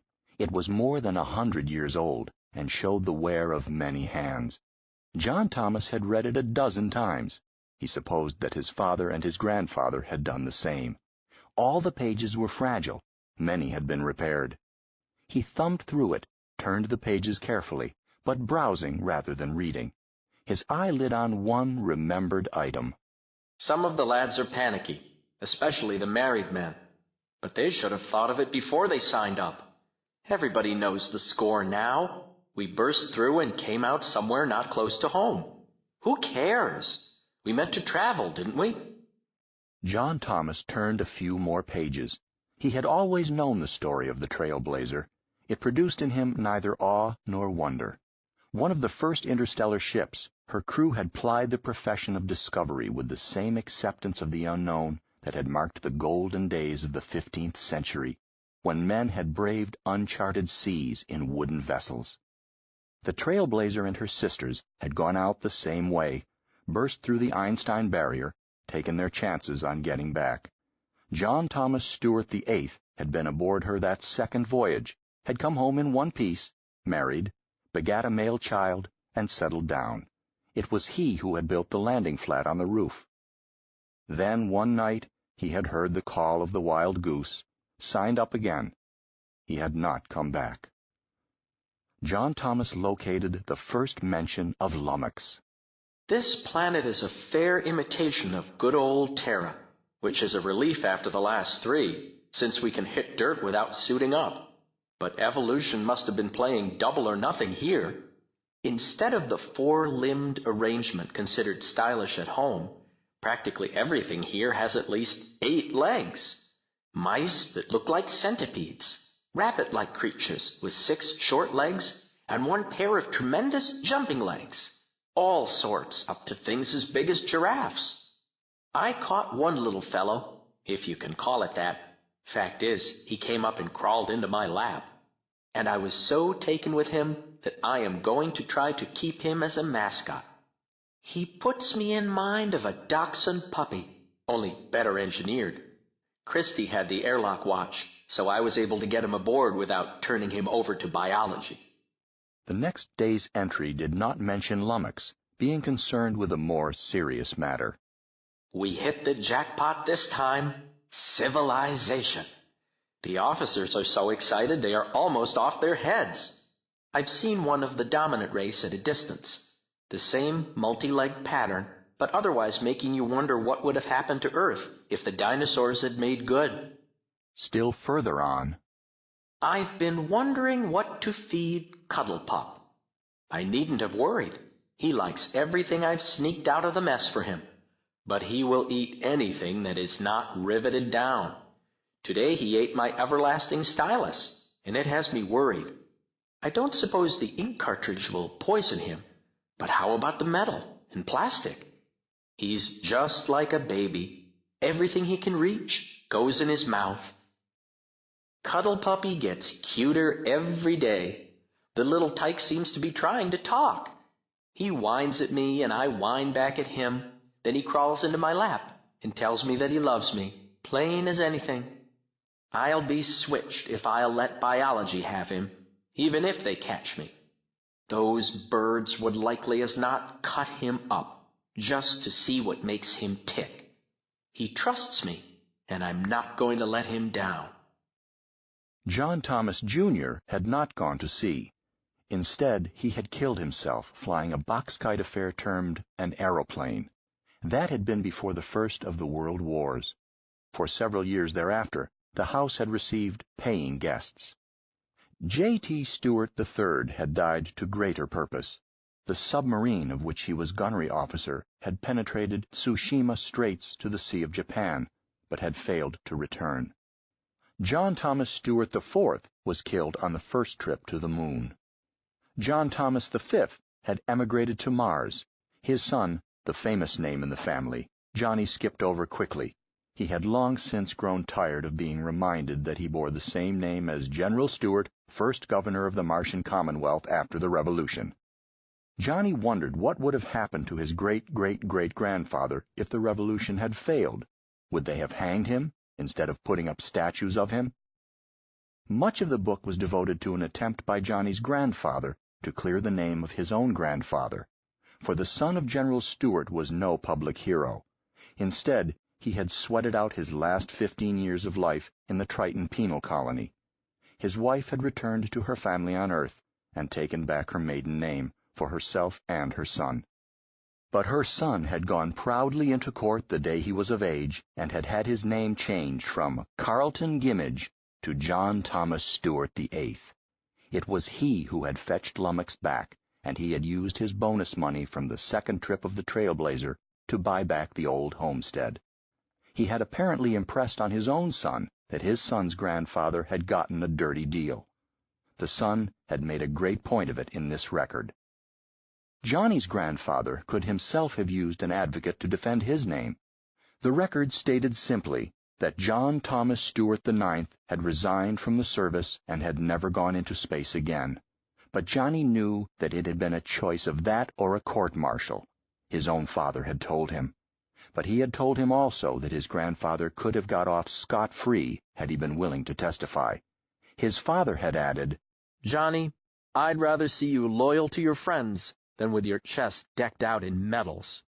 The old man had still been living at the time Johnny's father told him this.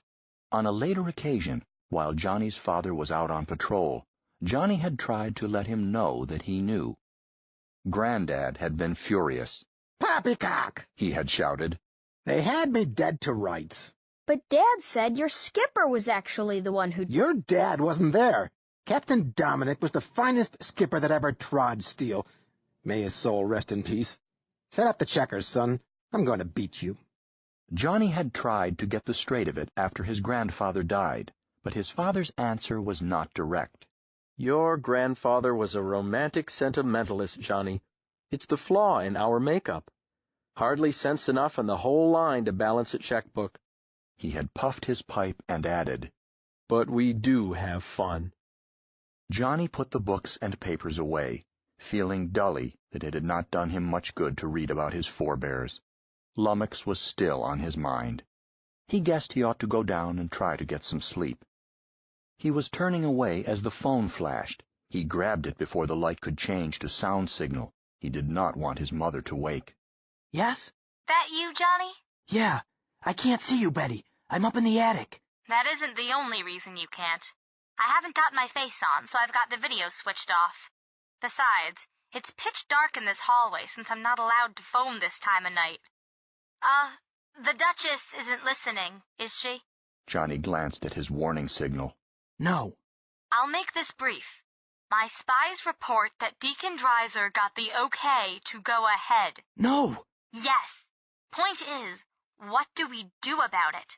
We can't sit still and let him. I've done something. What? Nothing silly, I hope. I shouldn't have been away today.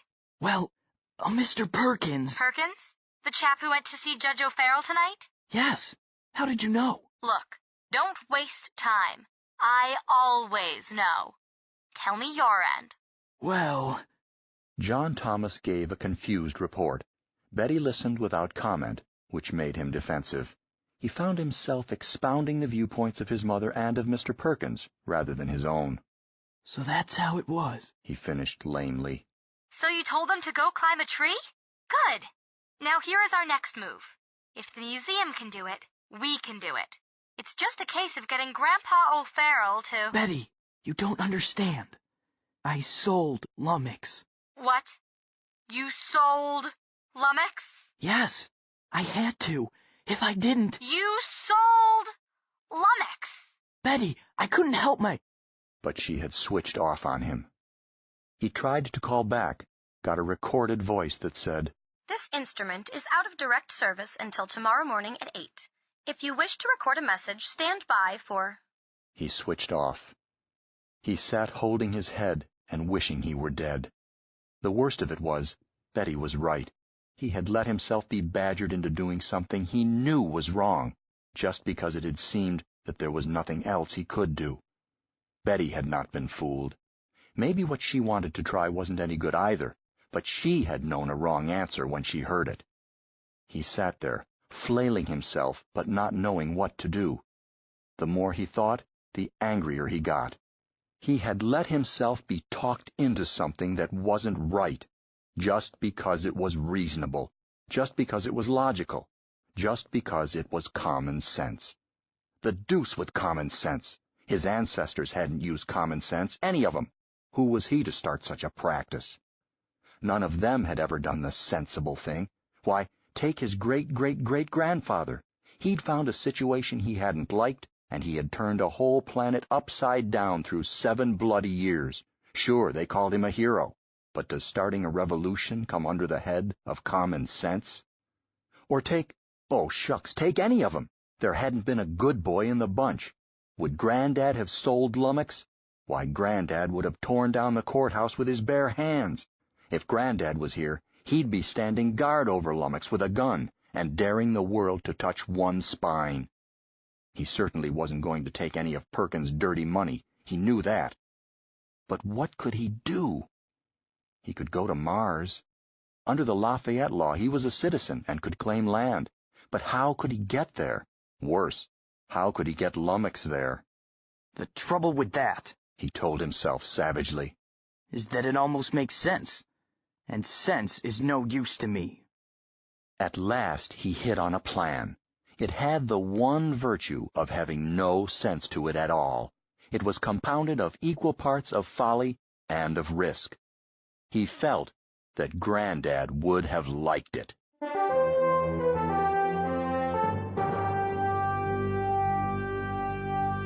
Nine. Customs and an Ugly Duckling. He went down to the upper hallway and listened at his mother's door. He did not expect to hear anything, as her bedroom was soundproofed. The action was instinctive.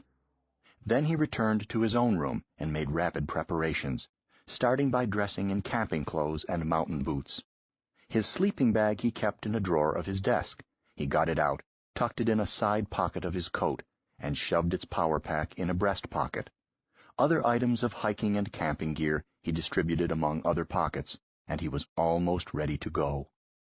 He counted his cash and swore softly. His other assets were in a savings account, and now he would have no chance to draw from it. Well, it couldn't be helped. He started downstairs, then remembered an important matter. He went back to his desk. Dear Mom, he wrote, please tell Mr. Perkins that the deal is off. You can use my college money to pay back the insurance people. Lum and I are going away, and it won't do any good to try to find us. I'm sorry, but we have to. He looked at the note, decided that there was no more to be said, added, Love, and signed it. He started a note to Betty, tore it up, tried again, and finally told himself that he would send her a letter when he had more to say. He went downstairs, left the note on the dining table, then went to the pantry and picked out supplies. A few minutes later, carrying a large sack crammed with tins and packages, he went out to Lummox's house. His friend was asleep. The watchman eye accepted him. Lummox did not stir. John Thomas hauled back and kicked him as hard as possible. Hey, Lum, wake up! The beast opened his other eyes, yawned daintily, and piped, Hello, Johnny. Pull yourself together. We're going for a hike. Lummox extended his legs and stood up, letting a ripple run from head to stern. All right. Make me a seat, and leave room for this. Johnny held up the bag of groceries. Lummox complied without comment. John Thomas chucked the sack up on the beast, then scrambled up himself. Soon they were on the road in front of the Stewart home.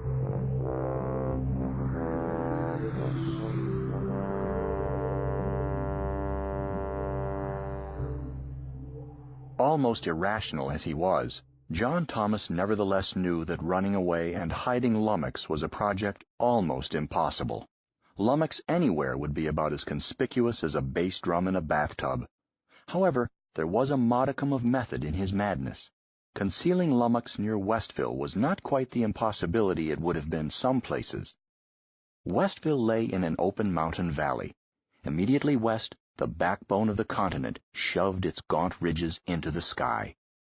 A few miles beyond the city commenced one of the great primitive areas, thousands of square miles of up and down country, almost the same as it had been when the Indians greeted Columbus. During a short season each year, it swarmed with red-coated sportsmen, blazing away at deer and elk and each other. Most of the year it was deserted. If he could get Lummox there without being seen, it was barely possible that they could avoid being caught until his food supplies ran out.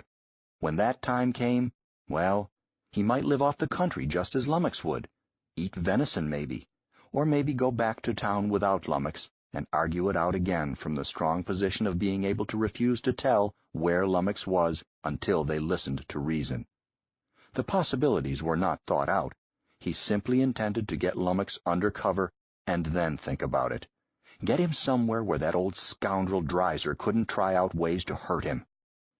John Thomas could have turned Lummox to the west and set off across country toward the mountains, Lummox being no more dependent on pavement than is a tank. But Lummox left a track in soft earth as conspicuous as that of a tank. It was necessary to stay on paved road. Johnny had a solution in mind. In an earlier century, a transcontinental highway had crossed the mountains here, passing south of Westville and winding ever higher toward the Great Divide. It had long since been replaced by a modern powered road, which tunneled through the wall of rock instead of climbing it. But the old road remained, abandoned, overgrown in many places. Its concrete slabs heaved and tilted from frost and summer heat, but still a paved road that would show little sign of Lummox's ponderous progress. He led Lummox by back ways, avoiding houses and working toward a spot 3 miles west where the expressway entered the first of its tunnels and the old highway started to climb. He did not go quite to the fork, but stopped 100 yards short, parked Lummox in front of a vacant lot, warned him not to move, and scouted the lay of the land. He did not dare take Lummox onto the expressway to reach the old road. Not only might they be seen, but also it would be dangerous to Lummox. But John Thomas found what he thought he remembered, a construction road looping around the junction. It was not paved, but was hard-packed granite gravel, and he judged that even Lummox's heavy steps would not leave prints. He went back and found Lummox placidly eating a for sale sign. He scolded him and took it away, then decided that he might as well get rid of the evidence and gave it back. They continued while Lummox munched the sign. Once on the old highway, John Thomas relaxed. For the first few miles it was in good repair, for it served homes farther up the canyon. But there was no through traffic, it being a dead end, and no local traffic at this hour. Once or twice an air car passed overhead, party or theater goers returning home. But if the passengers noticed the great beast plodding on the road below, they gave no sign. The road meandered up the canyon and came out on a tableland. Here was a barrier across the pavement. Road closed, vehicular passage forbidden beyond this point. Johnny got down and looked it over. It was a single heavy timber, supported at the chest height. Lummy, can you walk over that without touching it? Sure, Johnny. All right. Take it slowly. You mustn't knock it down. Don't even brush against it. I won't, Johnny. Nor did he. Instead of stepping over it as a horse might step over a lower barrier, Lummox retracted pairs of legs in succession and flowed over it. Johnny crawled under the barrier and joined him. I didn't know you could do that. Neither did I. The road was rough ahead. Johnny stopped to lash down the groceries with a line under Lummox's keel, then added a bite across his own thighs. All right, Lummy, let's have some speed, but don't gallop. I don't want to fall off. Hang on, Johnny. Lummox picked up speed, retaining his normal foot pattern. He rumbled along at a fast trot, his gait smoothed out by his many legs. Johnny found that he was very tired, both in body and spirit. He felt safe, now that they were away from houses and traveled roads, and fatigue hit him. He leaned back, and Lummox adjusted his contours to him. The swaying motion and steady pounding of massive feet had soothing effect. Presently, he slept. Lummox went on sure-footedly over the broken slabs. He was using his night sight, and there was no danger of stumbling in the dark. He knew that Johnny was asleep, and kept his gait as smooth as possible. But in time he got bored, and decided on a nap too. He had not slept well the nights he had spent away from home, always some silliness going on, and it had fretted him not to know where Johnny was. So now he rigged out his guardian eye, closed his others, and shifted control over to the secondary brain back in his rump. Lummox proper went to sleep, leaving that minor fraction that never slept to perform the simple tasks of watching for road hazards and of supervising the tireless pounding of his 8 great legs. John Thomas woke as the stars were fading in the morning sky. He stretched his sore muscles and shivered. There were high mountains all around, and the road crawled along the side of one, with a sheer drop to a stream far below. He sat up. Hey, Lummy! No answer. He shouted again. This time Lummox answered sleepily. What's the matter, Johnny? You've been asleep. You didn't say not to, Johnny. Well, all right. Are we on the same road? Lummox consulted his alter ego and answered. Sure. Did you want another road? No, but we've got to get off this one. It's getting light. Why? John Thomas did not know how to answer that question. Trying to explain to Lummox that he was under sentence of death and must hide did not appeal to him. We have to, that's why. But just keep going now. I'll let you know. The stream climbed up to meet them. In a mile or so, the road lay only a few feet above it. They came to a place where the stream bed widened out into a boulder field, with water only in a central channel. Whoa! Breakfast? Not yet. See those rocks down there? Yes. I want you to step wide onto those rocks. Don't put your big feet on that soft shoulder dirt. Step from the pavement to the rocks. Get me? Don't leave tracks? That's right. If anybody comes along and sees tracks, you'll have to go back downtown again, because they'll follow the tracks and find us. See? I won't leave any tracks, Johnny. Lummox went down onto the dry stream bed like a gargantuan inchworm. The maneuver caused John Thomas to grab for his safety line with one hand and for his supplies with the other. He yelped. Lummox stopped and said, You all right, Johnny? Yes. You just surprised me. Upstream now, and stay on the rocks. They followed the stream, found a place to cross, then followed it on the other side. It swung away from the road, and soon they were several hundred yards from it. It was now almost broad daylight, and John Thomas was beginning to worry about air reconnaissance, even though it was unlikely that the alarm would be out so soon. Up ahead, a grove of lodgepole pines came down to the bank. It seemed dense enough. Even if Lummox were not invisible in it, nevertheless, holding still, he would look like a big mountain country boulder. It would have to do. There was no time to pick a better place. Up the bank and into those trees, Lum. And don't break the bank down. Step easy. They entered the grove and stopped. Johnny dismounted. Lummox tore down a branch of pine and started to eat. It reminded John Thomas that he himself had not eaten lately, but he was so dead tired that he was not hungry.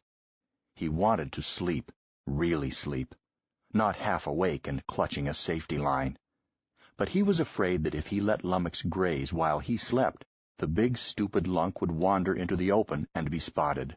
Lummy, let's take a nap before we have breakfast. Why? Well, Johnny's awful tired. You just lie down here and I'll put my sleeping bag beside you. Then, when we wake up, we'll eat. Not eat until you wake up? That's it. Well, all right. John Thomas took his sleeping bag out of his pocket, flipped the light membrane open, and plugged it in the power pack. He set the thermostat and switched it on. Then, while it heated, he inflated the mattress side. The thin mountain air made it heavy work. He stopped with it only partly blown up and peeled off all his clothes. Shivering in the frosty air, he slid inside, closed it to a nose hole. Good night, Lummy. Good night, Johnny.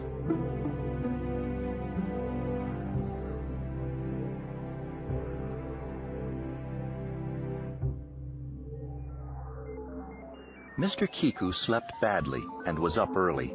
He breakfasted without disturbing his wife and went to the Spatial Affairs Hall, arriving while the great building was quiet except for the handful on night duty. Seated at his desk, he tried to think. His subconscious had been nagging him all night, telling him that he had missed something important. Mr. Kiku had high respect for his subconscious, holding a theory that real thinking was never done at the top of the mind, which he regarded merely as a display window for results arrived at elsewhere, like the answer windows in a calculator. Something young Greenberg had said, something about the Rargillian believing that the Hiroshi with only one ship were a serious menace to Earth. Mr. Kiku had discounted it as a clumsy attempt by the snake boy to bluff from weakness. Not that it mattered. The negotiation was about over. The one remaining detail being to set up permanent relations with the Hiroshi. His subconscious had not thought so. He leaned to his desk and spoke to the night communications supervisor. Kiku, call the Hotel Universal. There's a Dr. Fatamel there, a Rajilian. As soon as he orders breakfast, I want to talk to him. No, don't wake him. A man is entitled to his rest. Having done what could be done, he turned to the mind-soothing routine of clearing up accumulated work. His incoming basket was empty for the first time in some days, and the building was beginning to stir when his desk communicator showed a blinking red light. Kiku here? Sir! The face said anxiously. On that call to Hotel Universal, Dr. Fatamel did not order breakfast. Sleeping late, perhaps. His privilege? No, sir. I mean, he skipped breakfast. He's on his way to Spaceport. How long ago? 5 to 10 minutes. I just found out. Very well. Call Spaceport. Tell them not to clear his ship. Make certain that they understand that it has diplomatic clearance and that they must actually do something, not just scratch its clearance on the board and go back to sleep. Then reach Dr. Fatamel himself. My compliments to the doctor, and will he do me the honor of waiting a few minutes to see me? I am on my way to the port. Yes, sir. That done, there is a matter of a special efficiency report for you. Zenadov, is it? Make out the form and grade yourself. I want to see your opinion of yourself. Yes, sir. Mr. Kiku switched off and called transportation. Kiku, I am leaving for the spaceport as quickly as I can reach the roof. Provide a dart and a police escort. Yes, sir. Mr. Kiku stopped only to tell his secretary where he was going, then stepped into his private lift to the roof. At the spaceport, Dr. Fatamel was waiting out on the passengers' promenade, watching the ships and pretending to smoke a cigar. Mr. Kiku came up and bowed. Good morning, Doctor. It was most gentle of you to wait for me. The Rajilian tossed the cigar aside. The honor is mine, sir. To be attended at the port by a person of your rank and pressing duties. He finished with a shrug, which expressed both surprise and pleasure. I will not keep you long, but I had promised myself the pleasure of seeing you today, and I had not known that you intended to leave. My fault, Mr. Undersecretary. I had intended to pop up and pop back, and then to wait your pleasure this afternoon. Good. Well, perhaps by tomorrow I shall be able to present an acceptable solution of this problem? Fatamel was plainly surprised. Successful? I hope so. The data you provided yesterday has given us a new clue. Do I understand that you have found the missing Hiroshia? Possibly. Do you know the fable of the ugly duckling? Ugly duckling? The Rajilian seemed to be searching his files. Yes, I know the idiom. Mr. Greenberg, following the clue you provided, has gone to fetch the ugly duckling.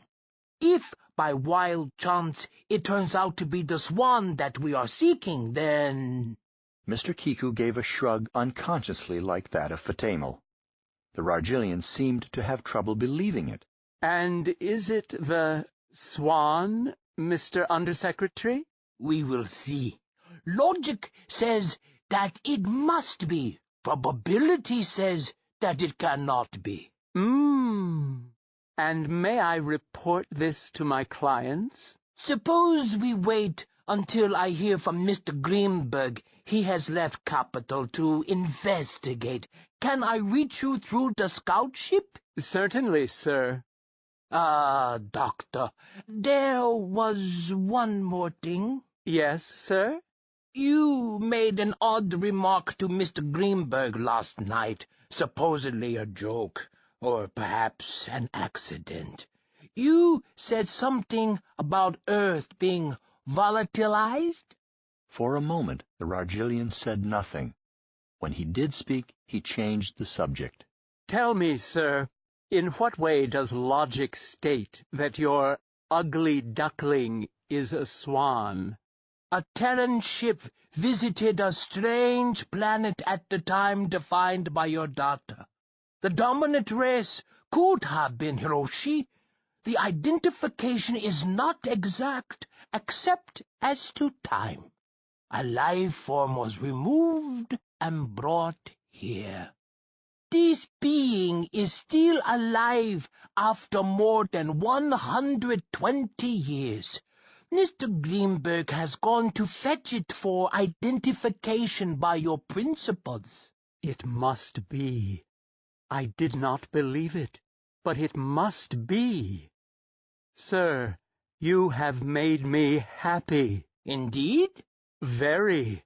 You have also made it possible for me to speak freely. You have always been free to speak, Doctor, so far as we were concerned. I do not know what instructions you have from your clients. They have placed no check on my tongue. But you are aware, sir, that the customs of a race are implicit in its speech. I have sometimes had cause to suspect so. To be sure. If you visited a friend in a hospital, knowing him to be dying, knowing that you could not help him, would you speak to him of his doom? No, not unless he brought up the subject. Precisely. Speaking to you and to Mr. Greenberg, I was perforce bound by your customs. Dr. Fatamel, let us be blunt. Am I to believe that you are convinced that this single foreign ship could do a serious damage to this planet with its not inconsiderable defenses? I will be blunt, sir. Should the Hiroshi eventually conclude that, through the actions of this planet or some member of its culture, their Hiroshia had died or was forever lost, Earth would not be damaged. Earth would be destroyed. By this one ship? Unassisted. Mr. Kiku shook his head. Doctor, I am sure that you are convinced of what you say. I am not. The extent and thoroughness of the defenses of this, the leading planet of the Federation, cannot possibly be known to you. But should they be so foolish, they will learn that we have teeth. Fatamel looked sorrowful. In all the many tongues of civilization, I find no words to convince you. But believe me, anything that you could do against them would be as futile as throwing stones at one of your modern warships. We shall see. Or, fortunately, we shall not see. I do not like weapons, Doctor. They are the last resort of faulty diplomacy. Have you spoken to them of the willingness of the Federation to accept them into the community of civilizations? I have had grave difficulty in explaining to them the nature of your offer. Are they, then, so hopelessly warlike? They are not warlike at all. How can I put it? Are you warlike when you smash, strike, swat, yes, swat a fly? The Hiroshi are practically immortal by your standards, and even by mine. They are so nearly invulnerable to all ordinary hazards that they tend to look down, how is your idiom? Olympian. They look down on us from Olympian heights. They cannot see any purpose in relations with lesser races. Therefore your proposal was not taken seriously, though, believe me, I put it. They sound stupid. Not true, sir. They evaluate your race and mine most exactly. They know that any culture possessing star travel has at least some minor skill in the physical arts. They know, therefore, that you will regard yourselves as powerful. For that reason, they are even now contemplating a display of force, to convince you that you must forthwith deliver up their Hiroshia.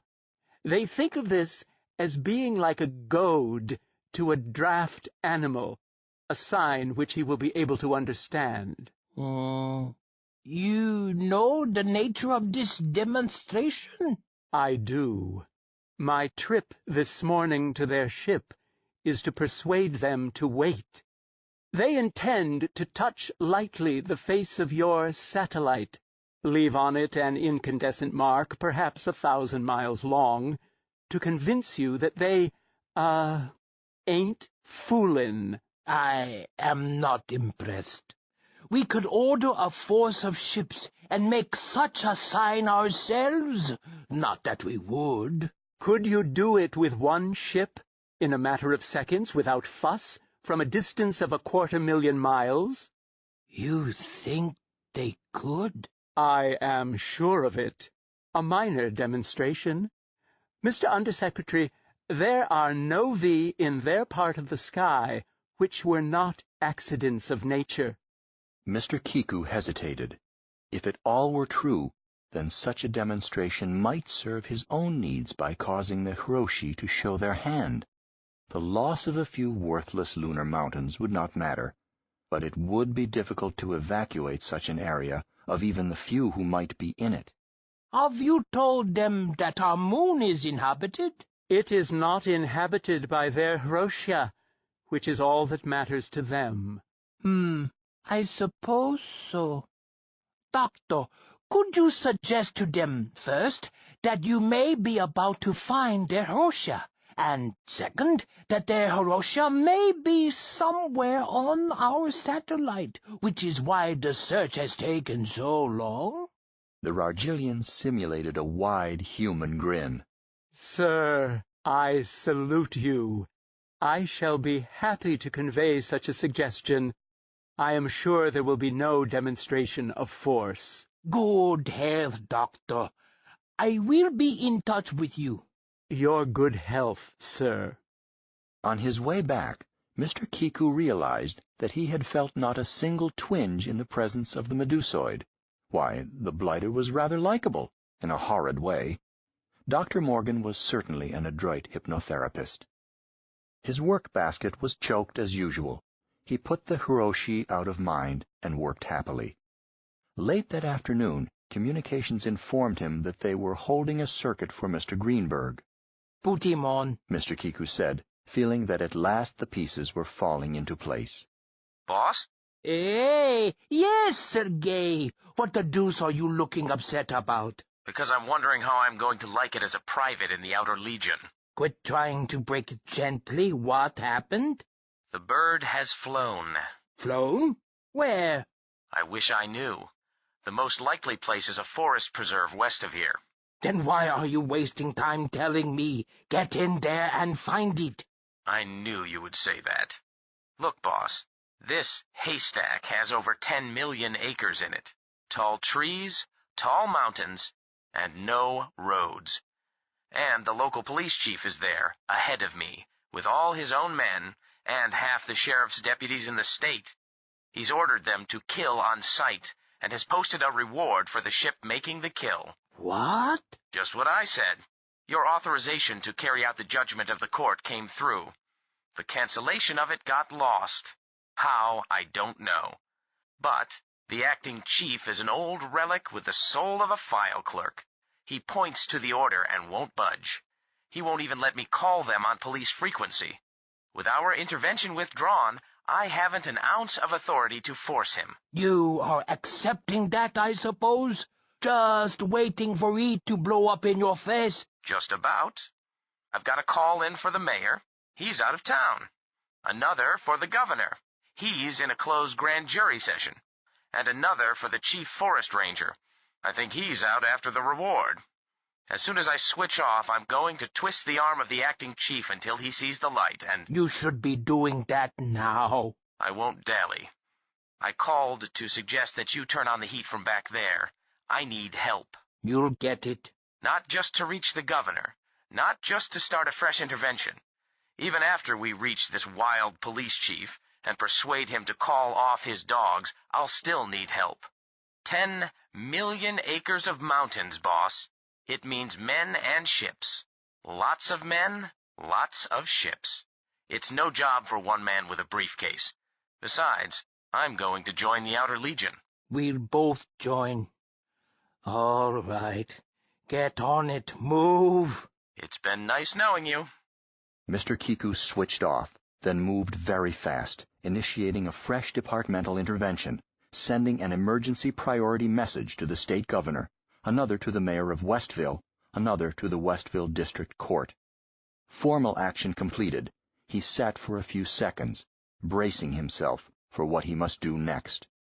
Then went in to tell the secretary that they must ask for help from the military authorities of the Federation.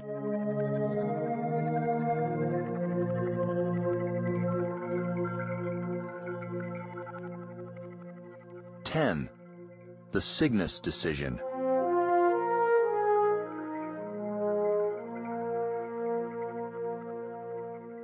When John Thomas woke up, he had trouble remembering where he was.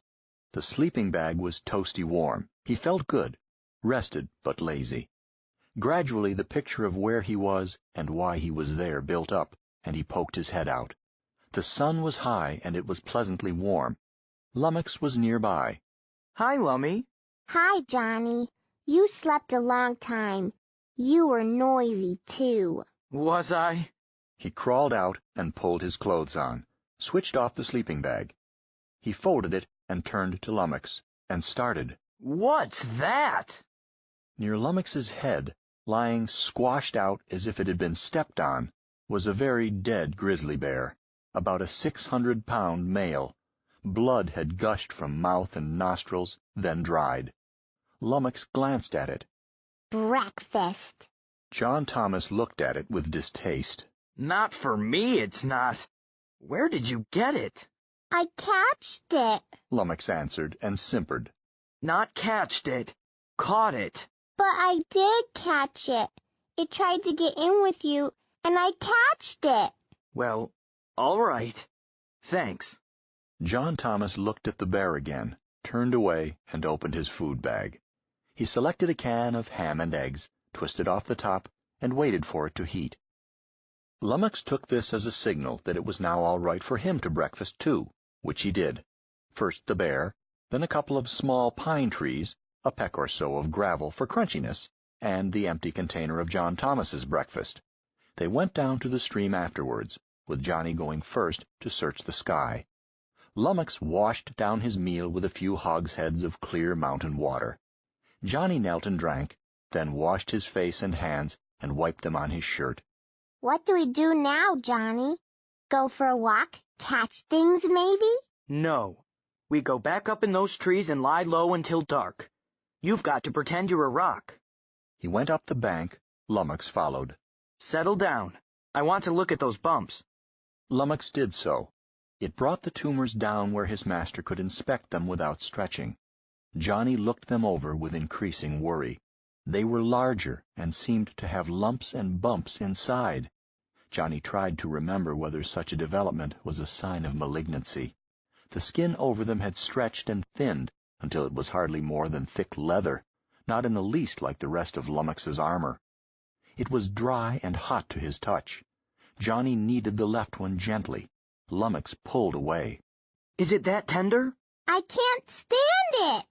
He extended his legs and walked over to a large pine tree, started rubbing the tumor against it. Hey, don't do that. You'll hurt yourself. But it itches. Lummox went on scratching. John Thomas ran to him, intending to be firm. But just as he reached him, the tumor split open. He watched in horror. Something dark and wet and writhing emerged, caught on the ruptured skin, held there inchoate, then burst free to dangle and flop like a jungle snake from a branch. For an agonized moment, all that Johnny could think was that it was indeed something like that, some giant parasitic worm eating its way out of its unlucky host.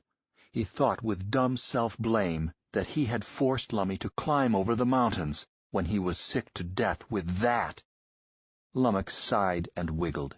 Gee, that feels better. Lummox, are you all right? Huh? Why shouldn't I be, Johnny? Why? Why that? What? Lummox looked around. The strange growth bent forward, and he glanced at it. Oh, that, he answered, dismissing the matter. The end of the thing opened out like a blossoming flower, and Johnny realized at last what it was. Lummox had grown an arm.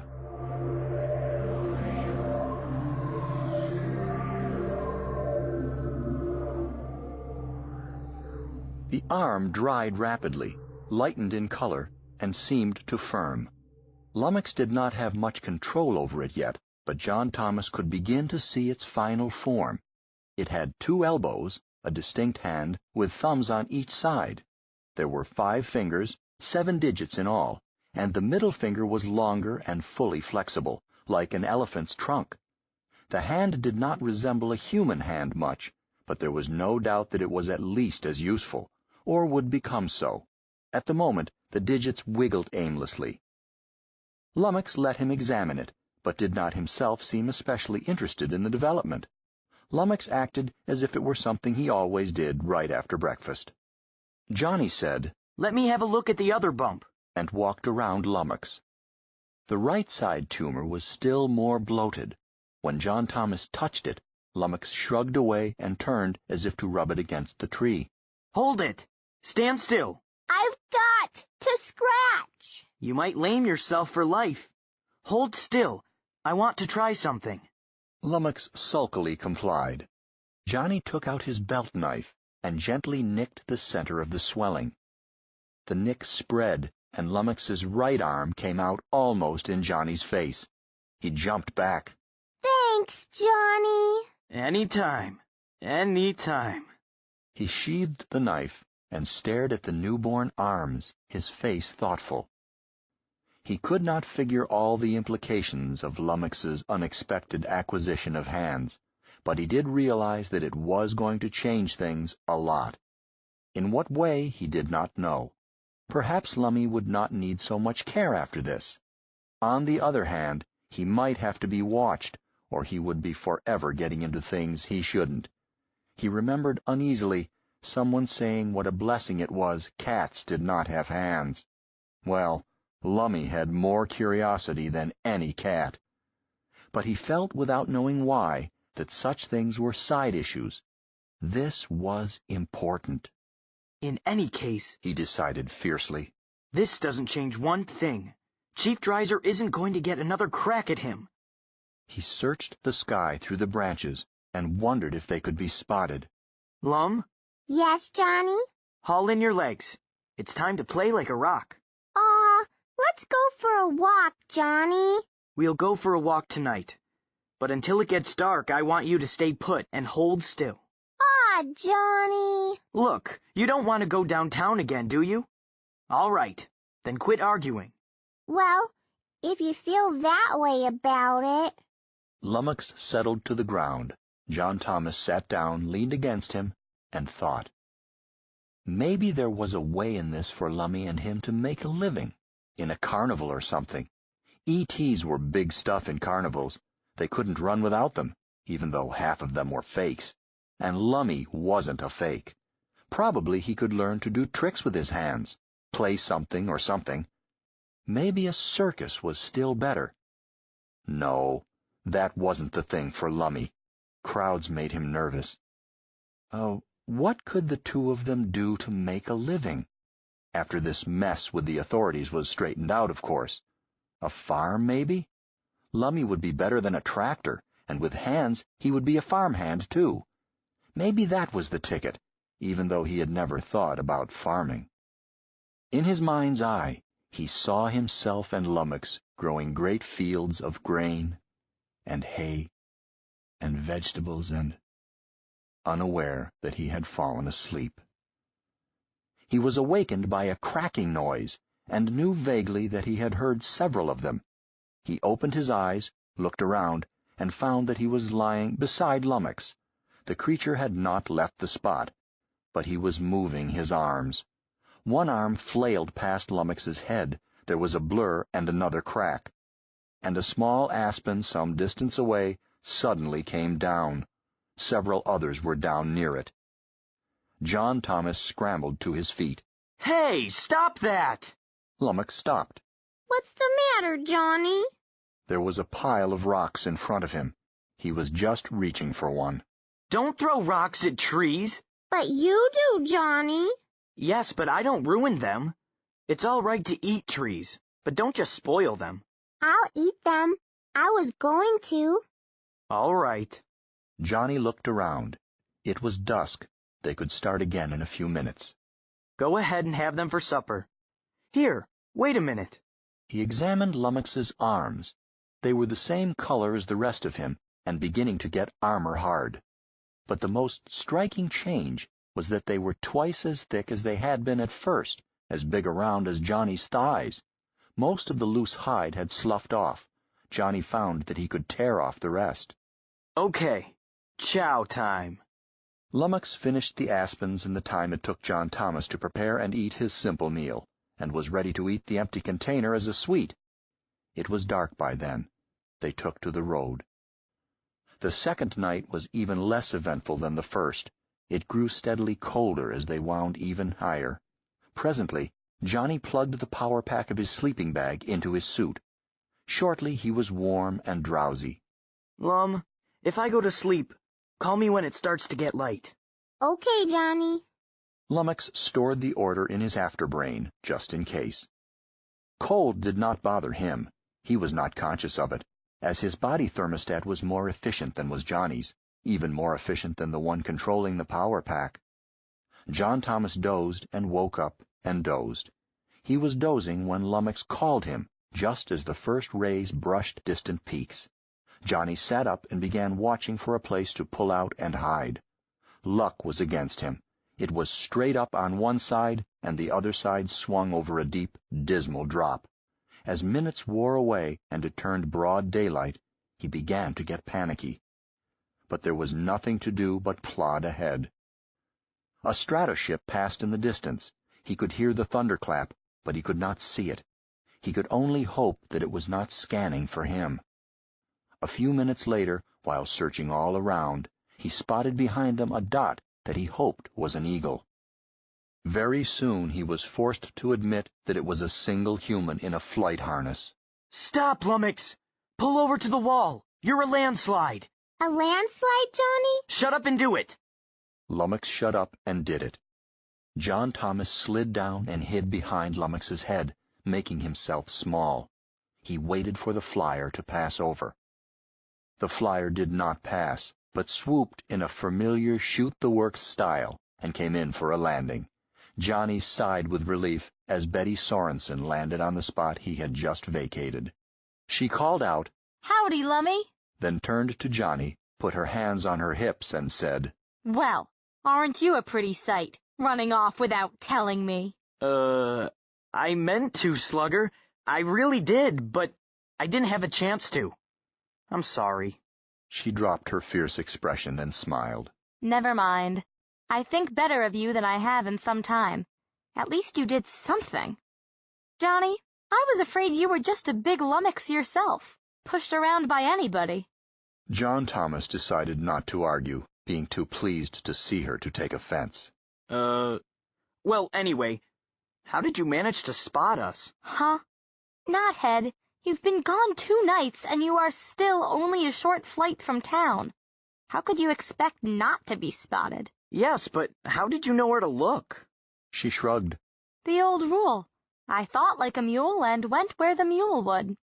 I knew you would be along this road, so I started out at barely can see and swooped along it. And if you don't want to be caught in the next few minutes, we had better boost out of here and get under cover. Come on. Lummy, old boy, start your engines. She put down a hand and Johnny swung aboard. The procession started up. I've been trying to get off the road, but we haven't come to a spot. I see. Well, hold your breath, 'cause around this bend is Adam and Eve Falls, and we can get off the road just above them. Oh, is that where we are? Yes. Betty leaned forward in a futile attempt to see around a rock shoulder ahead.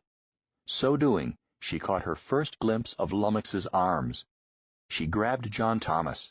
Johnny, there's a boa constrictor on Lummy. What? Don't be silly. That's just his right arm. His what? Johnny, you're ill. Level off and quit grabbing me. I said arms. Those tumor things were arms. The tumors were arms? I got up too early and I haven't had breakfast. I can't take shocks like that. All right, tell him to stop. I got to see this. How about getting under cover? Oh, yes, you're right. You're usually right, Johnny. 2 or 3 weeks late. Don't strain yourself. There are the falls. They passed the falls. The floor of the canyon thereby came up to meet them. John Thomas took the first chance to get off the road, a spot like their bivouac of the day before. He felt much better to have Lummox back under thick trees again. While he prepared breakfast, Betty examined Lummox's brand-new arms. Lummox, you didn't tell Mama about this. You didn't ask me. Excuses. Always excuses. Well, what can you do with them? I can throw rocks. Johnny, is it all right? No. Betty, how do you want your coffee? Just barefooted, she answered absently, and went on inspecting the limbs. There was a notion hovering in her mind about them, but it would not light, which annoyed her, as she expected her mind to work for her with the humming precision of a calculator, and no nonsense, please. Oh well, breakfast first. After they had fed the dirty dishes to Lummox, Betty lounged back and said to John Thomas, Problem child, have you any idea what a storm you have stirred up? I guess I've got Chief Dreiser's goat. No doubt, and correct. But you might as well turn it loose. There won't be room in the pen. Mr. Perkins? Right. Keep trying. Mum, of course. Of course. She alternates between weeping for her lost baby and announcing that you are no son of hers. Yeah, I know Mum. Well, I don't care. I knew they'd all be sore at me, but I had to. Of course you had to, knothead darling, even though you did it with the eager grace of a hippopotamus. But I don't mean them. Huh? Johnny, there was a little town in Georgia named Adrian. It's too small to have a regular safety force, just a constable. Do you happen to know that constable's name? Huh? Of course not. Too bad. For as near as I was able to find out, that constable is the only cop who isn't looking for you, which is why I rallied around. Even though you dirty name, ran off without bothering to alert me. I told you I was sorry. And I forgave you. I'll let you forget it in 10 years or so. What's this nonsense about this constable? And why should everybody be out after me? Aside from Chief Dreiser, I mean. Because he has put out a general alarm and offered a reward for Lummy, alive or dead. Preferably dead. They are serious about it, Johnny. Terribly serious. So whatever plan you had, we now junk and shift to a good one. What did you have in mind? Or did you? John Thomas turned pale and answered slowly. Well, I meant to keep on like this for a night or two, until we reached a place to hide. She shook her head. No good. In their stumbling official way, they will have concluded by now that this is where you would head, since it is the only place near Westville where a creature the size of Lummox could possibly hide. And... Oh, we'd get off the road. Of course. And they will search this forest tree by tree. They really mean it, chum. You didn't let me finish. You know that old uranium mine? The Power and Glory? You go over Dead Wolf Pass, and then take off north on a gravel road. That's where we're heading. I can put Lummox completely out of sight there. The main tunnel is big enough. Flashes of sense in that, but not good enough for what you are up against. She was silent. Johnny stirred uneasily and said, Well, if that's no good, what do we do? Pipe down, I'm thinking. She lay still, staring up at the deep blue mountain sky. At last she said, You didn't solve anything by running away. No, but I sure mixed it up. Yes, and so far so good. Everything ought to be turned upside down occasionally. It lets in air and light. But now we've got to see that the pieces fall back where we want them. To do that, we've got to gain time. Your notion of the Power and Glory mine isn't too bad. It will do until I can make better arrangements. I don't see why they would ever find him there. It's about as lonely as you can get. Which is why it is sure to be searched. Oh, it might fool Deacon Dreiser. I doubt he could find his own hat without a search warrant. But he's dug up an air posse the size of a small army. They are certain to find you. You took your sleeping bag and food, therefore you are camping out. I found you. They will find you. I did it by knowing what makes you tick, whereas they have to work by logic, which is slower, but just as certain. They'll find you, and that's the end of Lummox. They won't take chances. Bomb him, probably. John Thomas considered the dismal prospect. Then what's the sense of hiding him in the mine? Just to gain a day or so, because I'm not ready to take him out yet. Huh? Of course! We'll hide him in town! What? Slugger, the altitude has got you. In town and undercover, because it is the only place in the wide, wide world they won't look for him. She added, Maybe in Mr. Ito's greenhouses. Huh? Now I know you're crazy. Can you think of a safer place? Mr. Ito's son is not hard to reason with. I had a nice talk with him just yesterday. I stood short and looked up at him and let him explain things. One of his greenhouses would be perfect. Snug, maybe, but this is an emergency. You can't see through that milky glass they are built out of, and nobody would dream that Lummy might be inside. I don't see how you can do it.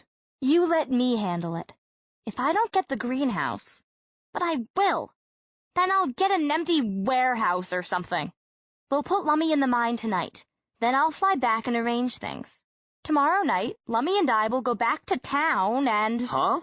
It took us 2 nights to get this far, and it will take us most of tonight to get to the mine. You can't ride him back in 1 night. How fast can he go when he tries? But nobody can ride him when he gallops. Not even me. I won't ride him. I'll fly over him, pacing him and making him slow down for curves. 3 hours, maybe?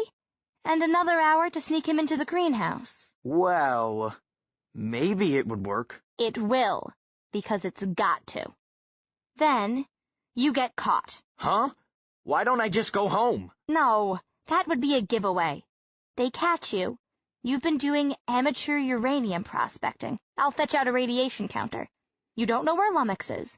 You kissed him goodbye and turned him loose, then came up here to forget your sorrows. You'll have to be convincing. And don't let them use a truth meter. Yes, but... Look, Slugger, what's the good? Lummy can't stay in a greenhouse forever. We're simply buying time. They are ready to kill him on sight, and they will. So we keep him out of sight until we can change that.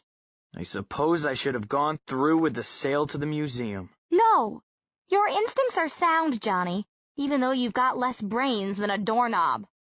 Look, do you remember the Cygnus decision? The Cygnus decision? We had it in Elementary Customs of Civilization? Yes. Quote it. What is this? A mid-semester quiz?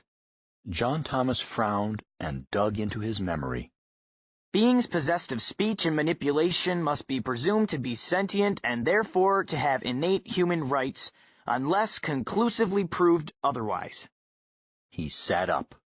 Hey, they can't kill Lummox. He's got hands.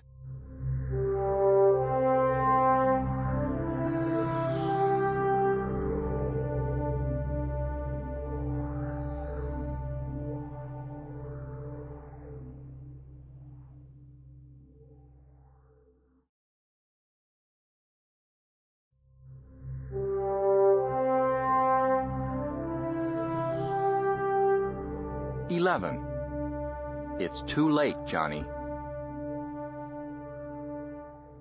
Mind your airspeed. Do you know the old one about the man whose lawyer assured him that they could not put him in jail for that? What was that? Never mind. His client answered, "But counselor, I'm speaking from the jail."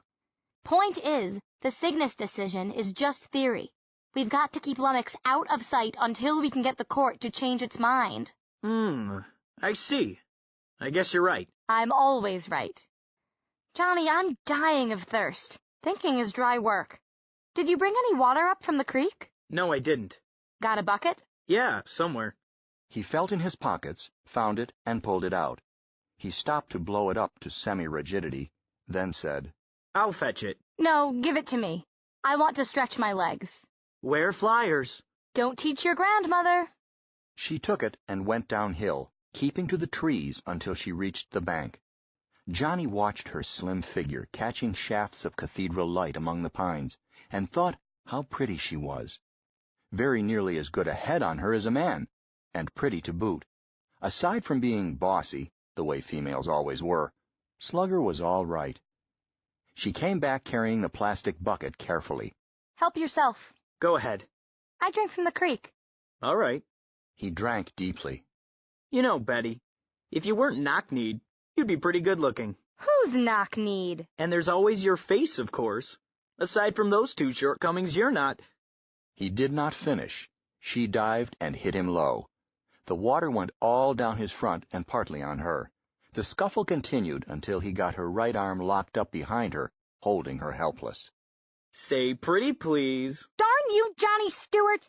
Pretty please! With sugar on it? With sugar on it. And spit, too. Let me up. All right. He got to his feet. She rolled to a sitting position, looked up at him, and laughed. They were both dirty, scratched, and somewhat bruised, and they both felt very fine indeed. Lummox had watched the mock fight with interest, but no alarm, since Johnny and Betty could never really be mad at each other. He commented, Johnny's all wet. He certainly is, Lummy. More ways than one. She looked him over. If I had 2 clothespins, I'd hang you on a tree. By your ears, of course. We'll be dry in 5 minutes. A day like this. I'm not wet. Not through a flying suit. But you look like a dunked cat. I don't mind. He lay down, found a pine needle, and bit it. Slugger, this is a swell place. I wish I didn't have to go on up to the mine. Tell you what, after we get this mess straightened out, and before we start school, we'll come back up here and camp a few days. We'll bring Lummox, too. Won't we, Lummy? Sure. Catch things, throw rocks. Fun! John Thomas looked at her reprovingly. And get me talked about all over town? No thanks. Don't be prissy. We're here now, aren't we? This is an emergency. You and your nice reputation. Well, somebody ought to watch such things. Mum says that boys had to start worrying when girls quit. She says things used to be different. Of course they were. And they will be again. They run the whole program over and over again. She looked thoughtful. But, Johnny, you pay too much attention to what your mother says. I suppose so. You had better break yourself of it. Otherwise, no girl is going to take a chance on marrying you. He grinned.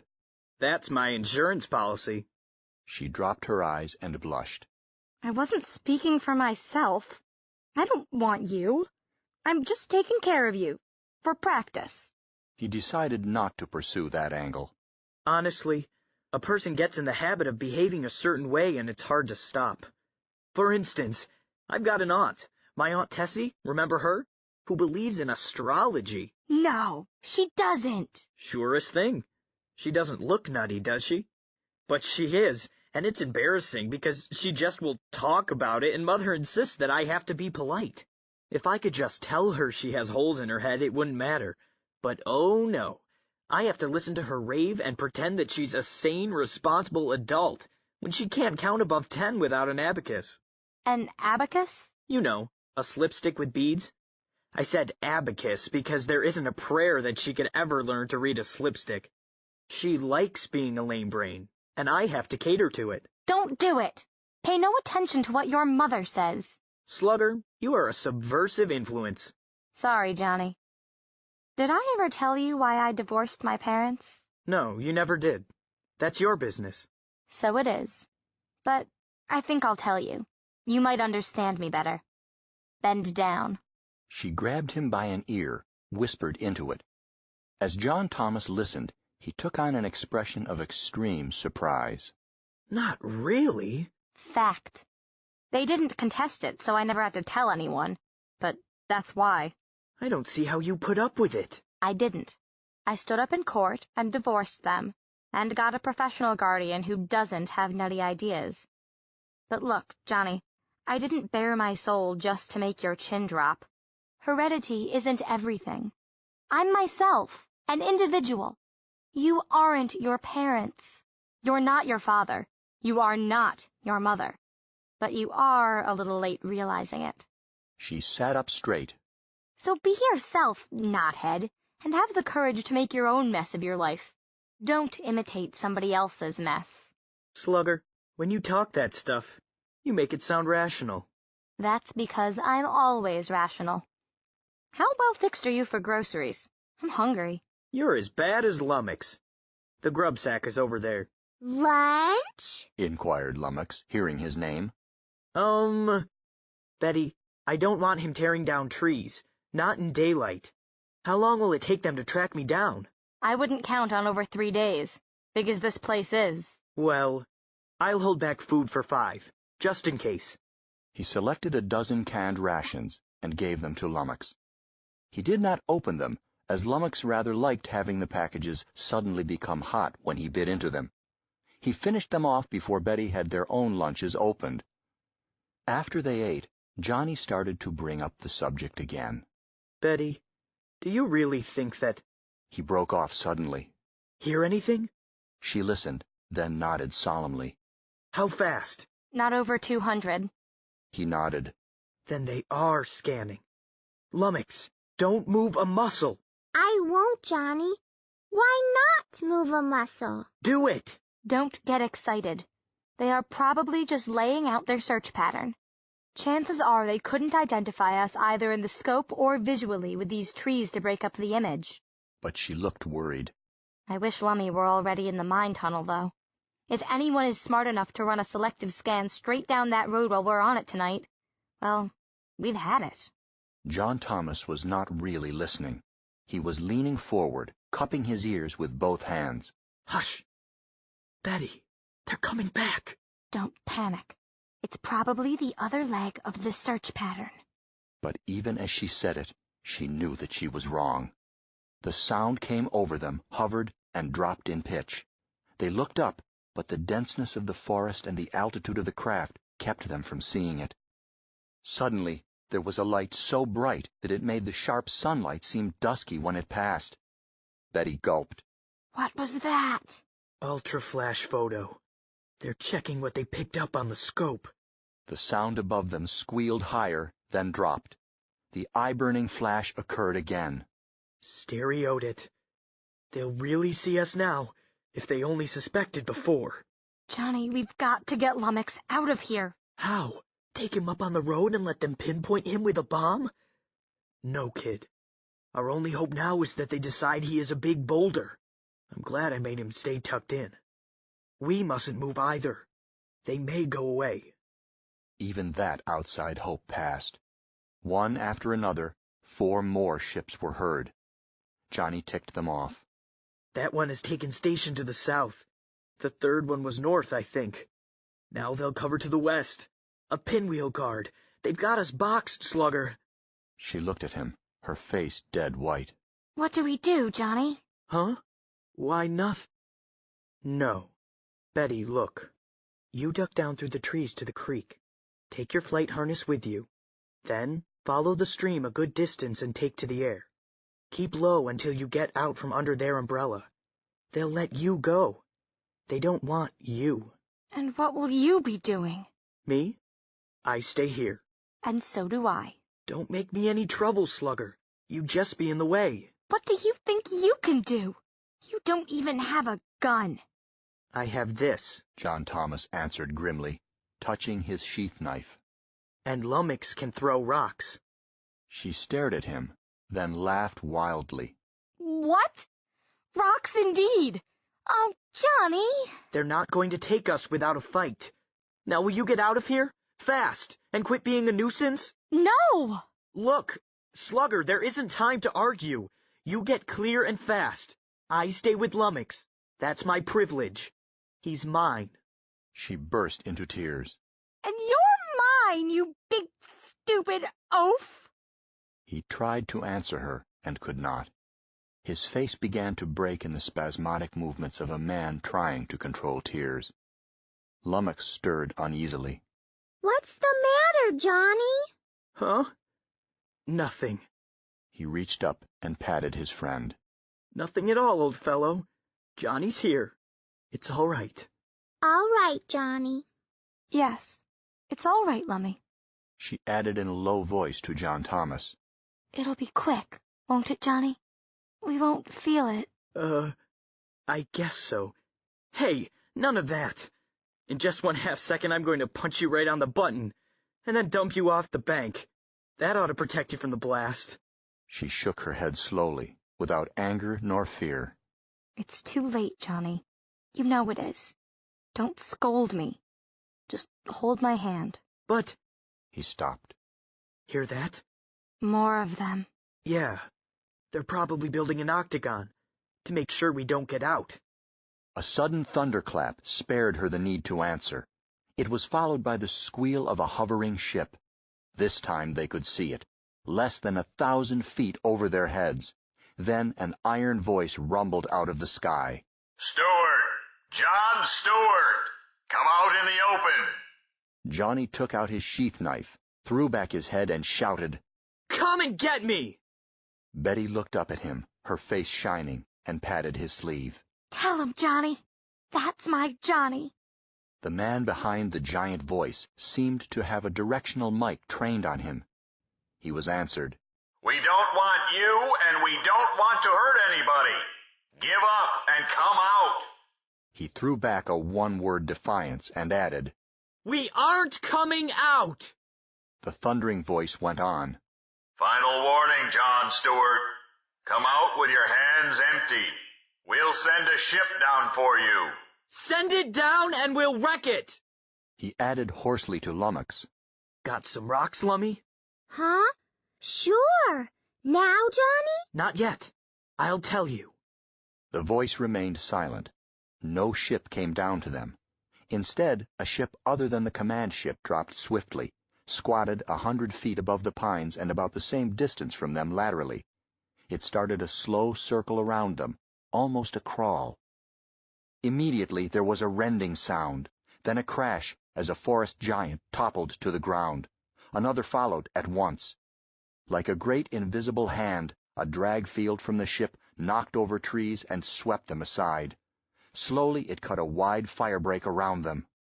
Why are they doing that? It's a forestry service ship. They're cutting us off. But why? Why don't they just do it and get it over with? She began to shake.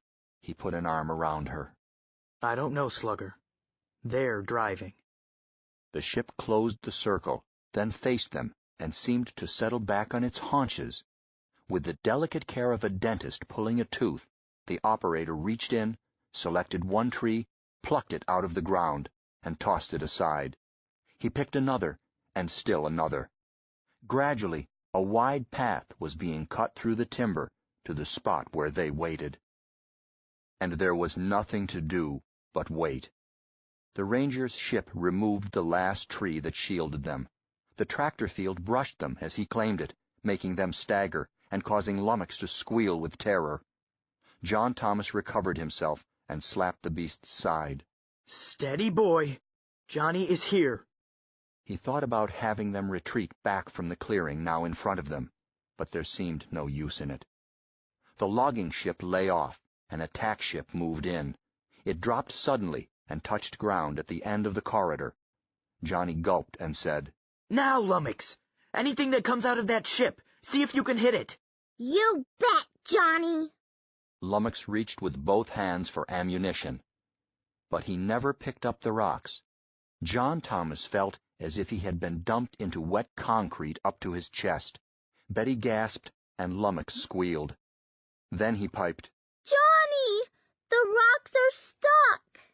John Thomas labored to speak. It's all right, boy. Don't struggle. Just hold still. Betty, you all right? Can't breathe. Don't fight it. They've got us.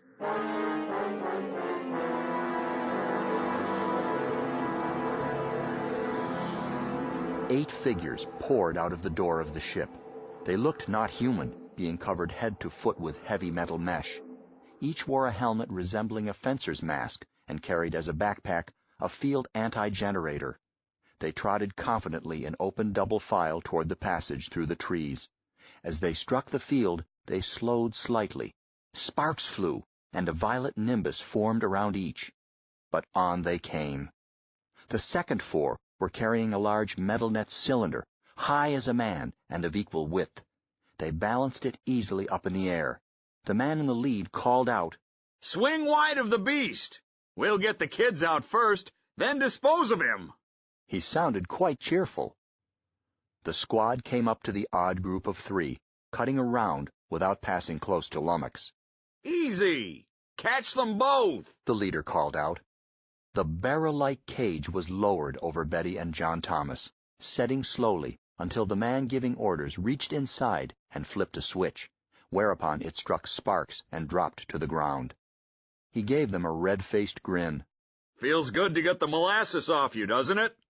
Johnny glared at him with his chin quivering, and replied insultingly while he tried to rub cramps out of his leg muscles. Now, no good to feel that way. You made us do it." He glanced up at Lummox. "Good grief! He is a big beast, isn't he? I'd hate to meet him in a dark alley without weapons." Johnny found that tears were streaming down his face, and that he could not stop them. "Go ahead!" he cried, his voice misbehaving. "Get it over with!" "Eh?" "He never meant any harm, so kill him quickly! Don't play cat and mouse with him!" He broke down and sobbed, covering his face with his hands.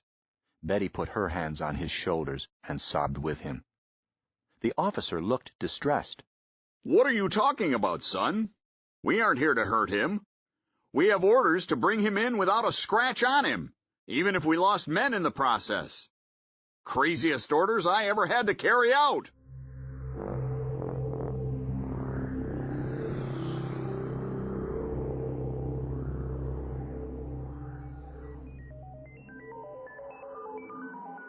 "12. Concerning Pidgey Widgey. Mr. Kiku was feeling good. Breakfast was not a burning lump in his middle. He felt no need to shop in his pill drawer, nor even a temptation to get out his real estate folders. The triangular conference was going well, and the Martian delegates were beginning to talk sense. Ignoring the various amber lights on his desk, he began singing, "Frankie and Johnny were lovers, and oh boy, how they could love. Swore to be true to each other." He had a fair baritone voice, and no sense of pitch. Best of all, that silly, confused Hiroshian affair was almost over, and no bones broken. Good old Doc Fatamel seemed to think that there was an outside chance of establishing diplomatic relations, so delighted the Hiroshi had been at recovering their missing Hiroshia. With a race as powerful as the Hiroshi, diplomatic relations were essential. They must be allies, though that might take a while. Perhaps not too long, he decided. They certainly did nip-ups at the sight of Lummox, almost idolatrous. Looking back, the things that had confused them were obvious. Who would have guessed that a creature half as big as a house and over a century old was a baby? Or that this race attained hands only when old enough to use them? For that matter, why was this Hiroshia so much bigger than its co-racials? Its size had misled Greenberg and himself as much as anything. Interesting point. He'd have the xenologists look into it. No matter. By now Lummox was on her way to the Hiroshian ship. No fuss, no ceremony, no publicity, and the danger was over. Could they actually have volatilized Terra? Just as well not to have found out. All's well that ends well. He went back to singing. He was still singing when the urgent light began jittering, and he delivered the last few bars into Greenberg's face. "Just as true as the stars above." He added, "Sergei, can you sing tenor?" "Why should you care, boss? That wasn't a tune." "You're jealous. What do you want, son? See them off okay?" Boss? There's a slight hitch. I've got Dr. Fatamel with me. Can we see you?" "What is it?" "Let's wait until we are alone. One of the conference rooms?" "Come into the office." He switched off, opened a drawer, selected a pill, and took it. Greenberg and the Medusoid came in at once. Greenberg flopped down in a chair as if exhausted, pulled out a cigarette, felt in his pockets, then put it away. Mr. Kiku greeted Dr. Fatamel formally, then said to Greenberg, Well? Lummox didn't leave. Eh? Lummox refused to leave. The other Hiroshi are boiling like ants. I've kept the barricades up, and that part of the spaceport around their landing craft blocked off. We've got to do something. Why, this development is startling, but I fail to see that it's our responsibility. Why the refusal to embark? Well... Greenberg looked helplessly at Fatamel. The Rargillian said smoothly, Permit me to explain, sir. The Hiroshia refuses to go aboard without her pet. Pet? The kid, boss. John Thomas Stewart. Exactly. The Hiroshia states that she has been raising John Thomases for a long time. She refuses to go home unless she can take her John Thomas with her. She was quite imperious about it. I see.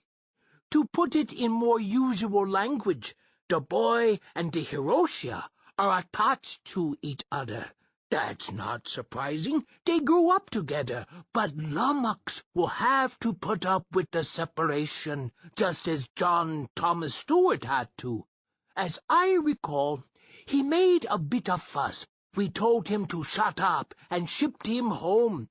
That's what the Hiroshia must do. Tell her to shut up, force her, if necessary, into their landing craft, and take her along. That's what they came here for.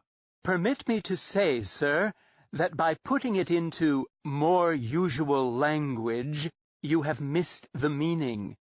I have been discussing it with her in her own tongue. Eh? Has she learned so quickly? She has long known it. The Hiroshi, Mr. Undersecretary, know their own language almost from the shell. One may speculate that this use of language, almost on the instinctive level, is one reason, perhaps the reason, why they find other languages difficult and never learn to use them well. The Hiroshia speaks your language hardly as well as one of your 4-year-old children, though I understand that she began acquiring it one of your generations ago. But in her own language she is scathingly fluent. So I learned, much to my sorrow. So? Well, let her talk. Words can't hurt us. She has talked. She has given orders to the commander of the expedition to recover her pet at once. Otherwise, she states, she will remain here and continue raising John Thomases. And the commander has handed us an ultimatum to produce John Thomas Stewart at once, or else. Or else, meaning what I think it means? The works. Now that I've seen their ground craft, I'm not sure but what they can. You must understand, sir, that the commander is as distressed as you are, but he must attempt to carry out the wishes of the Hiroshia. This mating was planned more than 2,000 of your years ago. They will not give it up lightly. He cannot allow her to remain, nor can he force her to leave. He is very much upset. Aren't we all? Mr. Kiku took out 2 more pills. Dr. Fatamel, I have a message for your principals. Please convey it exactly. I shall, sir. Please tell them that their ultimatum is rejected with contempt. Please. Sir, I beg of you. Attend me. Tell them that, and do not soften it. Tell them that we tried in every way to help them, that we succeeded, and that they have answered kindness with threats. Tell them that their behavior is unworthy of civilized people, and that the invitation to join the community of civilizations is withdrawn. Tell them that I spit in their faces. Find an idiom of equal strength. Tell them that free men may die, but they are never bullied. Greenberg was grinning widely and clasping both hands in the ancient sign of approval. Dr. Fatamel seemed to grow pale under his outer chiton. Sir, I greatly regret being required to deliver this message. Kiku smiled icily. Deliver it as given. But before you do, find opportunity to speak to the Hiroshia Lummox. You can do so? Most assuredly, sir. Tell her that the commander of the expedition, in his zeal, seems bent on killing the human John Thomas Stuart. See that she understands what is threatened. The Rargillian arranged his mouth in a broad smile. Forgive me, sir. I underestimated you. Both messages will be delivered in the proper order. That is all. Your good health, sir. The Rargillian turned to Greenberg, put a loose-jointed arm around his shoulders. My brother Sergei, we have already found our way together out of one tight maze. Now, with the help of your spiritual father, we shall find our way out of another, eh?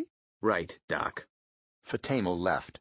Kiku turned to Greenberg and said, Get the Stuart boy here. Get him at once, yourself, personally. Bring his mother, too. He's underage, isn't he? Yes. Boss, what's the plan? You aren't going to turn him over to them after that wonderful kick in the teeth you handed them? Of course I am, but on my own terms. I don't intend to let those animated pool tables think they can push us around. We'll use this to get what we want. Now, get going. I'm gone. Mr. Kiku stayed at his desk, checking papers with part of his mind while letting his subconscious feel out the problem of Lummox. He had a strong hunch that tide was at flood, for humans. It was necessary to judge how to ride it. He was in this reverie when the door opened and the most honorable Mr. Roy McClure walked in. There you are, Henry. Pull yourself together, man. Beulah Murgatroyd is coming to call. Beulah who? Beulah Murgatroyd. The Beulah Murgatroyd. Should I know? What? Man, don't you ever watch Stereovision? Not if I can possibly avoid it. McClure shook his head indulgently. Henry, you don't get around enough. You bury yourself in here and push your little buttons and don't even know what is going on in the world. Possibly? Positively. You're out of touch, man. It's a good thing you don't have to deal with people. Mr. Kiku permitted himself a wintry smile. I suppose so. I'll bet you 3-1. You don't know who is ahead in the World Series. The World Series? That's baseball, isn't it? I'm sorry, but I haven't even had time to follow the cricket matches of late years. See what I mean? How you can mention cricket in the same breath with baseball. Never mind. Since you don't know who the famous Beulah Murgatroyd is, I'll tell you. She's Pidgey Widgey's mother, so to speak. Pidgey Widgey? You're pulling my leg. The creator of the Pidgey Widgey stories for children? You know, Pidgey Widgey on the moon, Pidgey Widgey goes to Mars, Pidgey Widgey and the Space Pirates. I'm afraid I don't. That's hard to believe. But you don't have any kids, do you? 3. But Mr. McClure was still talking. Now she's taken Pidgey Widgey on the air, and it's really something. For the kids, of course, but so comical that the grown-ups follow it too. You see, Pidgey Widgey is a puppet about a foot high. He goes zooming through space, rescuing people and blasting pirates and having a grand old time. The kids love him. And at the end of each installment, Mrs. Murgatroyd comes on, and they have a bowl of hunkies together and talk. You like hunkies? Mr. Kiku shuddered. No. Well, you can just pretend to eat them, I suppose. But it is the biggest breakfast food show on the air. Reaches everybody. And this is important. Important? Man, do you know how many people eat breakfast every morning? No. Not too many, I hope. I wish I had not. Mr. McClure glanced at his watch. We'll have to hurry. The technicians are setting up the gear now.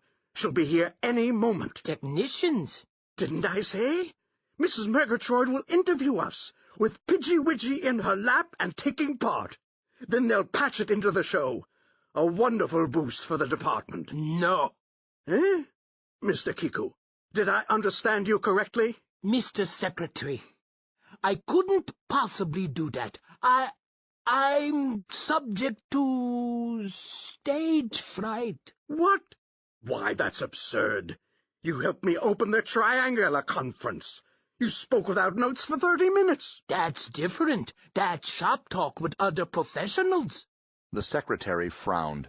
I hate to insist, if it really makes you nervous, but Mrs. Murgatroyd asked for you especially. You see... McClure looked mildly embarrassed. Pidgey Widgey preaches racial tolerance and so forth. Brothers under the skin. The sort of thing we all want to encourage. So...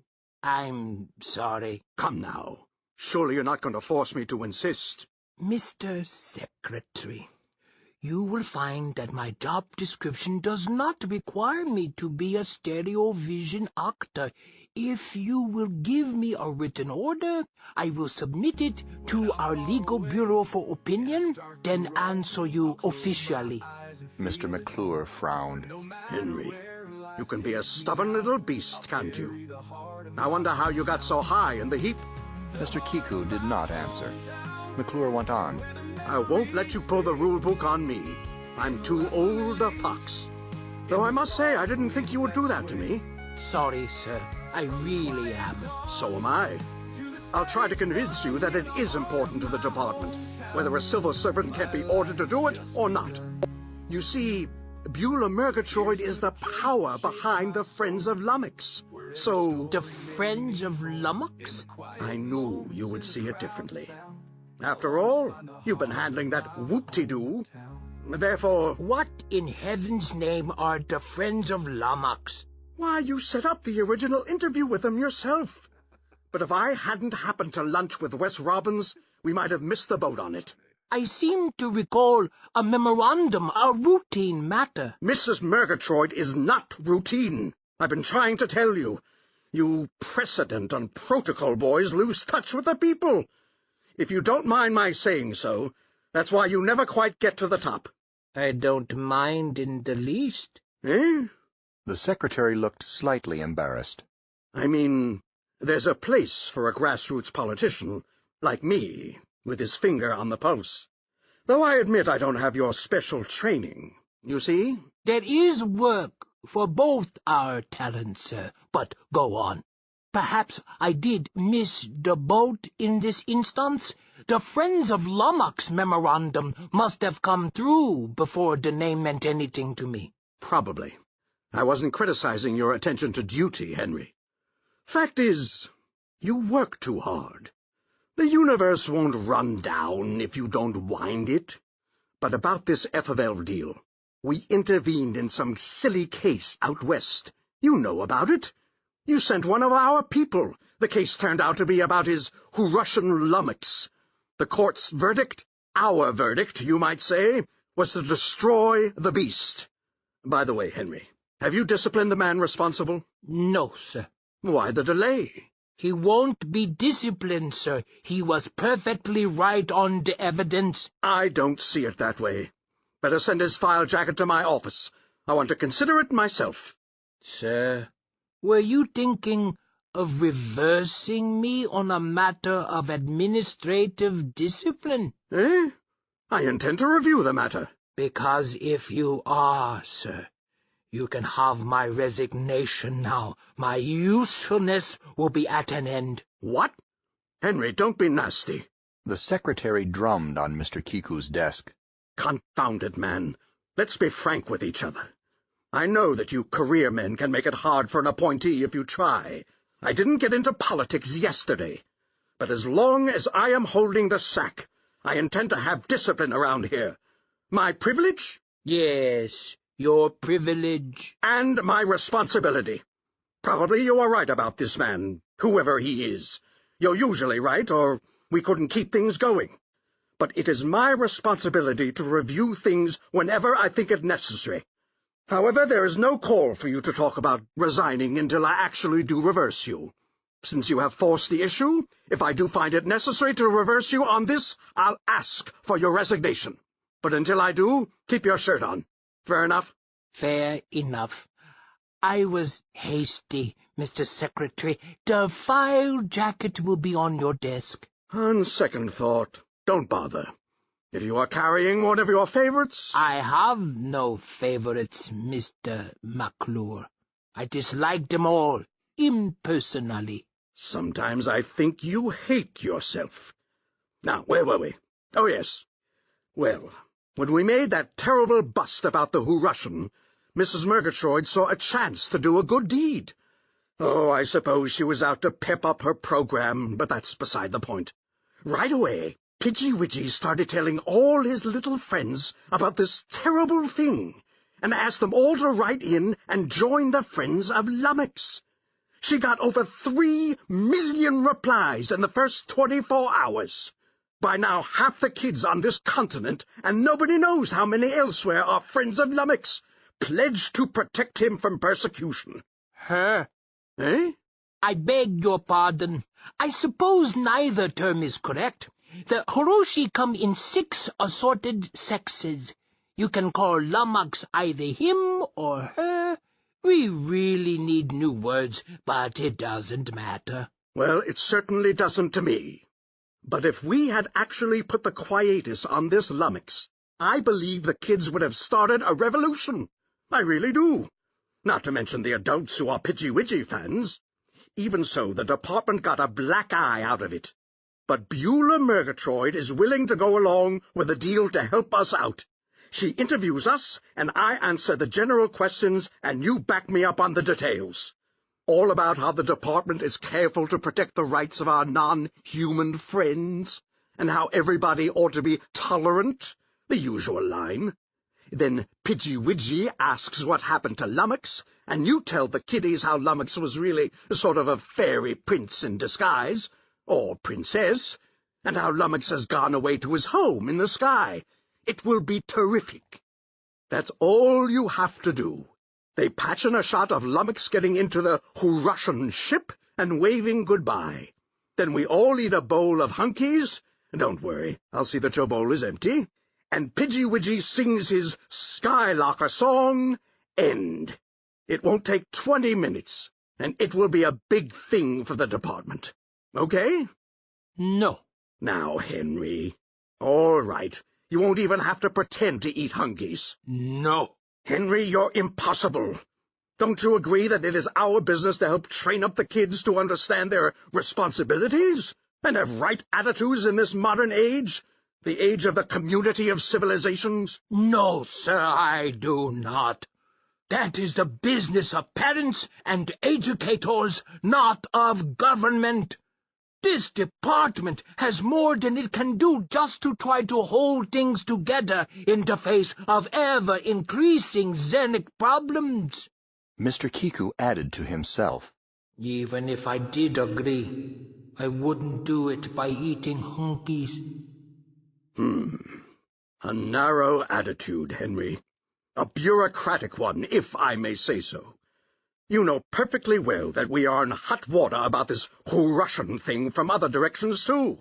With the Society for the Preservation of the Status Quo screaming for isolation, and the Keep Earth Human League jumping on us. It gets the Council uneasy. Along comes a chance to build up public opinion against such crackpots, and you won't even help. You don't have the status quo people and the human Earth jokers bothering you, because I keep them off your neck. I'm sorry, sir, but you shouldn't waste time on them either. No doubt you know that there is a money motive back of every one of those apparently crackpot organizations. Let the people with opposing economic interests fight them, the shipping lines and the importers and the scientists. Our business is foreign relations.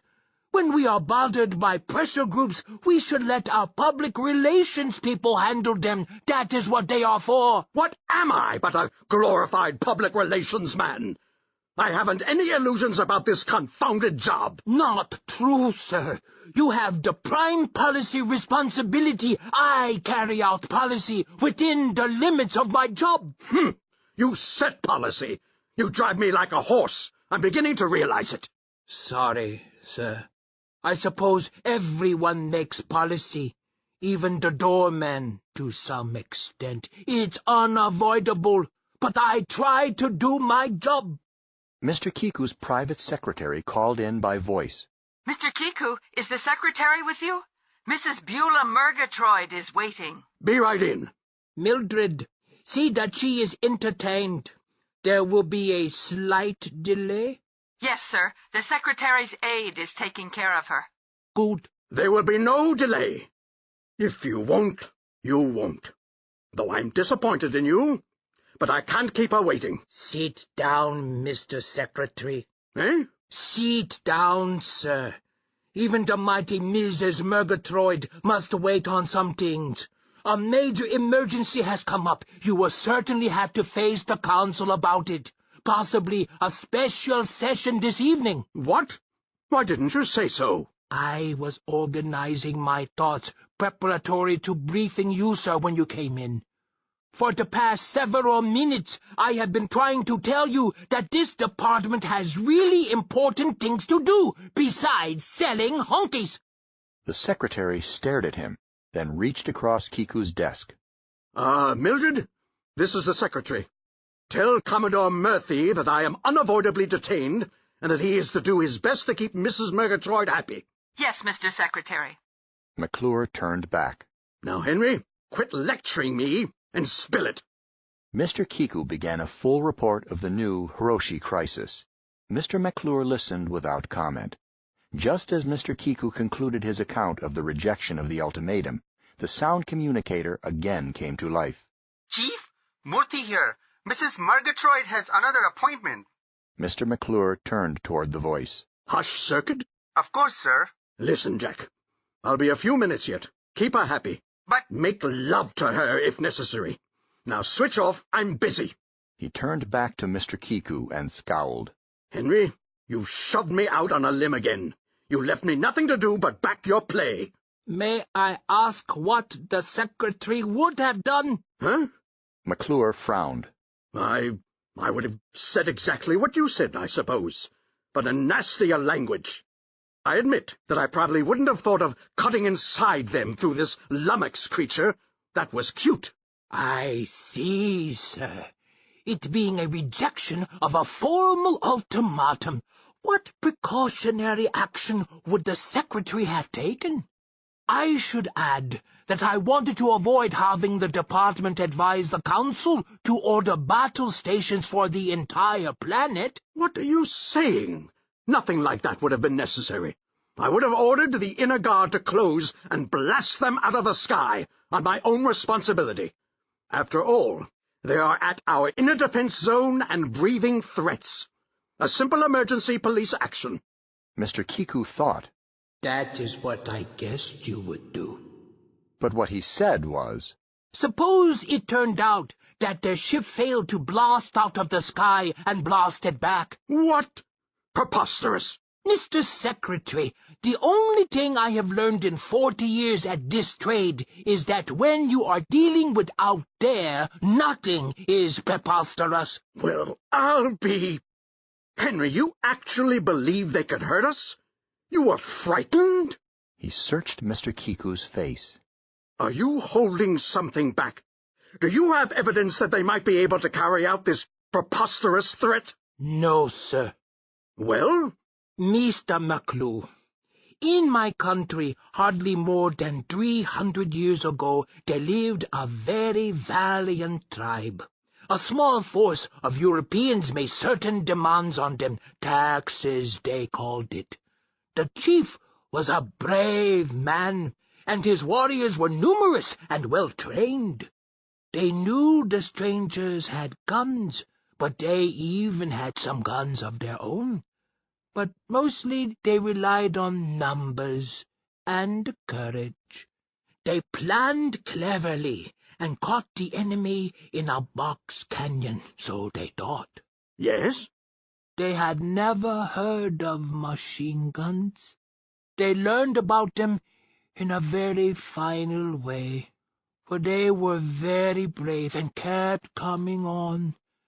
That tribe is no more. No survivors. If you're trying to scare me, well, never mind. But you still haven't given me evidence. After all, we are not an ignorant tribe of savages. No parallel. Perhaps. Yet, after all, the machine gun of that era was only a minor improvement over the ordinary gun of the time. We have weapons which make a machine gun seem like a boy's knife, and yet... You are suggesting that these Russians have weapons that would make our latest developments as useless as clubs? Frankly, I don't want to believe it, and I don't. The power in the nucleus of the atom is the ultimate possible power in the universe. You know that. I know that. We've got it. No doubt they've got it too. But we outnumber them millions to one, and we are on our home grounds. So the tribal chief reasoned. Eh?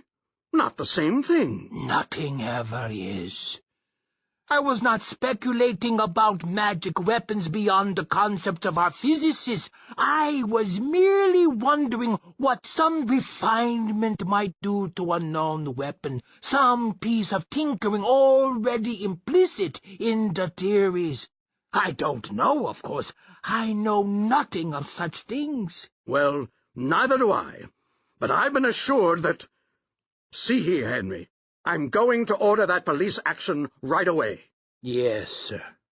Well, don't sit there frozen-faced saying yes, sir. You don't know, do you?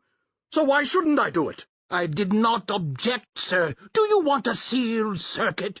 Or do you want the base commander to report here? Henry, you are without question the most irritating man in 17 planets. I ask you why I should not do it. I know of no reason, sir. I can only tell you why I did not recommend it to you. Well? Because I did not know. Because I had only the fears of a non-human who might be even more timid than myself, or badly misled by what appears to be almost superstitious awe. Since I did not know, I did not choose to play Russian roulette with our planet at stake. I chose to fight with words as long as possible. Do you want to give the order, sir?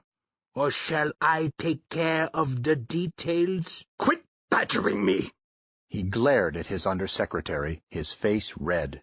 I suppose your next move is to threaten to resign. Mr. Kiku grudged a small smile. Mr. McClure, I never offered to resign twice in the same day.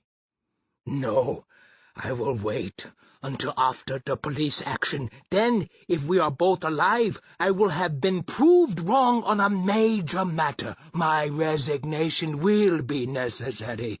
May I add, sir, that I hope you are right.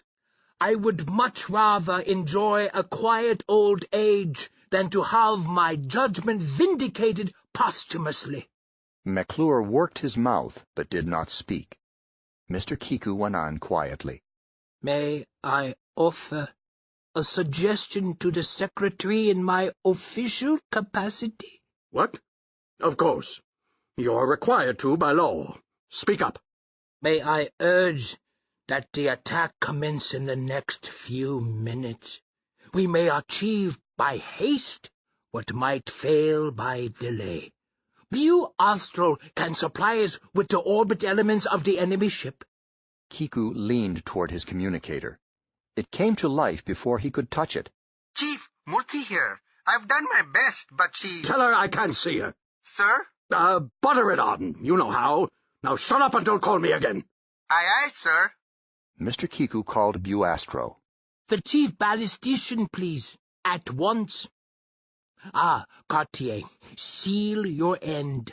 This end is sealed, and put a hush on it. All right, I want the technical elements of the...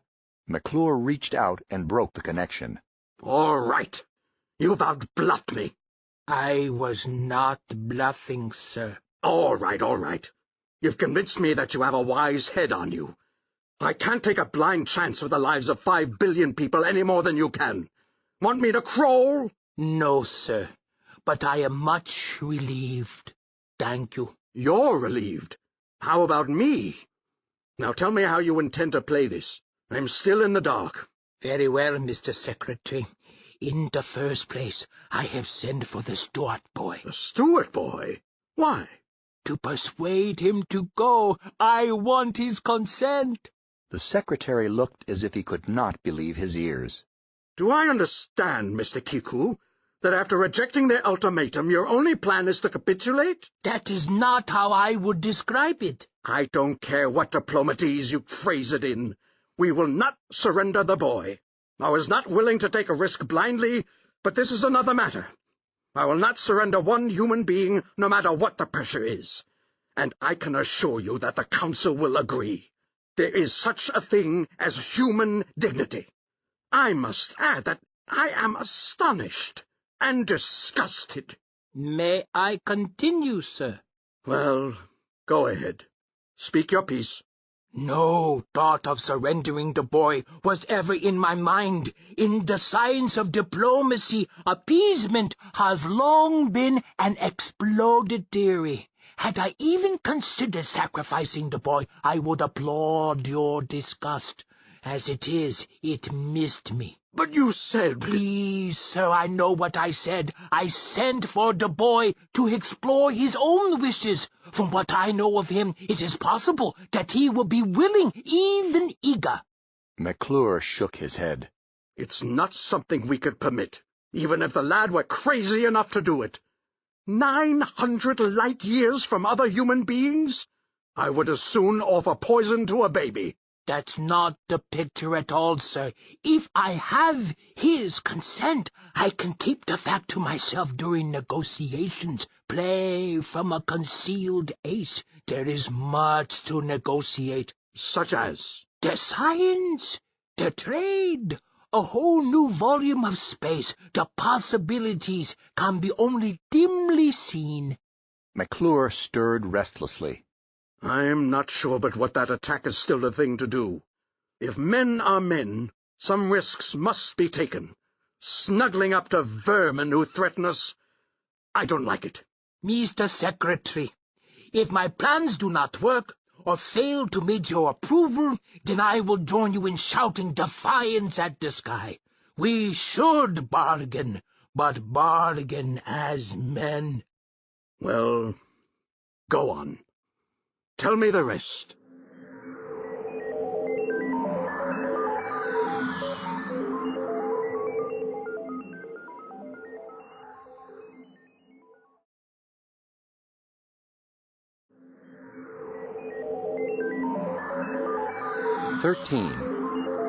No, Mr. Secretary. Mr. Kiku's wife let him sleep late the next morning. She did this occasionally, reasoning that no crisis was important enough to wake him when he needed rest. When he got to his office, he found Wesley Robbins, Special Assistant Secretary for Public Relations, asleep in his chair. Robbins was not a diplomat, did not want to be one, and made a point of showing it. Good morning, Wes. What's good about it? Robbins chucked a copy of the Capital Times at the Undersecretary. Seen this? No. Mr. Kiku unfolded it. 23 years in the newspaper business to be scooped on my own beat. Mr. Kiku read, Alien invaders threaten war. Demand hostages. Capital Enclave, September 12th, GP. Space Secretary McClure revealed today that the Xenic visitors dubbed Roshi, now landed at Capital Port, have demanded under threats of war that the Federation... Kiku scanned down, saw that a distortion of his answer to the Hiroshi had been credited to Secretary McClure, with no mention of the possibility of peaceful settlement. A trailer story reported the Chief of the General Staff as assuring Earth and all the Federated Planets that there was nothing to fear from the insolent aliens. A South Asian senator demanded to know what steps were being taken. Kiku glanced at it all, but discarded the meaningless 90%, including a blast from the Keep Earth Human League and a We Stand at the Crossroads editorial. There was an interview with Mrs. Murgatroyd, but he did not take time to find out which side Pidgey Widgey was on. Ain't that a mess? Where do you hide your cigarettes? It does seem a rather lavish waste of paper. In the arm of the visitor's chair. Well, how do we handle it? I was caught flat-footed. Why doesn't somebody tell me these things? Just a moment. Mr. Kiku leaned to his desk. Security. O'Neill, place more special police around the Hiroshi landing craft. You've got 'em, boss. But why doesn't somebody tell us these things? A fair question. Whatever guard you are using, use more.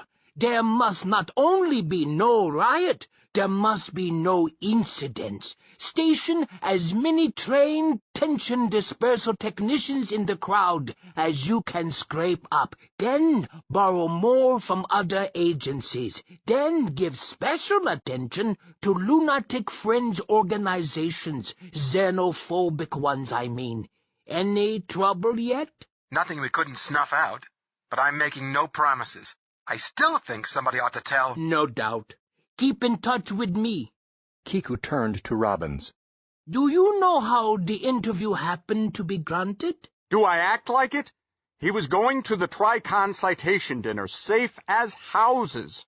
I got his approval on his speech, gave him his copy, and passed the others around to the boys with suggestions on how to play it. Everybody happy. I get up this morning feeling 90, and before I've had my coffee I feel 150. Know anybody wants my job? I'm going to study how to be a beachcomber. A reasonable thought. Wes, let me bring you up to date. Nothing was to be released about this matter until it was concluded, but now... He quickly outlined the latest Hiroshi's crisis. Robbins nodded. I see. And number one jerked the rug out from under you. A fine playmate. Well, we had better see him. Is he here? Yes. I was waiting for you, pal. Will you hold him while I hit him, or the other way around? Whichever you wish. Shall we get it over with? The secretary was in. They were admitted, and McClure got up to seat them, after which they just sat. Robbins waited for Mr. Kiku to speak, but Kiku held still, face expressionless, a statue carved of ebony. McClure began to fidget. Well, Henry, this is a busy morning. I've already been tied up with the SG. I had thought that you would want to instruct us, Mr. Secretary. What for? Have you seen the morning papers, sir? Well, yes. There has been a change in policy. Assistant Secretary Robbins and I would like to be briefed on the new policy. What new policy? Your new policy concerning the Hiroshi, Mr. Secretary. Or are the newspapers in error? Eh? Well, no, not precisely. Exaggerated, of course, but no change in policy. I simply told the people what they were entitled to know. The people are entitled to know. Mr. Kiku fitted his fingers together. Ah, yes. In a government based on free consent of free men, the people are always entitled to know. An old bureaucrat, such as myself, sometimes loses track of that fundamental. Thank you for reminding me. He seemed lost in cosmic thought for a moment, then added, I suppose the thing now is to repair my failure and tell the people everything. Eh? What do you mean? Why, the whole story, Mr. Secretary. How through our own ignorance and disregard for the rights of others, both now and in the past, we kidnapped a member of a civilized race. How blind luck alone kept that Zenian alive. How, as a result of this, we now find our own planet threatened with destruction. And how a highly intelligent citizen of a friendly power, I refer to Dr. Fatamil, assures us that these Hiroshi can indeed destroy us. It would be necessary to tell them also that yesterday we were within minutes of ordering an attack on these Zenians, but that we lost our nerve and decided to negotiate, since we had no knowledge of our strength relative to theirs, but only the very sobering opinion of Dr. Fatemil to guide us. Yes, we must tell them that. Secretary McClure's mouth was as wide as his eyes. Heavenly days, Henry! Are you trying to set off riots? Sir, I have taken countermeasures to prevent riots.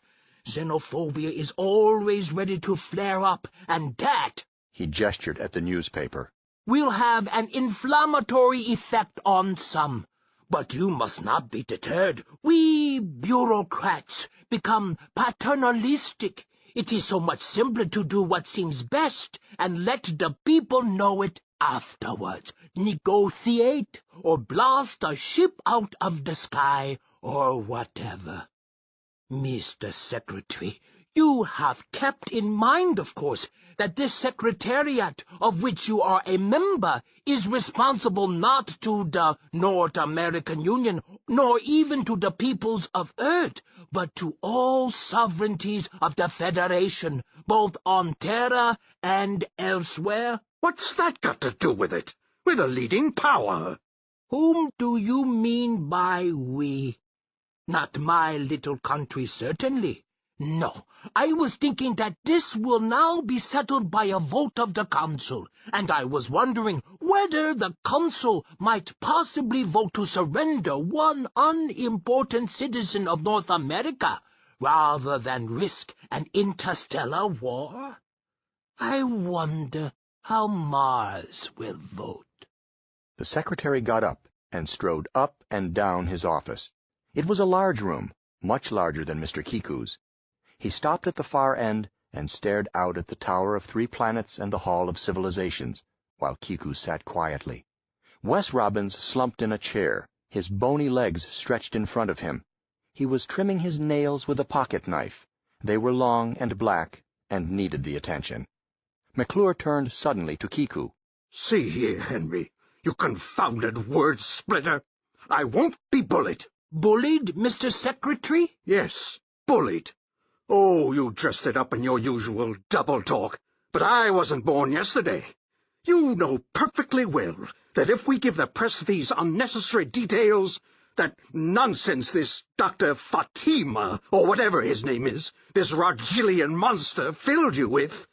Yes, and you threatening to tell the press that I got cold feet about an attack? That's a threat if I ever heard one.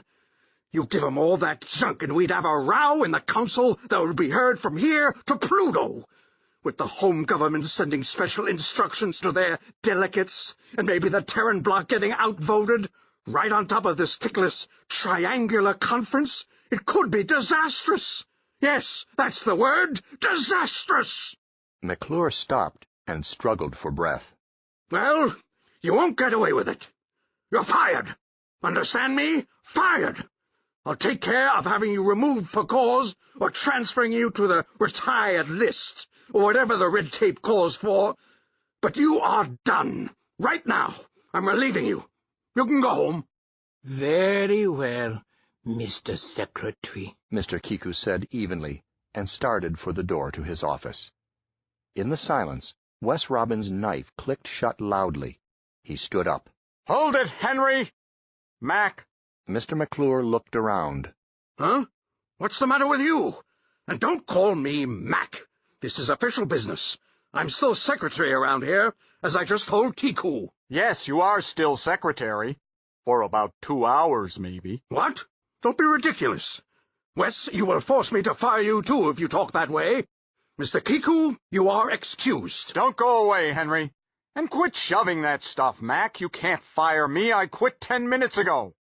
Mac, are you a complete stuffed shirt? Remember, I knew you when you were a short-horned senator, anxious to get a 2-inch squib in a gossip column. I liked you then. You seem to have horse sense, which is scarce in this business. Now, you are ready to dump me, and I don't like you either. But tell me, For old time's sake. Why are you anxious to cut your own throat? What? Not my throat. I'm not the Charlie to let a subordinate cut my throat. I've seen it done, but Kiku picked the wrong man. Robbins shook his head slowly. Mac, you are dead set on scuttling yourself.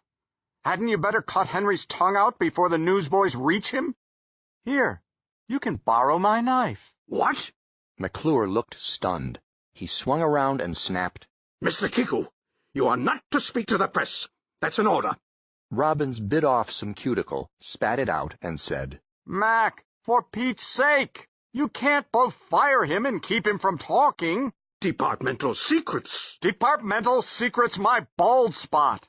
Maybe you could fine him severance pay under the official secrets rule, but do you think that will stop him? Henry is a man with no fears, no hopes, and no illusions. You can't scare him. What he can tell the reporters will do you more harm if you classify it secret than it would if you didn't try to gag him. May I say something? Asked the center of the storm. Hey, go ahead, Mr. Kiku. Thank you, Mr. Secretary. I had no intention of telling the press about the messier aspects of this affair. I was simply trying to show, by reductio ad absurdum, that the rule of keeping the public informed can, like any rule, lead to disaster if applied blindly. I felt that you had been indiscreet, sir. I hoped to keep you from further indiscretions while we sought means to repair the damage. McClure studied him. You mean that, Henry? I always mean what I say, sir. It saves time. McClure turned to Robbins. You see, Wes, you are barking up the wrong tree. Henry is an honorable man, even if we do have our differences. See here, Henry, I was too hasty. I honestly thought you were threatening me. Let's forget what I said about asking for your resignation and get on with our jobs, eh? No, sir. What? Come, man, don't be small. I was angry. I was hurt. I made a mistake. I apologize. After all, we have public welfare to consider. Robbins made a rude noise. Mr. Kiku answered gently. No, Mr. Secretary. It wouldn't work. Once having been fired by you, I would not again be able to act with confidence under your delegated authority. A diplomat must always act with confidence. It is often his only weapon. Well, all I can say is, I'm sorry. I really am. I believe you, sir. May I make a last and quite unofficial suggestion? Why, certainly, Henry. Kampf would be a good man to keep routine moving until you work out your new team. Why, surely. If you say he is the man for it, I'm sure he must be. But, Henry, we'll keep him there on a temporary basis, and you think it over. We'll call it sick leave or something. No, Mr. Kiku answered coldly and turned again toward his own office. Before he could reach it, Robbins spoke up loudly. Take it easy, you two. We aren't through. He spoke to McClure. You said that Henry was an honorable man, but you forgot something. Eh? What? I ain't. Henry wouldn't do anything that wasn't cricket. Me? I was raised in a river ward, and I'm not bothered by niceties. I'm going to gather the boys together and give them the word. I'm going to tell them where the body is buried, how the apple cart was upset, and who put the overalls in the chowder. You hand out an unauthorized interview, and you'll never hold another job with the administration. Don't threaten me, you overripe melon. I'm not a career man. I'm an appointee. After I sing my song, I'll get a job on the Capitol upside-down column and let the public in on the facts about life among the supermen. McClure stared at him. You don't have any sense of loyalty at all. From you, Mac, that sounds real sweet. What are you loyal to, aside from your political skin? Mr. Kiku interposed mildly. That's not exactly fair, Wes. The secretary has been quite firm that the Stewart boy must not be sacrificed to expediency. Robbins nodded. Okay, Mac, we'll give you that. But you were willing to sacrifice Henry's 40 years of service to save your own ugly face. Not to mention shooting off that face without checking with me, just to grab a front-page story. Mac, there is nothing a newspaper man despises more than headline hunger. There is something lascivious and disgusting about a man over-anxious to see his name in headlines. I can't reform you and don't want to, but be sure that you are going to see your name in headlines, big ones, but for the last time. Unless... What do you mean, unless? Unless we put Humpty Dumpty together again. How? Now look, Wes, I'll do anything within reason. You sure will. Robbins frowned. There's the obvious way. We can serve Henry's head up on a platter, blame that interview yesterday on him. He gave you bad advice. He's been fired, and all is sweetness and light. Mr. Kiku nodded. That's how I had envisioned it. I'd be happy to cooperate, provided my advice is taken on how to conclude the Hiroshi affair. Don't look relieved, Mac. That's the obvious solution, and it would work, because Henry is loyal to something bigger than he is. But that is not what we are going to do. But if Henry is willing, then in the best interests... Stow it. It won't be Henry's head on the platter, it will be yours. Their eyes locked. At last McClure said, If that is your scheme, Robbins, forget it and get out. If you're looking for a fight, you'll get one. The first story to break will be about how I had to fire you two for disloyalty and incompetence. Robbins grinned savagely. I hope you play it that way. I'll have fun. But do you want to hear how it could be worked?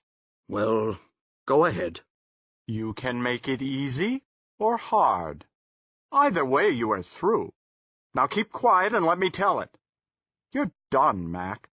I don't claim to be a scholar of Zenek affairs, but even I can see that civilization can't afford your county courthouse approach to delicate relations with non-human races. So you're through. The question is, do you do it the hard way, or do you go easy on yourself and get a nice puff in the history books? McClure glowered, but did not interrupt. Force me to spill what I know, and one of two things happens. Either the Secretary-General throws you to the wolves, or he decides to back you up and risk a vote of no confidence from the Council, which is what he would get. The Martian Commonwealth would gleefully lead the stampede. Venus would follow. The outer colonies and the associated Zenek cultures would join in. At the end, you would have most of the Terran nations demanding that the North American Union surrender this one individual to avert a bust-up of the Federation. All you have to do is shove the first domino, all the others would fall, and you would be buried under the pile. You couldn't be elected dog catcher. But the easy way runs like this. You resign, but we don't publish the fact, not for a couple of weeks. Henry, do you think 2 weeks will be long enough? It should be ample. During that time, you don't wipe your nose without Henry's permission. You don't say a word unless I okay it. Then you resign in a blaze of glory, with the conclusion of the Hiroshi affair to crown your career. Possibly some way can be found to kick you upstairs to a gaudier job, if you are a good boy, eh, Henry? Mr. Kiku nodded. McClure looked around from Kiku's expressionless face to Robin's contemptuous one. You two have it neatly plotted. Suppose I told you both to go to the devil. Robbins yawned. It won't matter in the long run. Believe me. After the administration falls, the new Secretary-General will call Henry out of retirement. A safe man will be stuck in your place, and Henry will get on without maneuvering the Hiroshi. Probably lose 3 days, maybe less. Whitewashing you is harder, but we meant to give you a break. Right, Henry? It would be better so. Dirty linen is best kept in a cupboard. McClure chewed his lip. I'll think it over. Good. And I'll wait while you do. Henry, why don't you get back to work? I'll bet that trick desk is lighted up like a Christmas tree. Very well. Mr. Kiku left the room.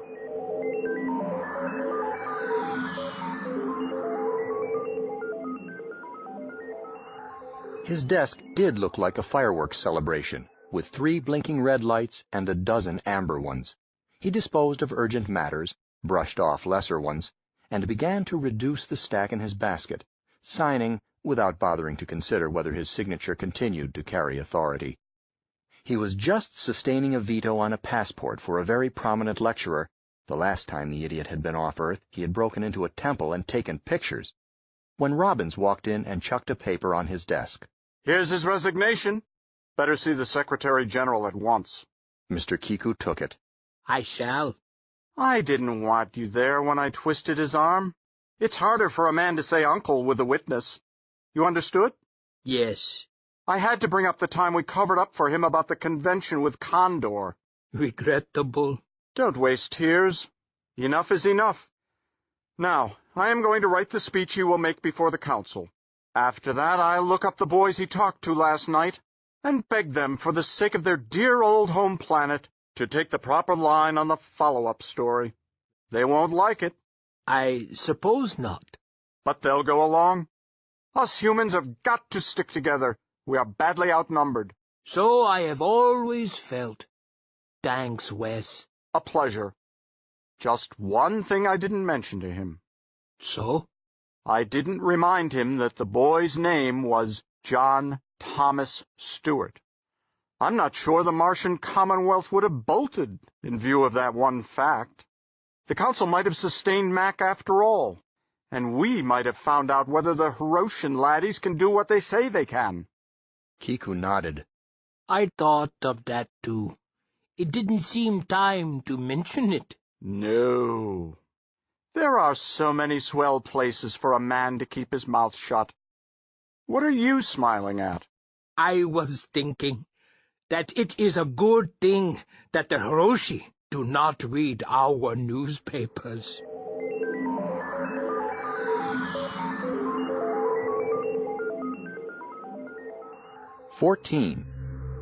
Destiny? Fiddlesticks. Mrs. Stewart did read newspapers. Greenberg had had great trouble persuading her to come to Capital and to bring her son, because he was not free to tell her why. But he did persuade her, and she had agreed to go the following morning. When Greenberg arrived the next morning to pick them up, he found himself persona non grata. She was in a white fury and simply shoved the newspaper into his hand. He glanced at it. Yes? I saw a copy at the hotel. Nonsense, of course. That's what I've been trying to tell Mother, but she won't listen. John Thomas, you keep quiet. Well, Mr. Greenberg, what have you to say for yourself? Greenberg did not have a good answer. He had tried to call Mr. Kiku as soon as he saw the news story, and had been told by Mildred that the boss and Mr. Robbins were with the secretary and could not be disturbed.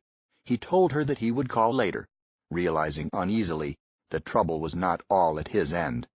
Mrs. Stewart, surely you know that news reports are often distorted. There has been no talk of hostages, and— How can you say that when it says so right there? That's an interview with the Secretary of Space. Who knows more about it? You or the Secretary? Greenberg had his own opinion, but did not dare express it. Please, Mrs. Stewart, newspaper stories should not be accepted at face value. This wild report has nothing to do with the case. I am simply asking you to come to Capitol for a quiet talk with the Undersecretary. Not likely. If the Undersecretary wants to see me, let him come here. Madam, he will, if necessary. Mr. Kiku is an old-fashioned gentleman who would not ask a lady to come to him were it not for the press of public affairs. You know that there is an interplanetary conference in progress? I make it a rule never to pay attention to politics. He sighed. Some of us must. Mr. Kiku is unable to come here today because of that conference. We had hoped that you, as a private citizen, would come to him. Mr. Greenberg, I reluctantly consented. Now I find that you have deceived me. How do I know but what this is a trick? A plot to turn my son over to those monsters? Ma'am, on my honor as an officer of the Federation, I assure you— Spare yourself, Mr. Greenberg.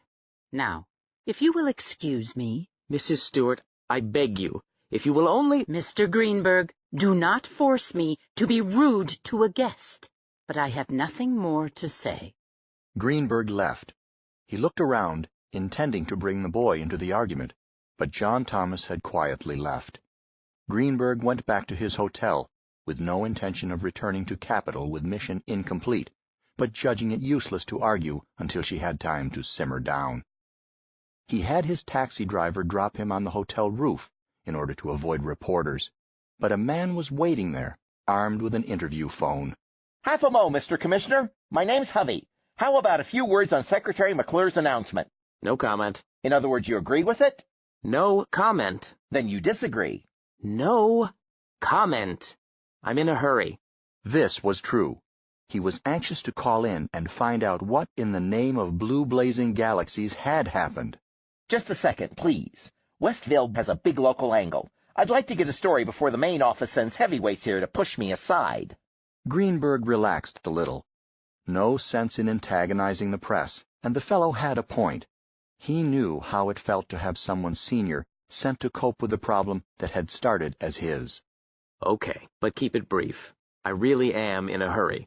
He took out cigarettes. Got a light on you? Sure. They lighted up. Hovey continued. People are saying that this blast of the secretaries is just a smokescreen, and that you've come here to get the Stewart boy and turn him over to the Hiroshi people. How about it? No, don't say that. Say this, and quote me. No citizen of the Federation ever has been, or ever will be, surrendered as a hostage to any power whatsoever. That's official? That's official. Then what are you doing here? I understand you are trying to take the Stewart kid and his mother back to Capital. Capital Enclave isn't legally part of the North American Union, is it? If you got him there, our local and national officials couldn't protect him. Greenberg shook his head angrily. Any citizen of the Federation is on his home grounds in the Enclave. He has all rights there that he has at home. Why do you want him there? Greenberg lied, fast and fluently. John Thomas Stewart has knowledge of the psychology of the Hiroshi held by no other human being. We want his help in dealing with them. That's more like it. Westville boy recruited as diplomatic aid. How's that for a lead? Sounds good. Got enough? I'm in a rush. Sure. I can pad this to a couple thousand words. Thanks, Commissioner. See you later. Greenberg went down and locked himself in, then turned to the phone, intending to call the department. But it came to life first. Chief Dreiser looked out at him. Mr. Commissioner Greenberg? How do you do, Chief? Well enough, thank you. But Mr. Greenberg, I've just had a call from Mrs. Stewart. Yes? Greenberg had a sudden wish for one of those pills the boss ate. Mr. Greenberg, we always try to cooperate with you gentlemen. Greenberg attempted a stop thrust. So, were you cooperating when you attempted to kill the Hiroshi without waiting for authority? Dreiser turned red. That was a mistake. It has nothing to do with what I must say now. Which is? Mrs. Stewart's son is missing. She thinks he might be with you. So? She's mistaken. I don't know where he is. Is that true, Mr. Commissioner? Chief, I do not tolerate being called a liar. Dreiser went doggedly ahead. Sorry, but I must add this. Mrs. Stewart does not want her son to leave town. The police department backs her up 100%. Naturally. Don't mistake me, Mr. Commissioner. You are a very important official, but you are just another citizen if you get out of line. I read that news story, and I didn't like it. Chief, if you find that I am doing anything illegal, I urge you to do your duty. I shall, sir. I certainly shall. Greenberg switched off, started again to call in, and thought better of it. If the boss had new instructions, he would send them. And Kiku despised field agents who chased back to Mama whenever there was a slight shift in the wind. He must change Mrs. Stewart's mind, or hole up here for the winter. While he was thinking, the phone again signaled. He answered, and found himself looking at Betty Sorensen. She smiled and said, "This is Miss Smith speaking." How do you do, Miss Smith? "Well, thank you, but busy. I have a client, a Mr. Brown. He is being urged to take a trip. What he wants to know is this. He has a friend at the city of his destination. If he makes this trip, will he be allowed to see his friend?" Greenberg thought rapidly. The other Hiroshi would be around Lummox as thick as flies. It might be dangerous to let the boy go where they were, and he was sure Mr. Kiku had not so intended. Oh, the police could throw a tanglefoot field over the whole spaceport if necessary. The Hiroshi weren't superhuman. Tell Mr. Brown that he will see his friend. "Thank you. Mr. Jones, where could your pilot pick us up?" Greenberg hesitated. It would be better for Mr. Brown to make the trip by the commercial lines. Just a moment. He found the flight schedule folder provided in most hotel rooms. There is a ship leaving Stateport in about an hour. Could he catch it? "Oh, yes, but, well, there is a matter of money." Oh, suppose I make you a personal loan. You, not Mr. Brown. She broke into a grin. "That would be lovely." Have you any suggestion as to how to get it to you? Betty did have. A snack shop called the Chocolate Bar across from Central High School. A few minutes later he was waiting in it, sipping a chocolate and milk mess. Betty showed up. He passed her an envelope, and she left. He stayed there until he could no longer face the contents of his glass, then went back to the hotel. He waited 2 hours, then called Mrs. Stewart. "I have just heard that your son left for Capital on his own." He waited for her to quiet down, then added, "Mrs. Stewart, I'm still in Westville, but am about to fly back to Capital. Would you care to come with me? My ship is faster than the commercial liners." Half an hour later, they left for Capital. Mr. Kiku saw John Thomas Stewart first. Old enough to be John Thomas's grandfather, he treated John Thomas as an equal, thanking him for coming, offering refreshment. He explained briefly that Lummox was unwilling to return home unless John Thomas went along. "It is extremely important to the Hiroshi that Lummox return.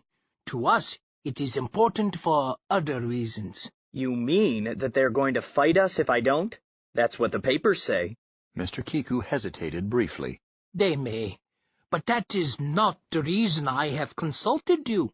I doubt if the Hiroshi would attempt anything if your friend Lummox opposed it, which I think Lummox would if it was something dangerous to you, such as an attack on this planet." "Oh, I'm sure of that, if Lummy has anything to say about it.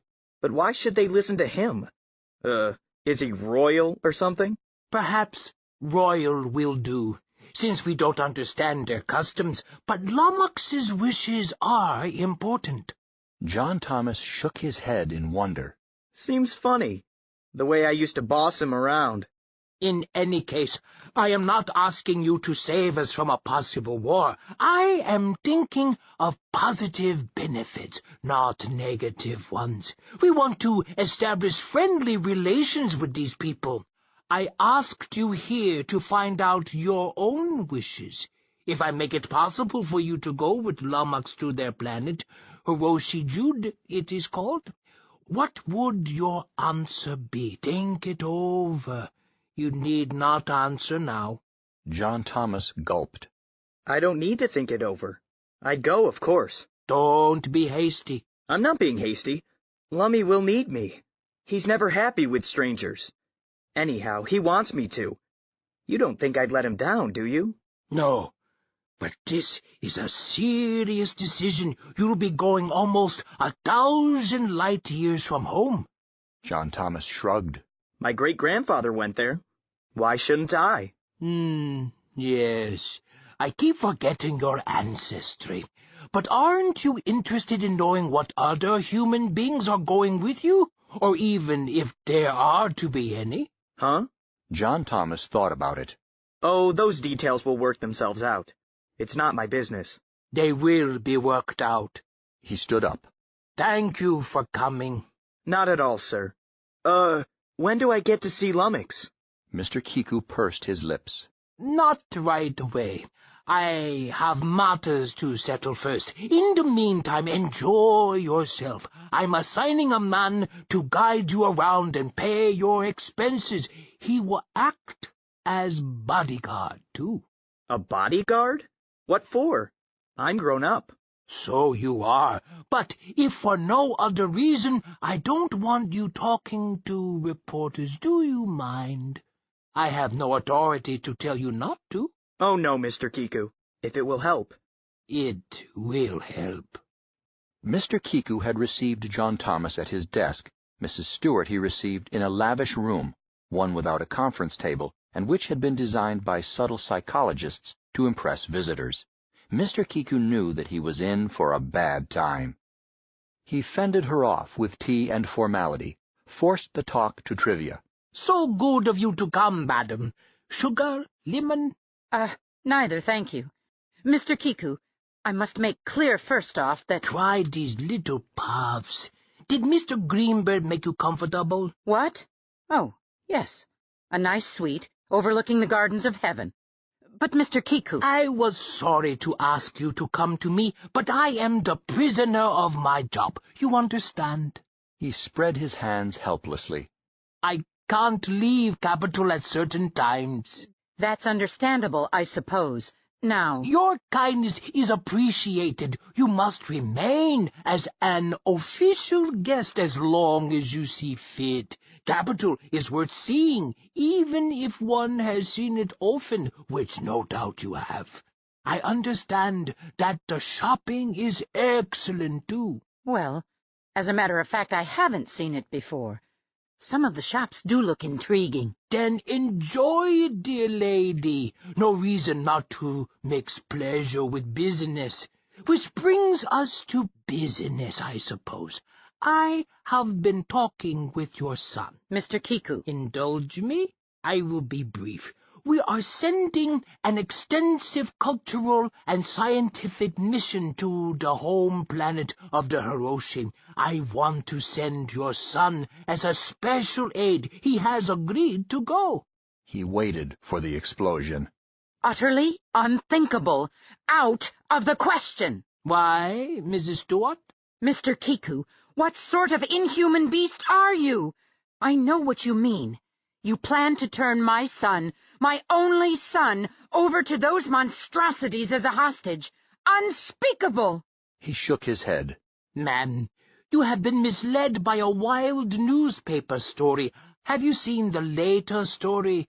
The secretary's speech before the council? No, but I will supply a copy. It explains how that nonsense got into print. It also affirms the ancient policy of the Federation, all for one, against the galaxy, if necessary. In this case, your son is that one.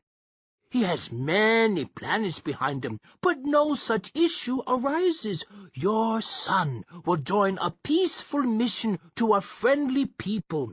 He will help build a cultural bridge between two civilized but very different races. The paper said that those Hiroshi demanded that you turn my son over to them. Explain that, if you can. Difficulties of translation.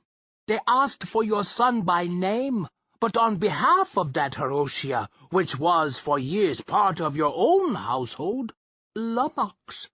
Because Lummox is deeply attached to your son, this friendship between these two, transcending form and kind and source and mind, is one of the greatest fortunes which has happened to our race since our people first discovered that we were not sole heirs of the Almighty. This unlikely circumstance will let us bridge in one leap a chasm of misunderstanding ordinarily spanned by years of trial and tragic error. He paused. One is tempted to think of them as children of destiny. Mrs. Stewart snorted. Destiny? Fiddlesticks. Can you be sure, ma'am? I can be sure of this. My son is not going to the other side of nowhere. In another week, he is entering college, which is where he belongs. Is it his education which worries you, ma'am? What? Why, of course. I want him to get a good education. His father set up a trust fund for it.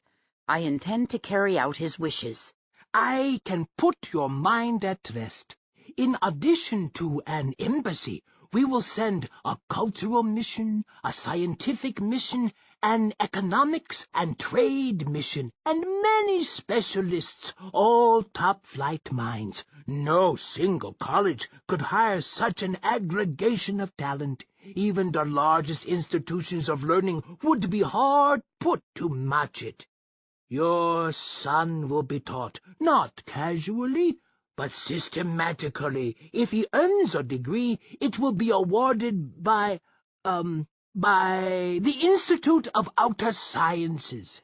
He smiled. Does that suit you? Why, I never heard of such a silly arrangement. Anyway, the Institute isn't a college. It can bestow a degree, or if not, we will have its charter amended. But degrees are unimportant, ma'am. The point is that your son will have an unparalleled higher education. I understand that he wishes to study xenic science. Well, not only will his teachers be the finest possible, but also he will live in a new field laboratory of xenology and take part in the research. We know little of the Hiroshi. He will labor on the frontiers of science. He's not going to study xenology. Eh?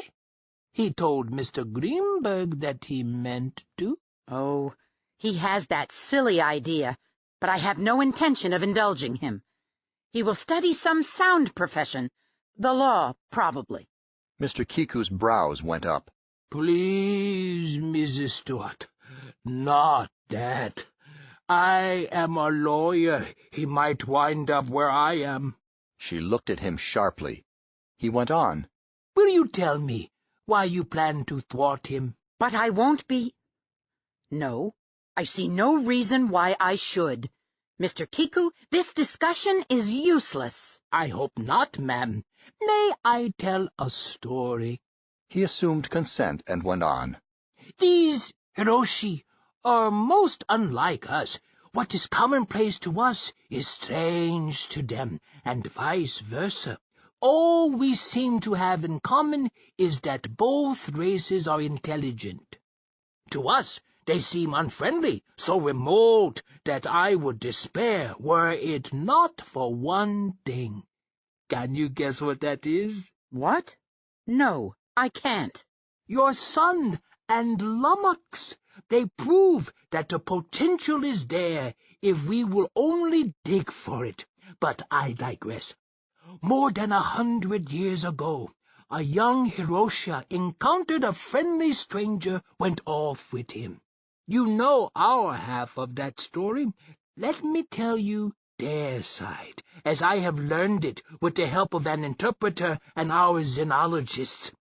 This little Hiroshi was important to them. They wanted her back very badly. Their patterns are not ours. They interweave 6 distinct sorts of a genetic scheme we will be a long time understanding. These little Hiroshi had a role to play, a part planned more than 2,000 years ago, around the time of Christ, and her part was a necessary link in a larger planning, a shaping of the race that has been going on, I am told, for 38,000 of our years. Can you grasp that, Mrs. Stewart? I find it difficult. A plan running back to when Cro-Magnon man was disputing with Neanderthals for the prize of a planet? But perhaps my trouble lies in the fact that we are ourselves the shortest-lived intelligent race we have yet found. What would we do if a child was missing for more than a century? No need to discuss it. It in no way resembles what the Hiroshi did. They were not too worried about her welfare.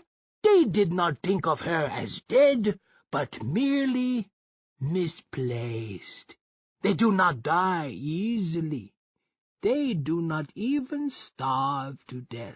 Perhaps you have heard of flatworms? You planaria? I have never taken any interest in xenobiology, Mr. Kiku. I made the same error, ma'am. I asked, what planet is it from? You planaria are relatives of ours. There are many more flatworms on Earth than there are men. But they have a characteristic in common with Hiroshi. Both breeds grow when fed, shrink when starved, and seem to be immortal, barring accidents.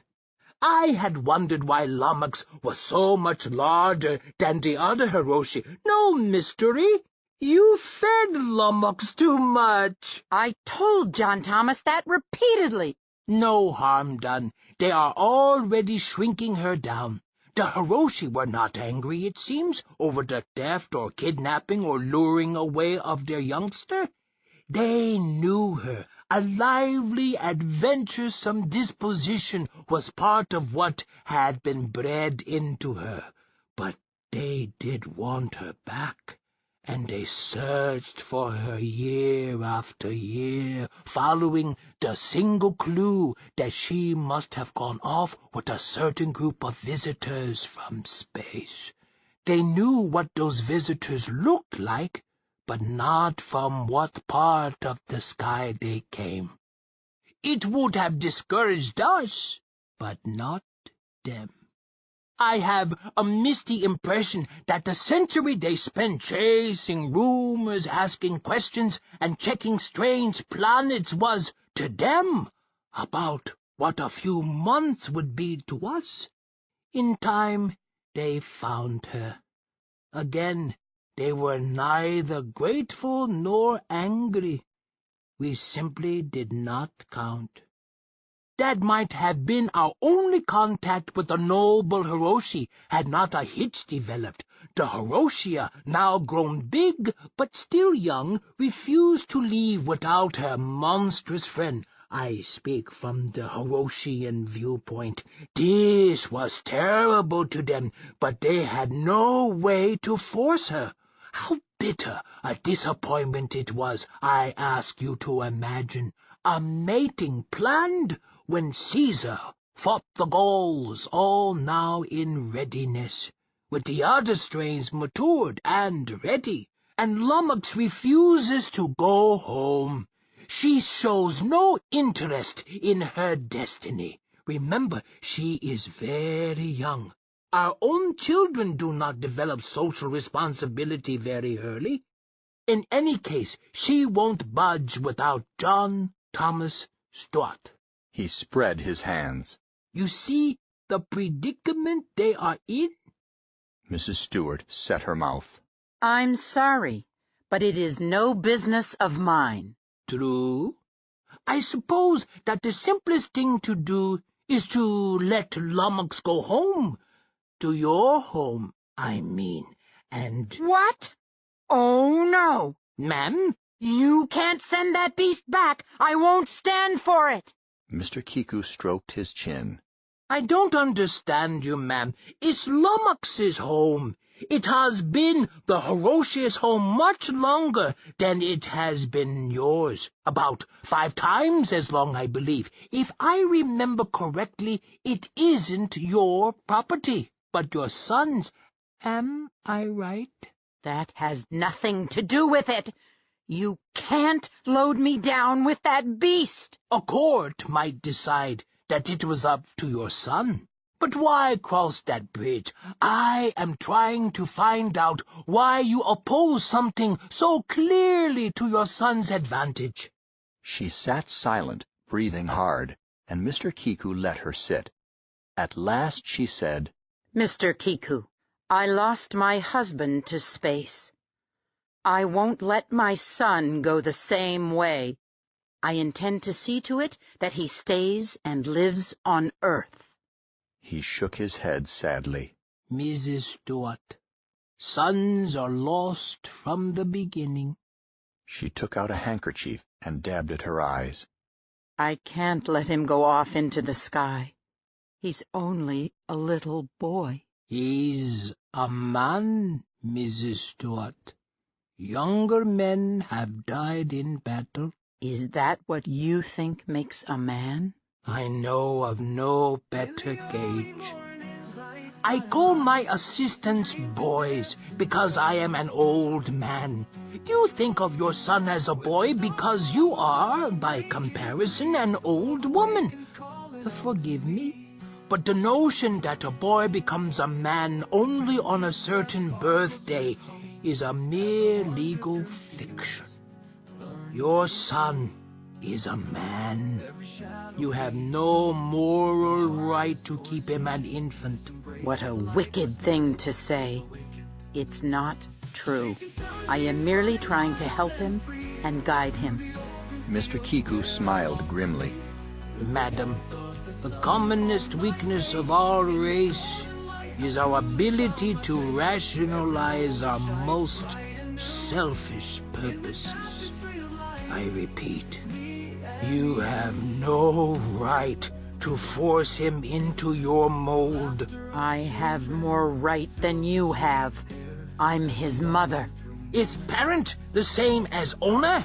No matter, we are poles apart. You are trying to thwart him. I am helping him to do what he wants to do. From the basest motives. My motives are not an issue, and neither are yours. He stood up. As you have already said, it seems fruitless to continue. I am sorry. I won't let him. He's still a minor. I have rights. Limited rights, ma'am. He could divorce you. She gasped. He wouldn't do that to me. His own mother. Perhaps. Our children's courts have long taken a dim view of the arbitrary use of parental authority. Coercion in choice of career is usually open and shut. Mrs. Stuart, it is best to give in to the inevitable gracefully. Don't oppose him too far, or you will lose him completely. He is going.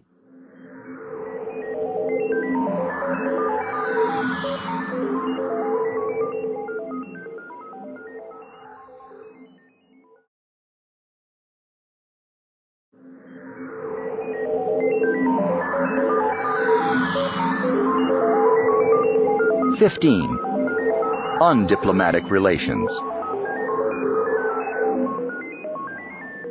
Mr. Kiku returned to his office with his stomach jumping, but he did not stop to cater to it. Instead, he leaned across his desk and said, Sergei, come in now.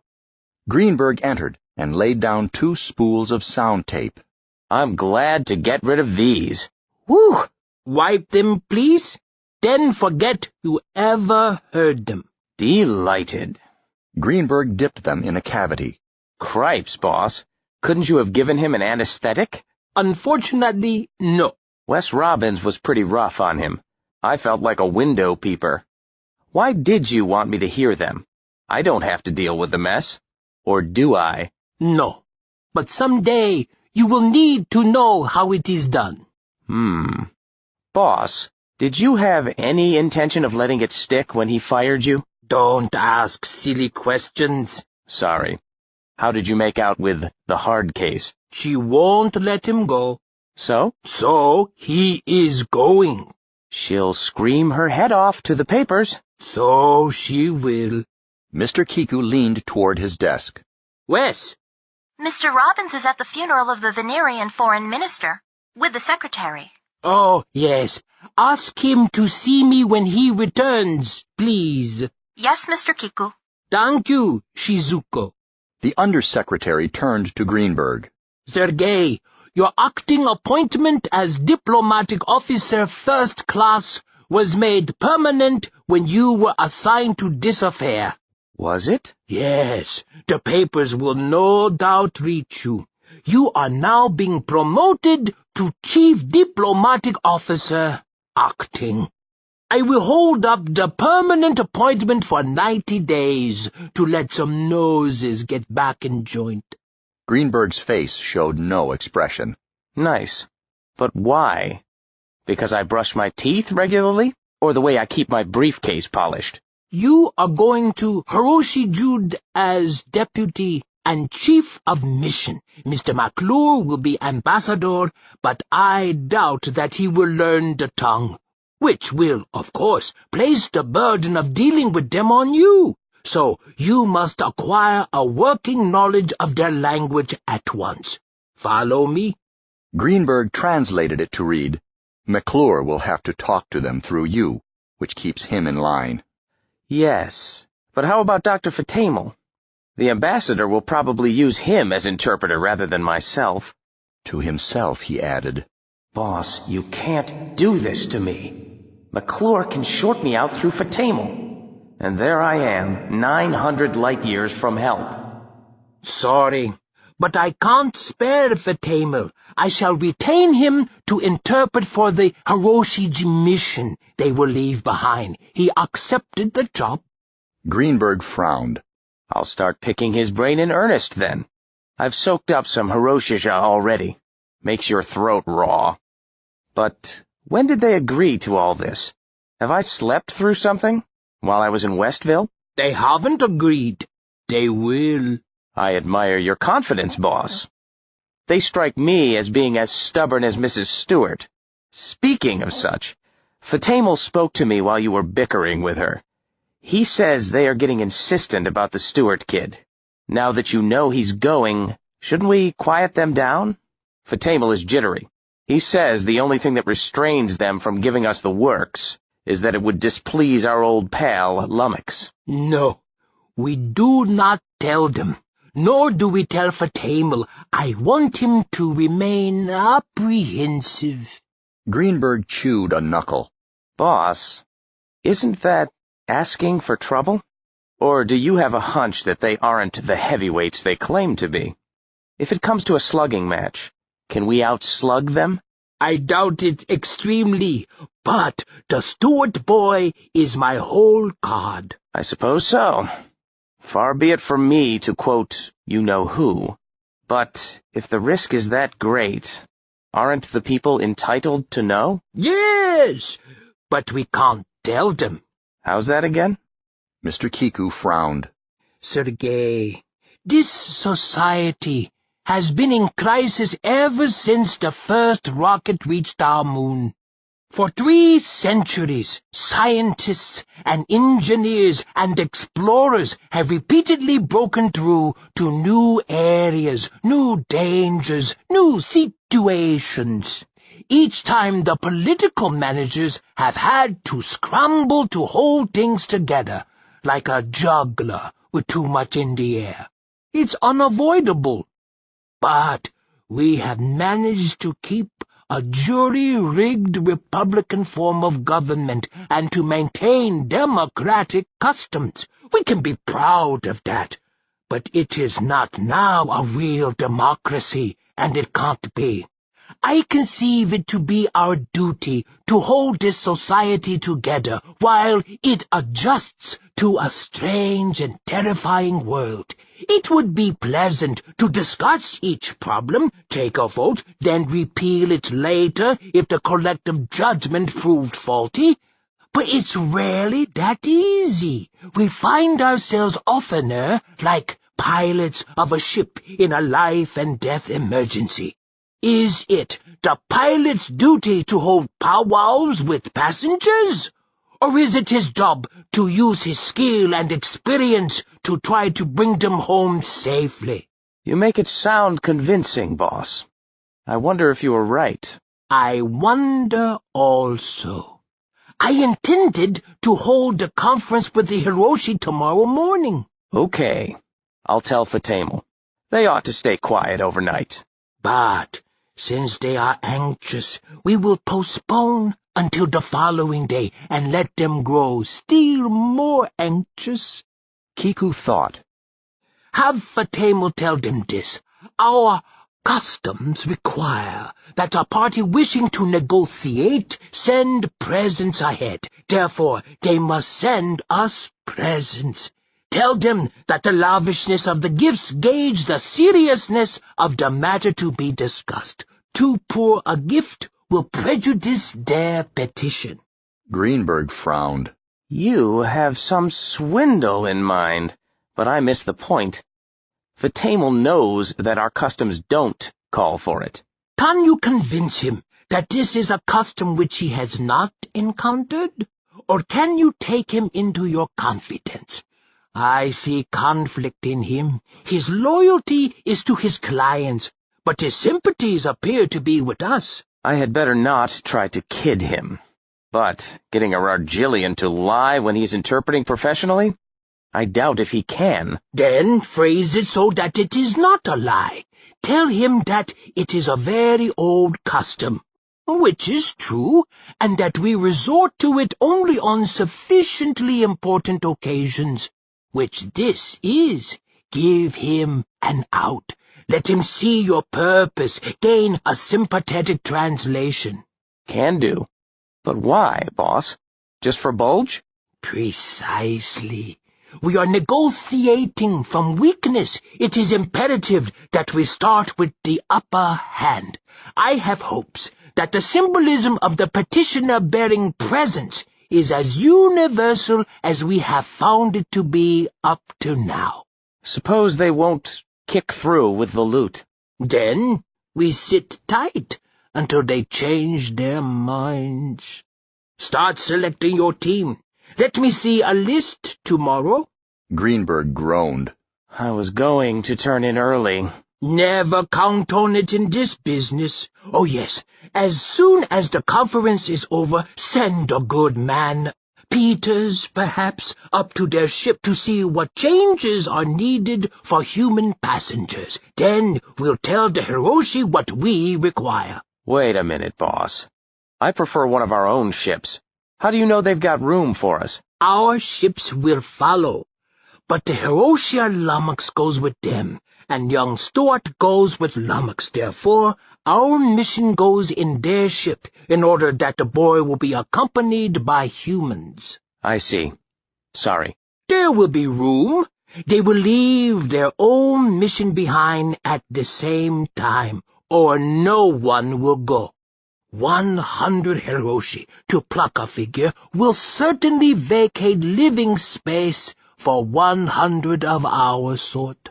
In other words, boss, you are insisting on hostages. Hostages is a word that no diplomat should ever use. He turned back to his desk.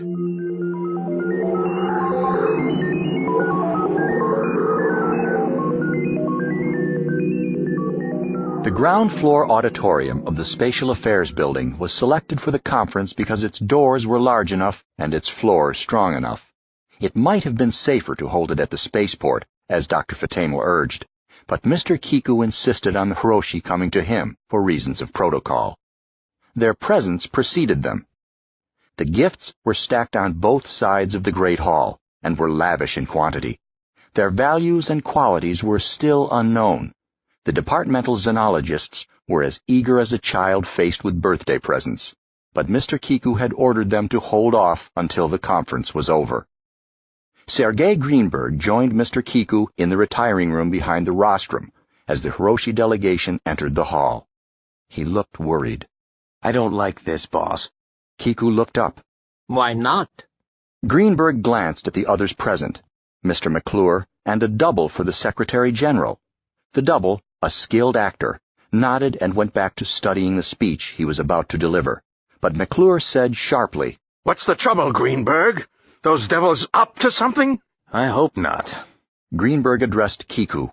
I checked arrangements from the air, and they look good. We've got the Boulevard of the Suns barricaded from here to the port, and enough reserves on each side for a small war.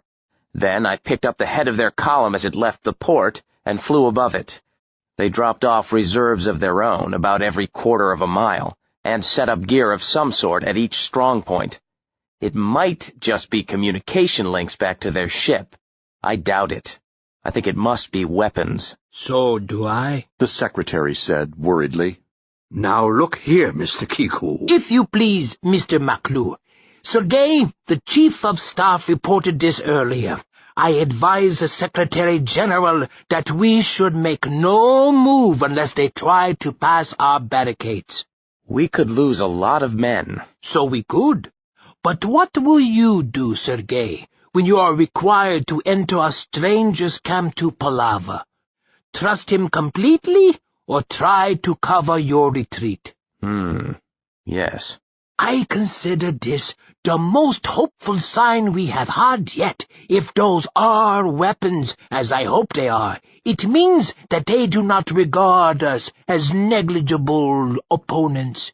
One does not set up artillery against mice. He looked around. Shall we go? I think we have let them stew long enough. Ready, Arthur? Sure.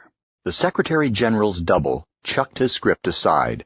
That boy Robbins knows how to write a speech. He doesn't load up a sentence with sibilants and make me spray the first 5 rows. Good. They went in, the actor first, then the secretary, then the permanent undersecretary, followed by his assistant.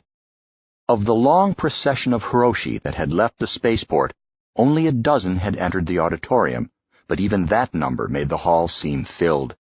Mr. Kiku looked down at them with interest, it being the first time that he had laid eyes on a Hiroshu.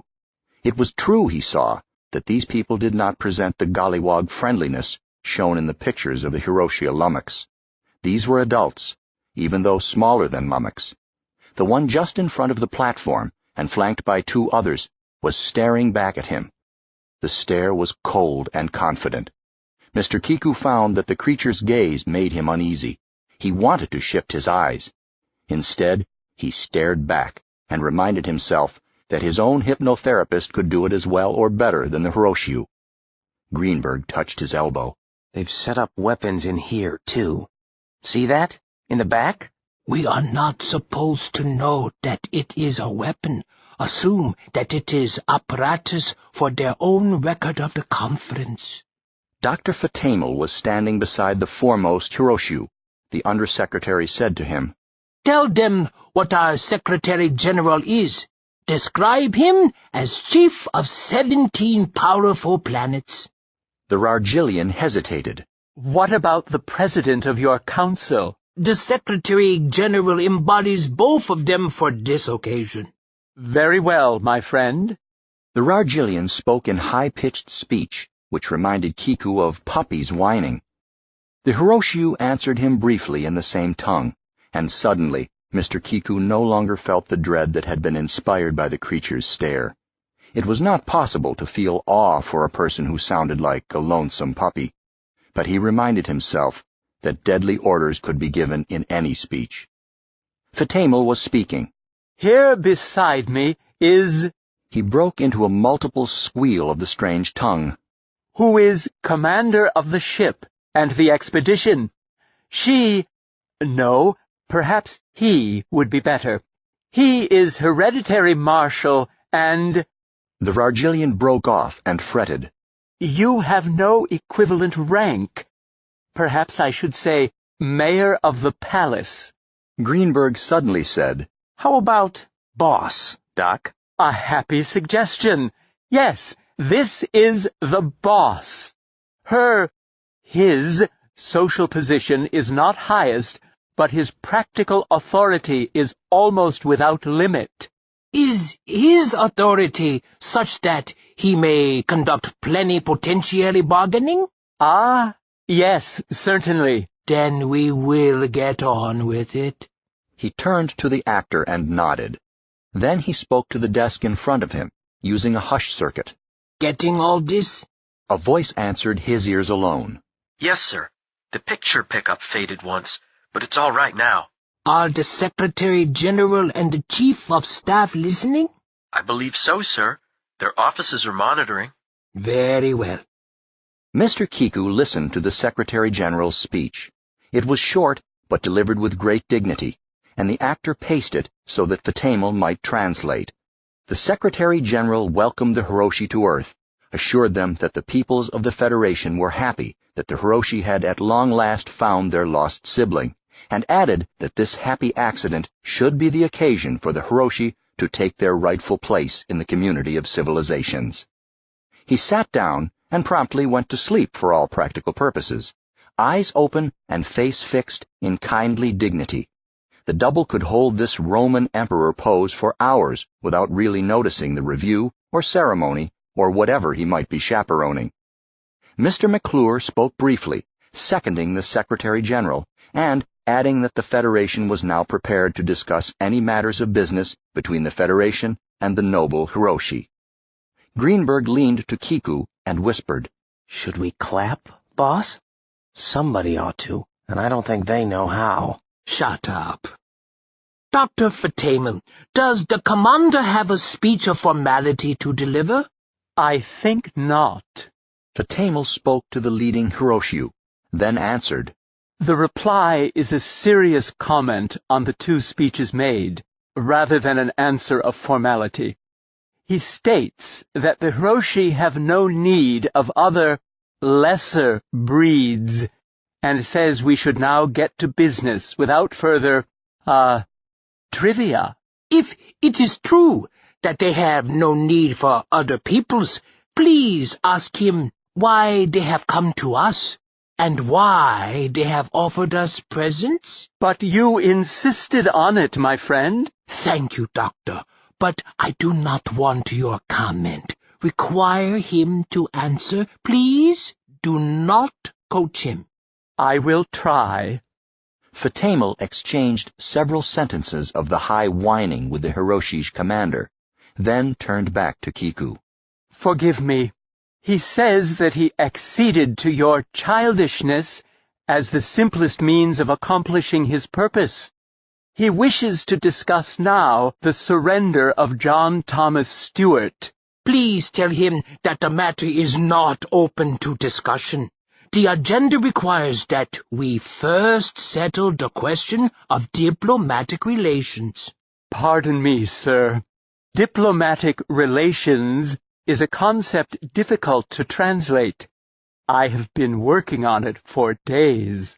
Tell him that what he sees now is an example of diplomatic relations. Free peoples negotiating as equals with peaceful intentions to their mutual benefit. The Rargilian simulated a sigh. Each of those concepts is almost equally difficult. I will try. Presently he answered, The hereditary marshal says that if what we are doing constitutes diplomatic relations, you have them now. Where is the Stewart boy? Not so fast. The agenda must be taken up point by point. They must accept an embassy and a mixed mission for cultural, scientific, and trade purposes. They must leave with us a similar embassy and mission. Regular travel between our two sovereignties must be planned. Not until these are disposed of can there be any mention of the Stewart boy. I will try again. Fatamel spoke to the boss Hiroshiu at length. The reply was short. He tells me to tell you that all those points are rejected as not worthy of consideration. Where is the Stewart boy? In that case, tell them that we do not bargain with barbarians. Tell them to pick up the trash. Be sure of forceful translation, with which they have littered our home, and get quickly back to their ship. They are required to take off at once. They must bundle their precious Hiroshi aboard by force, if need be, if they ever expect to see her again. They will never again be allowed to land. Fatamel looked as if he were about to burst into tears he was incapable of shedding. Please, I beg you not to antagonize them. I tell tales out of school. I go beyond my professional duties, but they could now destroy this city without recourse to their ship. Deliver the message. The conference is ended. Mr. Kiku stood up, picked up the others with his eyes, and headed for the retiring room. The double went ahead. McClure caught Kiku by the arm and fell into step. Henry, you're running this, granted. But shouldn't you talk it over? They're savage beasts. It could— Mr. McClure, as a distinguished predecessor once said, in dealing with certain types, you must step on their toes until they apologize. He urged the secretary toward the door. But suppose they won't? That is the hazard. Please, let us not argue in their presence. They went into the retiring room. The door closed behind them. Greenberg turned to Kiku. Nice try, boss. But what do we do now? We wait. Okay. Greenberg went nervously to a wall relay, picked up the scene inside the auditorium. The Hiroshi had not left. He could just make out Fatamel, surrounded by creatures much larger than the Medusoid. The double said to Kiku, "Through with me, sir?" Yes, Arthur. A good job. Thanks. I've got time to get this makeup off and catch the second game of the doubleheader. Good. Perhaps you had better change your appearance here. Shucks, the photographers know. They play along. He left, whistling. McClure sat down, lit a cigar, took a puff, put it down. Henry, you ought to notify the Chief of Staff. He knows. We wait. They waited. Greenberg said suddenly, Here comes Fatamel. He hurried to the door and let the Rargillian in. Dr. Fatamel seemed very tense. My dear Mr. Kiku, the Hiroshi's commander states that they will agree to your strange wishes for sake of prompt settlement. He insists that you now deliver the Stewart boy.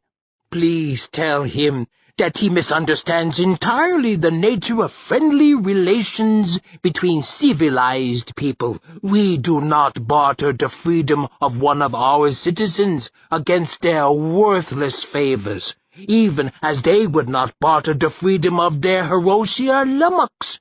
Then tell him that I order them to leave at once. I reluctantly deliver your message. He was back quickly. They agree to your terms. Good. Come, Sergei. Mr. McClure, there is no need for you to appear, unless it suits you. He went out into the hall, followed by Greenberg and Fatamel. The Hiroshi's boss, it seemed to Kiku, was more baleful than ever, but the details went promptly forward. An equal number of Hiroshi and of humans to constitute the missions, passage to be provided in the Hiroshi's ship, one of the Hiroshi there present to be ambassador to the Federation. Fatamel assured them that this Hiroshi was of practical rank second only to the expedition commander. And now, said the Hiroshi's commander, it is time to turn over to us John Thomas Stewart. Fatamel added anxiously, I trust you have made arrangements, my friend. I dislike the tenor of this. It has been too easy. With a feeling of satisfaction soothing his troubled stomach, Mr. Kiku answered, I see no difficulty. The Stewart boy is willing to go, now that we are assured of civilized relations. Please make sure that they understand that he goes as a free being, not a slave, not a pet. The Hiroshi must guarantee his status and his return passage in one of their own ships whenever he so wishes. Fatamel translated. Presently he answered, All of that is satisfactory, except for something which I will translate as a minor detail. The Stewart boy will be a member of the household of the Hiroshi Lummox. Naturally, I translate here most carefully, Naturally, the question of the boy returning, if ever, is a personal prerogative of the Hiroshia Lummox. Should she grow tired of him and wish to return him, a ship would be made available. No. No what, sir? A simple negative. The subject of the Stuart boy is finished. Fatamel turned back to his clients. They say that there is no treaty. I know that. Treaties are not signed with... They have a word meaning servant? They have servants of several sorts, some higher, some lower. Use the word for the lowest sort. Tell them that there is no treaty because servants have no power to treat. Tell them to go, and be quick about it. Fatamel looked at Kiku sadly. I admire you, my friend, but I do not envy you. He turned to the expedition commander and whined for several moments. The Hiroshio opened his mouth wide, looked at Kiku, and squealed like a kicked puppy. Fatamel gave a start and moved away. Very bad profanity. Untranslatable. The monster continued to make noises. Fatamel tried frantically to translate. Contempt. Lower animal. Eat you with relish. Follow back your ancestors and eat them as well. Your despicable race must be taught manners. Kidnappers. Child stealers. He stopped in great agitation. The Hiroshio lumbered toward the platform, reared up until he was eye to eye with Mr. Kiku. Greenberg slid a hand under his desk and located a control that would throw a tanglefoot field over the lower floor. A permanent installation. The hall had seen other disturbances. But Mr. Kiku sat like stone. They eyed each other, the massive thing from out there and the little elderly human. Nothing moved in the great hall. Nothing was said. Then, from the back of the hall broke out a whining as if a whole basket of puppies had been disturbed at once. The Hiroshi's commander whirled around, making the floor shake, and shrilled to his retainers. He was answered, and he whined back sharp command. All 12 Hiroshi swarmed out the door, moving with speed incredible for being so ungainly. Kiku stood up and watched them. Greenberg grabbed his arm. Boss, the Chief of Staff is trying to reach you. Kiku shook him off. Tell him not to be hasty. It is most important that he not be hasty. Is our car waiting?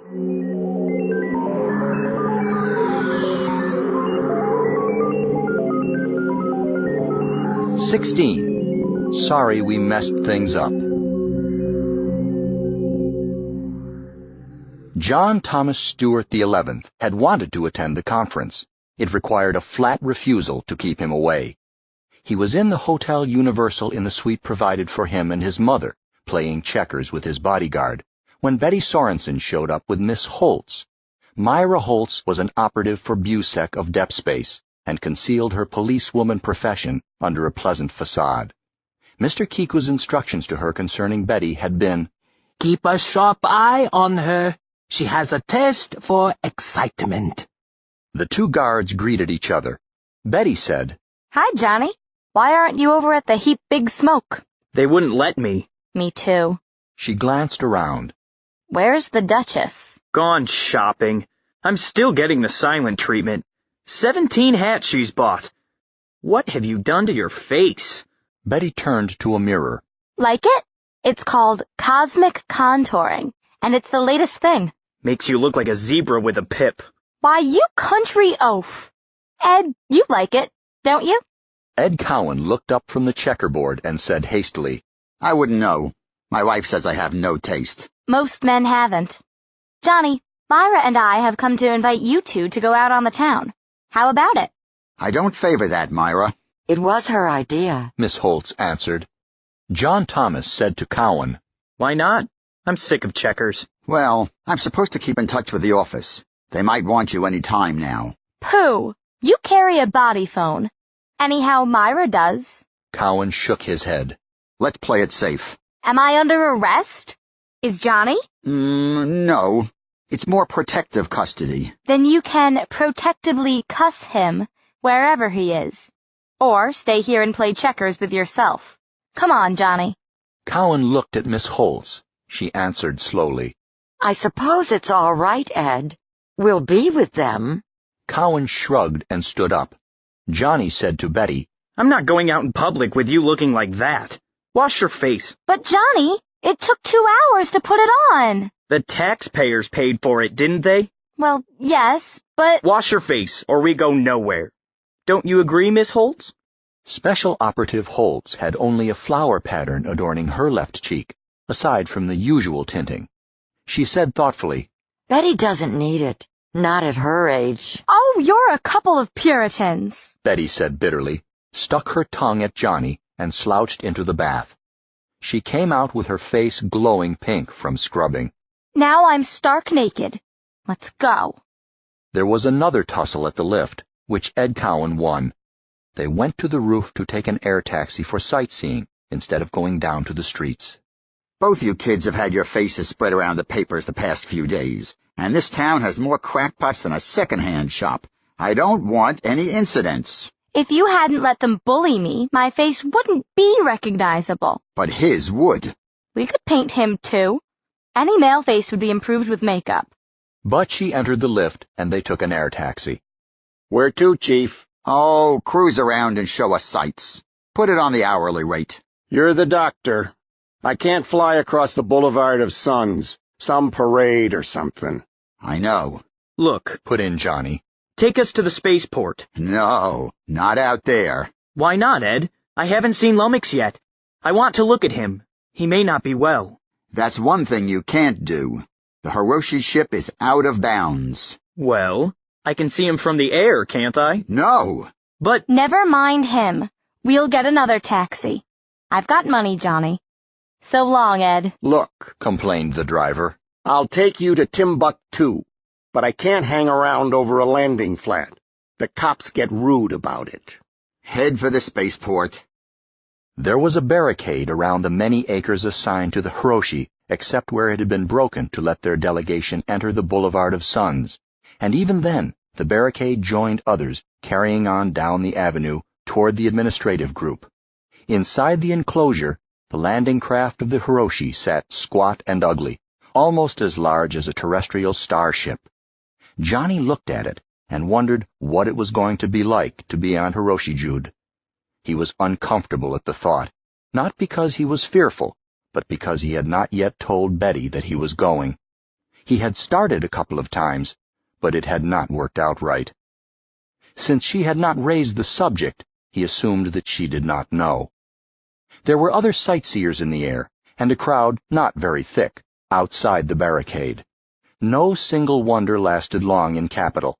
Its residents prided themselves on being blasé, and in fact, the Hiroshi were not fantastic compared with a dozen other friendly races, some of them members of the Federation.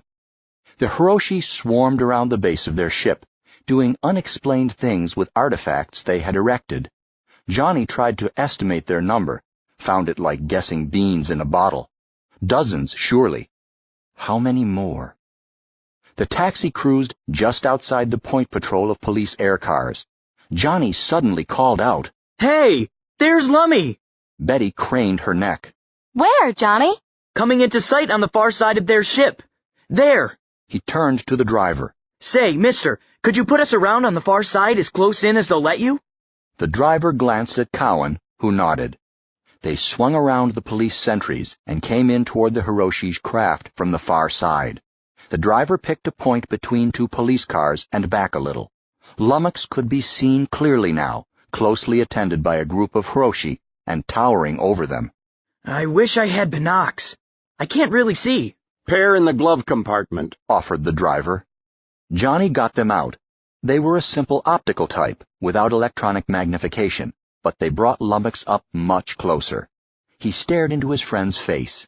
How does Lummy look, Johnny? Okay. Kind of skinny, though. I wonder if they're feeding him right.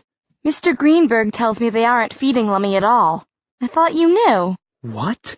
They can't do that to Lummy. I don't see what we can do about it. Well, John Thomas lowered the window and tried to get a better look.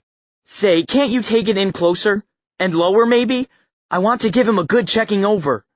Cowan shook his head. The driver grumbled. I don't want no words with the cops. But he did move in a little closer until he was lined up with the police cars. Almost at once, the speaker in the car's overhead blared, Hey you, number 484, where do you think you're going with that can? Drag it out of there. The driver muttered and started to obey.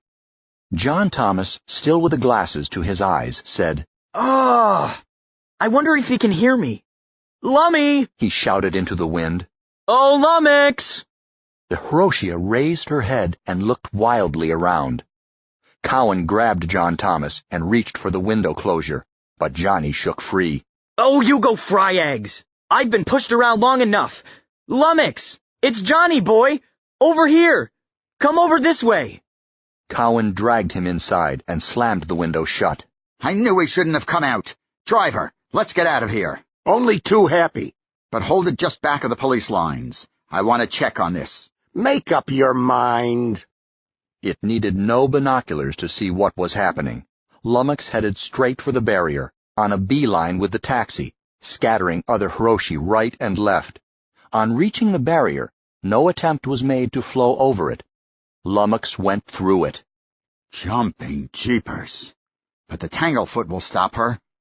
It did not. Lummox slowed down, but one mighty foot followed another, as if the charged air had been deep mud. With the persistence of a glacier, the Hiroshia was seeking the point most closely under the taxi. And more Hiroshi were pouring out the gap. They made still heavier weather of the immobilizing field, but still they came. As Cowan watched, Lummox broke free of the zone and came on at a gallop, with people scattering ahead of her. Cowan snapped. Myra, get through on another circuit to the military. I'll call the office. Betty grabbed his sleeve. No! Huh? You again. Shut up or you'll get the back of my hand. Mr. Cowan, will you listen? It's no good calling for help. There isn't anybody who can make Lummox listen but Johnny, and they won't listen to anybody but Lummox. You know that. So put him down where he can talk to Lummy, or you're going to have a lot of people hurt, and it will be all your fault. Security Operative First Class Edwin Cowan stared at her and reviewed in his mind his past career and future hopes. Then he made a brave decision almost instantly. Take her down. Land her and let the kid and me out. The driver groaned. I'm charging extra for this. But he landed the car so fast that it jarred them. Cowan snatched the door open, and he and John Thomas burst out. Myra Holtz tried to grab Betty, was unsuccessful. She herself jumped out as the driver was already raising. Johnny! Squealed Lummox, and held out mighty arms in a universal gesture of welcome. John Thomas ran to the Star Beast. Lummy! Are you all right? Sure. Why not? Hi, Betty. Hi, Lummy. Hungry, though. We'll change that. It's all right. I'm not supposed to eat now. John Thomas started to answer this amazing statement when he noticed Miss Holtz ducking away from one of the Hiroshi. Others were milling around as if uncertain how to treat this development. When Johnny saw Ed Cowan draw his gun and place himself between the Hiroshi and Myra, he said suddenly, Lummox! These are my friends! Tell your friends to leave them alone and get back inside! Quickly! Whatever you say, Johnny. The Hiroshia spoke in the whining speech to her kin. At once she was obeyed. And make us a saddle. We'll go with you and have a long talk. Sure, Johnny. They got aboard, Johnny giving Betty a hand up, and started in through the break in the barrier. When Lummox struck the Tanglefoot field again, they stopped, and Lummox spoke sharply to one of the others. That Hiroshi called out to one inside. The Tanglefoot field disappeared. They moved on in without difficulty.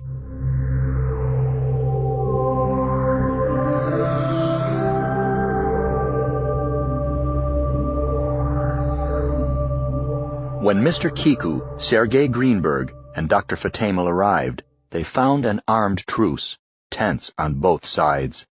All the Hiroshi were back inside the broken barrier, military craft in quantity had replaced the police patrol, and far overhead, out of sight, bombers were ready in final extremity to turn the area into a radioactive desert.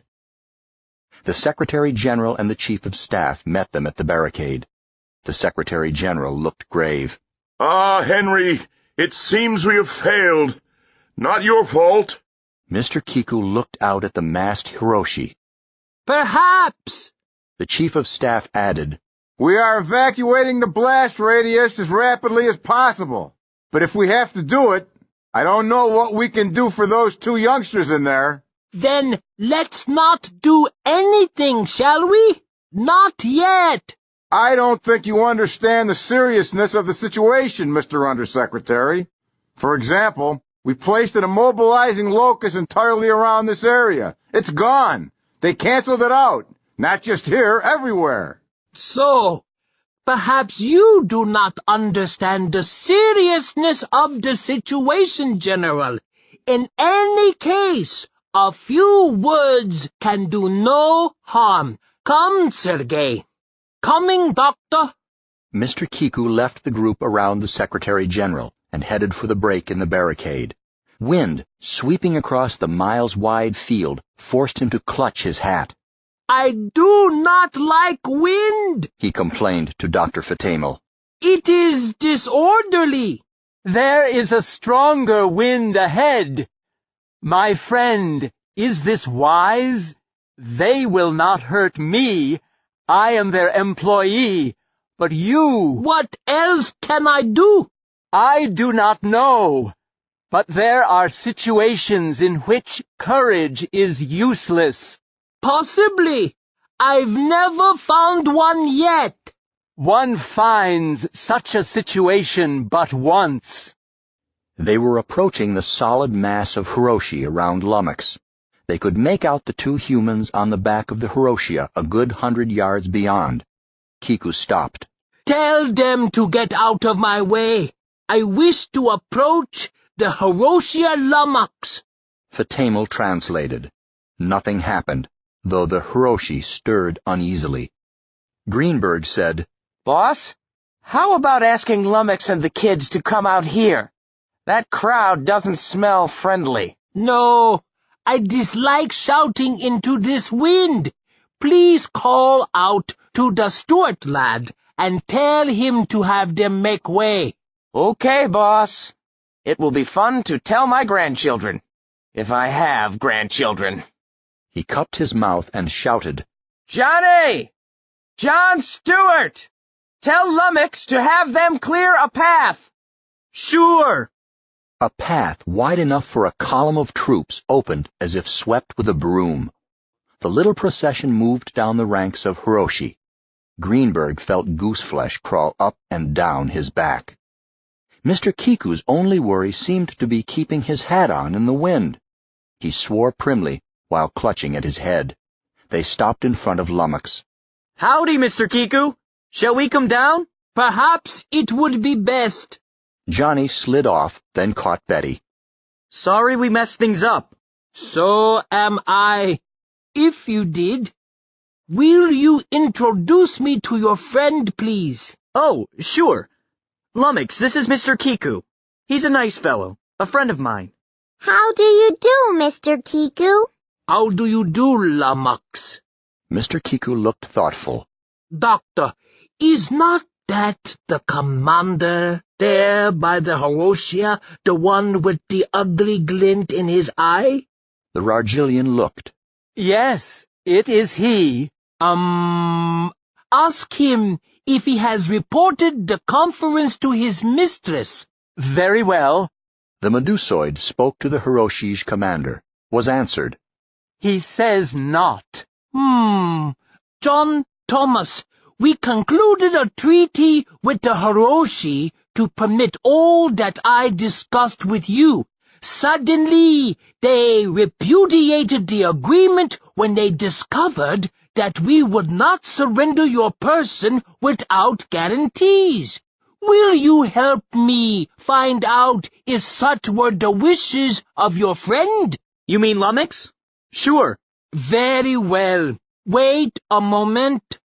Dr. Fatemel, will you report the essentials of our agreement to the Hiroshia Lummox in the presence of the commander? Or are the concepts beyond her? Eh? Why should they be? She was perhaps 200 of your years old when she was brought here. So much. Well, speak ahead. The Rargillian commenced the curious whines of the Hiroshi's tongue, addressing Lummox. Once or twice Lummox interrupted, then allowed him to continue. When Dr. Fatamel had finished, she spoke to the expedition commander. Fatamel said to the humans, She asks, can this be true? The commander made as wide a circle as space permitted, crept up in front of her, with the little group representing the Federation giving way. His legs were retracted so that he crawled like a caterpillar. Without lifting his head from the ground, he whined his answer. He is admitting the truth, but pleading necessity. I wish he would hurry with it. I'm getting chilly. His thin knees trembled. She is not accepting the explanation. I will spare you the exact tenor of her language, but her rhetoric is superb. Suddenly, Lummox spat out one squeal, then reared up with 4 legs clear of the ground.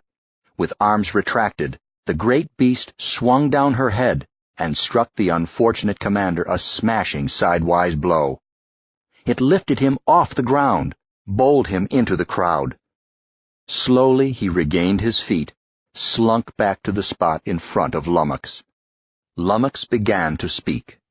She is saying, I wish you could hear this in her language, that so long as the galaxy shall last, the friends of Johnny are her friends. She adds that those who are not friends of her friends are nothing, less than nothing, never to be suffered in her sight. She commands this in the names of... It is a recitation of her ancestry, with all its complicated branches, and is somewhat tedious. Shall I attempt to translate? Don't bother. Yes is yes, in any language. But she tells it with great beauty. She is recalling to them things dreadful and wonderful, reaching far into the past. I am interested only in how it affects the future, and in getting out of this pesky wind. Mr. Kiku sneezed. Oh, dear! Dr. Fatamel took his cape off and hung it around Mr. Kiku's narrow shoulders. My friend, my brother, I am sorry. No, you will be cold. Not I. Let us share it then. I am honored, the Medusoid answered softly, his tendrils twitching with emotion. He spread it around them, and they huddled together while Lummox finished her peroration. Betty turned to Johnny. That's more than you ever did for me. Now, Slugger, you know you're never cold. Well, put your arm around me at least. Huh? In front of everybody? Go snuggle up to Lummox. While speaking, Lummox had stayed reared up. As the oration progressed, the assembled Hiroshi sank down, retracting their legs until they were all in the humble position of the commander. At last it was over, and Lummox added one sharp remark. The Hiroshi stirred and began to move. She says that she now wishes to be alone with her friends. Ask her, please, to assure her friend John Thomas that all she has said is true and binding. Very well. As the other Hiroshi hurried away, Fatamel spoke briefly to Lummox. Lummox listened, then turned to John Thomas. Out of the great mouth came the piping little girl voice. That's right, Johnny. Cross my heart. John Thomas nodded solemn agreement. Don't worry, Mr. Kiku. You can depend on it.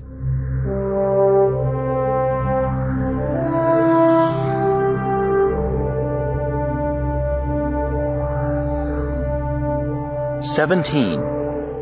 97 pickle dishes. Send her in. Mr. Kiku composed himself nervously, giving the tea tray one last glance, making sure that the intimate little conference room was all that he wished of it. While he was thus fussing, a door dilated, and Betty Sorensen walked in, said sweetly, "Hello, Mr. Kiku," and seated herself with composure. How do you do, Miss Sorensen? "Call me Betty. My friends all do." Thank you. I would wish to be one. He looked her over and shuddered. Betty had been experimenting with the new design of bars. It made her face somewhat like a checkerboard. Besides that, she had evidently been shopping and was dressed in styles far too old for her. Mr. Kiku was forced to remind himself that customs varied. My dear young lady, the purpose of this consultation is somewhat difficult to explain. Make it easy on yourself. I'm in no hurry. Will you have tea? Let me pour for us. It's chummier. He allowed her to, then sat back with his cup in a relaxed attitude he did not feel. I trust you have been enjoying your stay? Oh, my, yes. I've never been able to shop before without counting pennies. Everybody should have an expense account. Enjoy it. I assure you it will never show in the annual budget. Literally. Our discretionary fund. You are an orphan, are you not? A legal orphan. I'm a free child. My guardian is the Westville Home for Free Children. Why? Then you are not of age? Depends on how you look at it. I think I am. The court says I'm not. But it won't be long now, thank goodness. Yes. Perhaps I should say that I knew all this. I figured you did. What's it all about? Perhaps I should tell a little story. Did you ever raise rabbits? Or cats? I've had cats. We have run into a difficulty with the Hiroshia we know as Lummox. Nothing disastrous. Our treaty with them is not affected, since she has given her word. But, shall we say that if we could oblige Lummox in a certain matter, it would make for better feelings, better future relations? I suppose we shall say so, if you say so. What is it, Mr. Kiku? We are both aware that this Hiroshia Lummox has long been a pet of John Thomas Stewart. Why, certainly. It worked out funny, didn't it? Yes, and that Lummox was the pet of John Thomas's father before him, and so on for 4 generations. Yes, of course. Nobody could want a sweeter pet. Now, that is just the point, Miss Sorensen. Betty, that is the point of view of John Thomas and his forebears, but there are always at least 2 points of view. From the viewpoint of Lummox, he was not a pet. Quite the contrary. John Thomas was his pet. Lummox was engaged in raising John Thomas's. Betty's eyes widened. Then she started to laugh and choked. Mr. Kiku? Oh, no! I am quite serious. It is a matter of viewpoint, and made more reasonable by considering relative lifetimes. Lummox had raised several generations of John Thomases. It was Lummox's only hobby and principal interest. Childish, but Lummox was, and still is, a child. Betty got herself under control to the point where she could talk through giggles. Raising John Thomases. Does Johnny know about this? Well, yes, but I explained it to him somewhat differently. Does Mrs. Stewart know about this? I haven't found it necessary to tell her. May I tell her? I want to see her face. John Thomases. Oh, my. I think that would be cruel. I suppose so. All right, I won't do it. But I can dream about it, can't I? We all can dream. But to continue, Lummox appears to have been perfectly happy with this innocent hobby. It was the Hiroshia's intention to continue it indefinitely. That was the reason that we found ourselves faced with this curious dilemma of being unable to get the Hiroshi to leave after their sibling had been restored. Lummox wished to continue, raising John Thomas's... He hesitated. Well, Mr. Kiku, go on. What are your own plans, Betty? Miss Sorensen? Mine? I haven't discussed them with anyone. Pardon me if I was unduly personal. You see, there are requirements in any endeavor, and Lummox, it appears, is aware of one of the requirements. Let's put it this way. If we have here a rabbit or a cat... He stopped dead, unable to go on. She searched his unhappy face. Mr. Kiku, are you trying to say that it takes 2 rabbits to have more rabbits? Well, yes, that was part of it. Now really, why make such a fuss about it? Everybody knows it. I suppose the rest is that Lummox knows that the same rule applies to John Thomas's? He could only nod dumbly.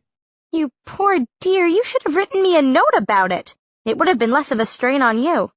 I suppose I'll have to help you with the rest, too. You thought I might figure in this plan? I had no wish to intrude, but I did want to sound out your intentions. Am I going to marry John Thomas? I've never had any other intention. Of course. Mr. Kiku sighed. Thank you. Oh, I won't be doing it to please you. Oh, no. I was thanking you for assisting me. Thank Lummy. Good old Lummy. You can't fool Lummox.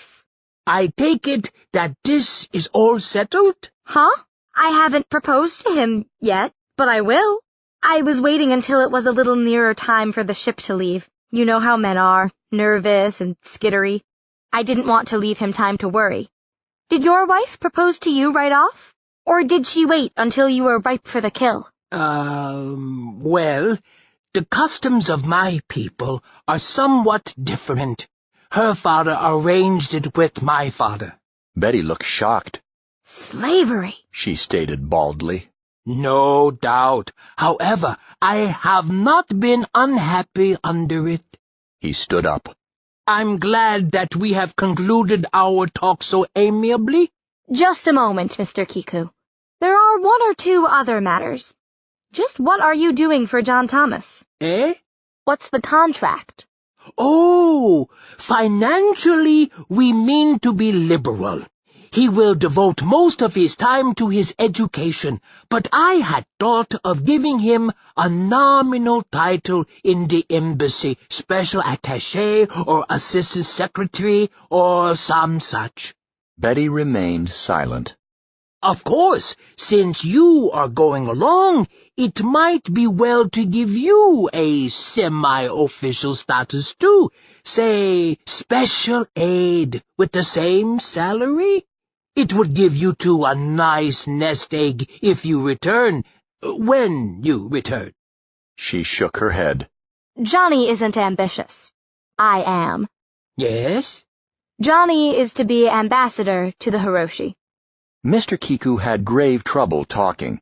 At last he managed to say, My dear young lady, quite impossible. That's what you think. Look, Mr. McClure got cold feet and welched on you, didn't he? Don't beat around the bush. By now I have my connections inside your department. He did. Therefore the job is open. It's for Johnny. But, my dear, it is not a job for an untrained boy, much as I think of Mr. Stuart. McClure was going to be dead wood, wasn't he? Everybody knows that. Johnny would not be dead wood. Who knows the most about Hiroshi? Johnny. My dear, I admit his special knowledge. I grant that we will make use of it, but ambassador, no. Yes. Chargé d'affaires? That's an awfully high rank, but I am willing to stretch a point. But Mr. Greenberg must be the ambassador. We require a diplomat. What's so hard about being a diplomat? Or, to put it another way, what could Mr. McClure do that my Johnny can't do better? He sighed deeply. You have me there. All I can say is that there are situations which I am forced to accept, knowing them to be wrong, and others that I need not accept. If you were my own daughter, I would paddle you. No. She grinned at him. I'll bet I outweigh you, but that's not the point. I don't think you understand the situation. No? No. Johnny and I are important to you in this dicker, aren't we? Especially Johnny. Yes, especially Johnny. You are not essential, even in the, raising of John Thomases. Want to put it to a test? Do you think you can get John Thomas Stewart 1/2 inch off this planet if I set myself against it? I wonder. So do I. But I've got nerve enough to put it to a trial.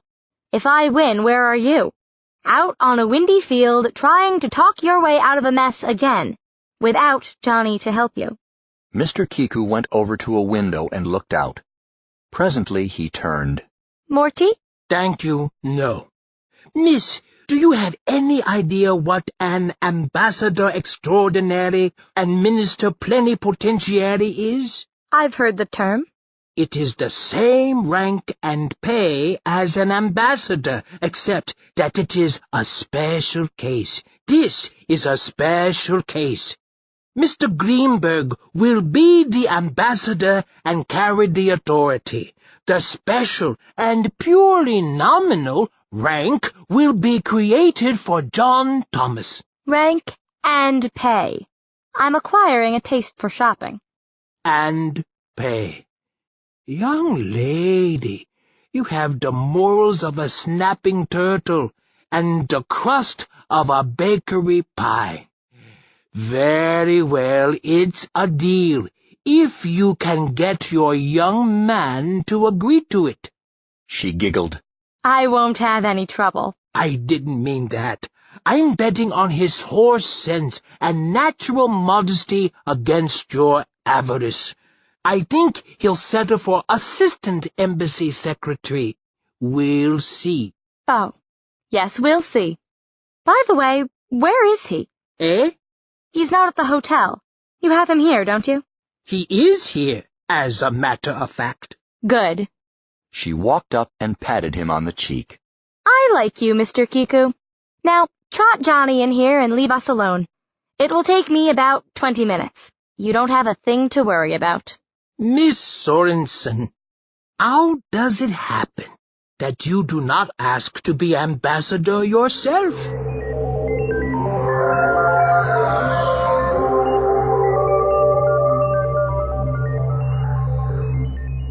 Lummox was the only non-human to attend the wedding.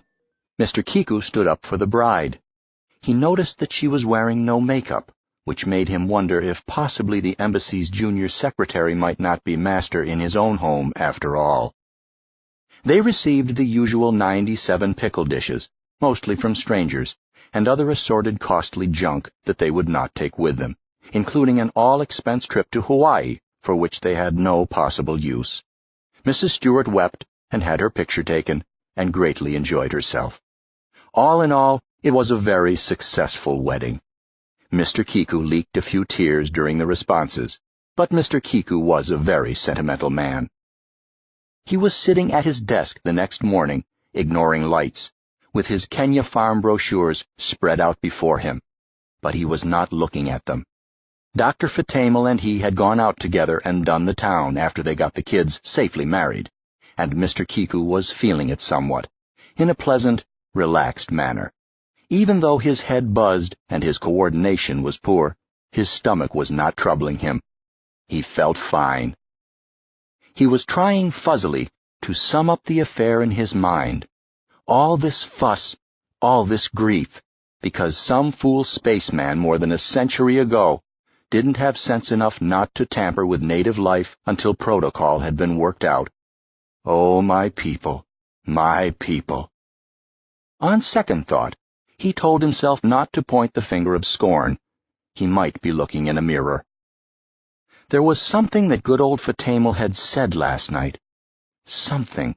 Now, what was it he had said? Something which, at the time, convinced Kiku that the Hiroshi never had any weapons capable of seriously damaging Earth. Of course, a Rargillian would not lie, not professionally. But would one skate around the truth in order to conclude successfully a negotiation which seemed about to fail? Well, since it had all been settled without violence, he could only wonder. Just as well, perhaps. Besides, the next heathens to show up might not be bluffing. That would not be good. Mildred's voice came to him. Mr. Kiku, the Randavian delegation is waiting. Tell them I'm molting. Sir? Never mind. Tell them I'll be right in East Conference Room. He sighed, decided to treat himself to just one pill, then got up and headed for the door, ready to stick his finger in another hole in the dike. Chinese obligation, he thought. Once you take it on, you can't drop it. But he still felt cheerful, and sang a snatch of the only song he knew all the way through. This story has no moral. This story has no end. This story only goes to show that there ain't no good in men. In the meantime, out at the spaceport, the new Secretary for Spatial Affairs was seeing off the noble Hiroshi. Her Imperial Highness, the Infanta of that race, 213th of her line, heiress to the matriarchy of the Seven Sons, future ruler over 9 billion of her own kind, and lately nicknamed the Lummox, contentedly took her pair of pets aboard the Imperial yacht.